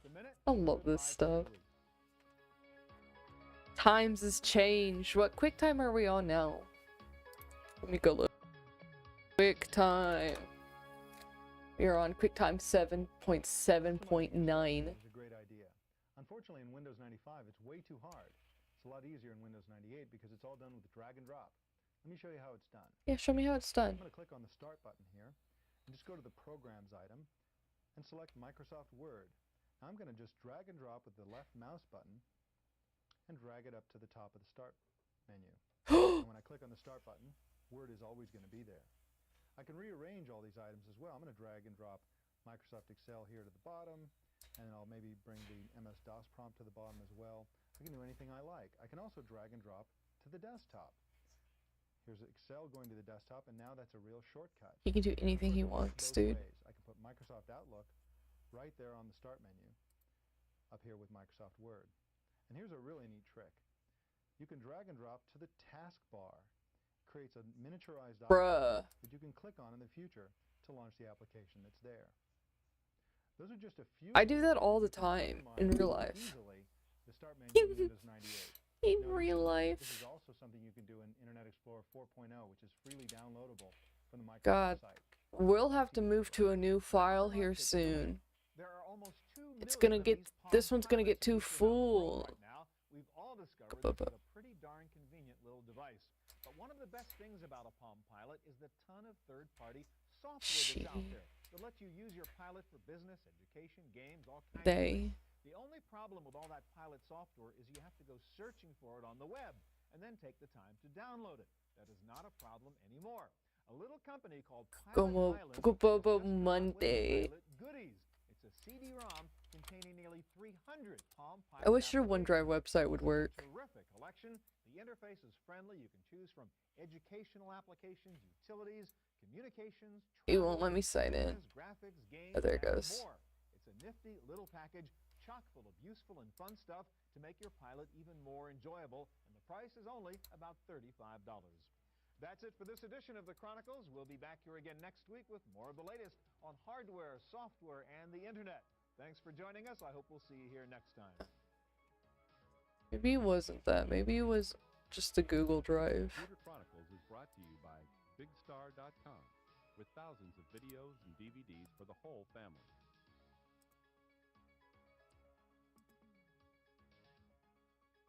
Additional support by TechWeb for up-to-the-minute technology news.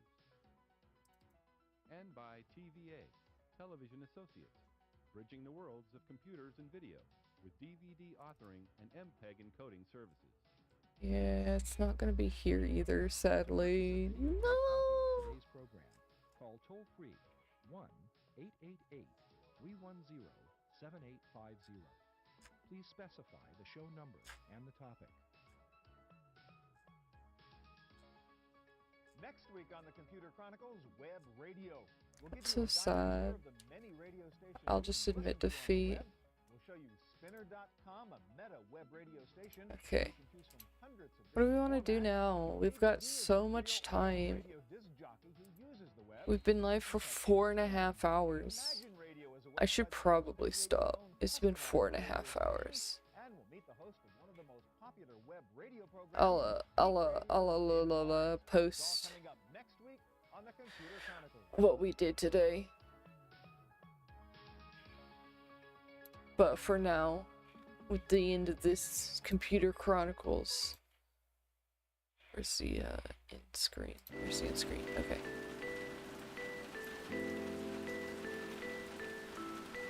Yeah, that'll be it for tonight. That'll be it for tonight. We did a lot of good stuff. We did a lot of good art. I ate that spicy turkey. We watched Computer Chronicles. We did a lot. We did a lot.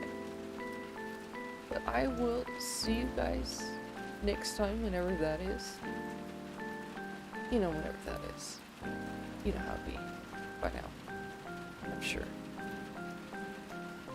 And if not, then, I'm so sorry. Anyway, good night, everybody.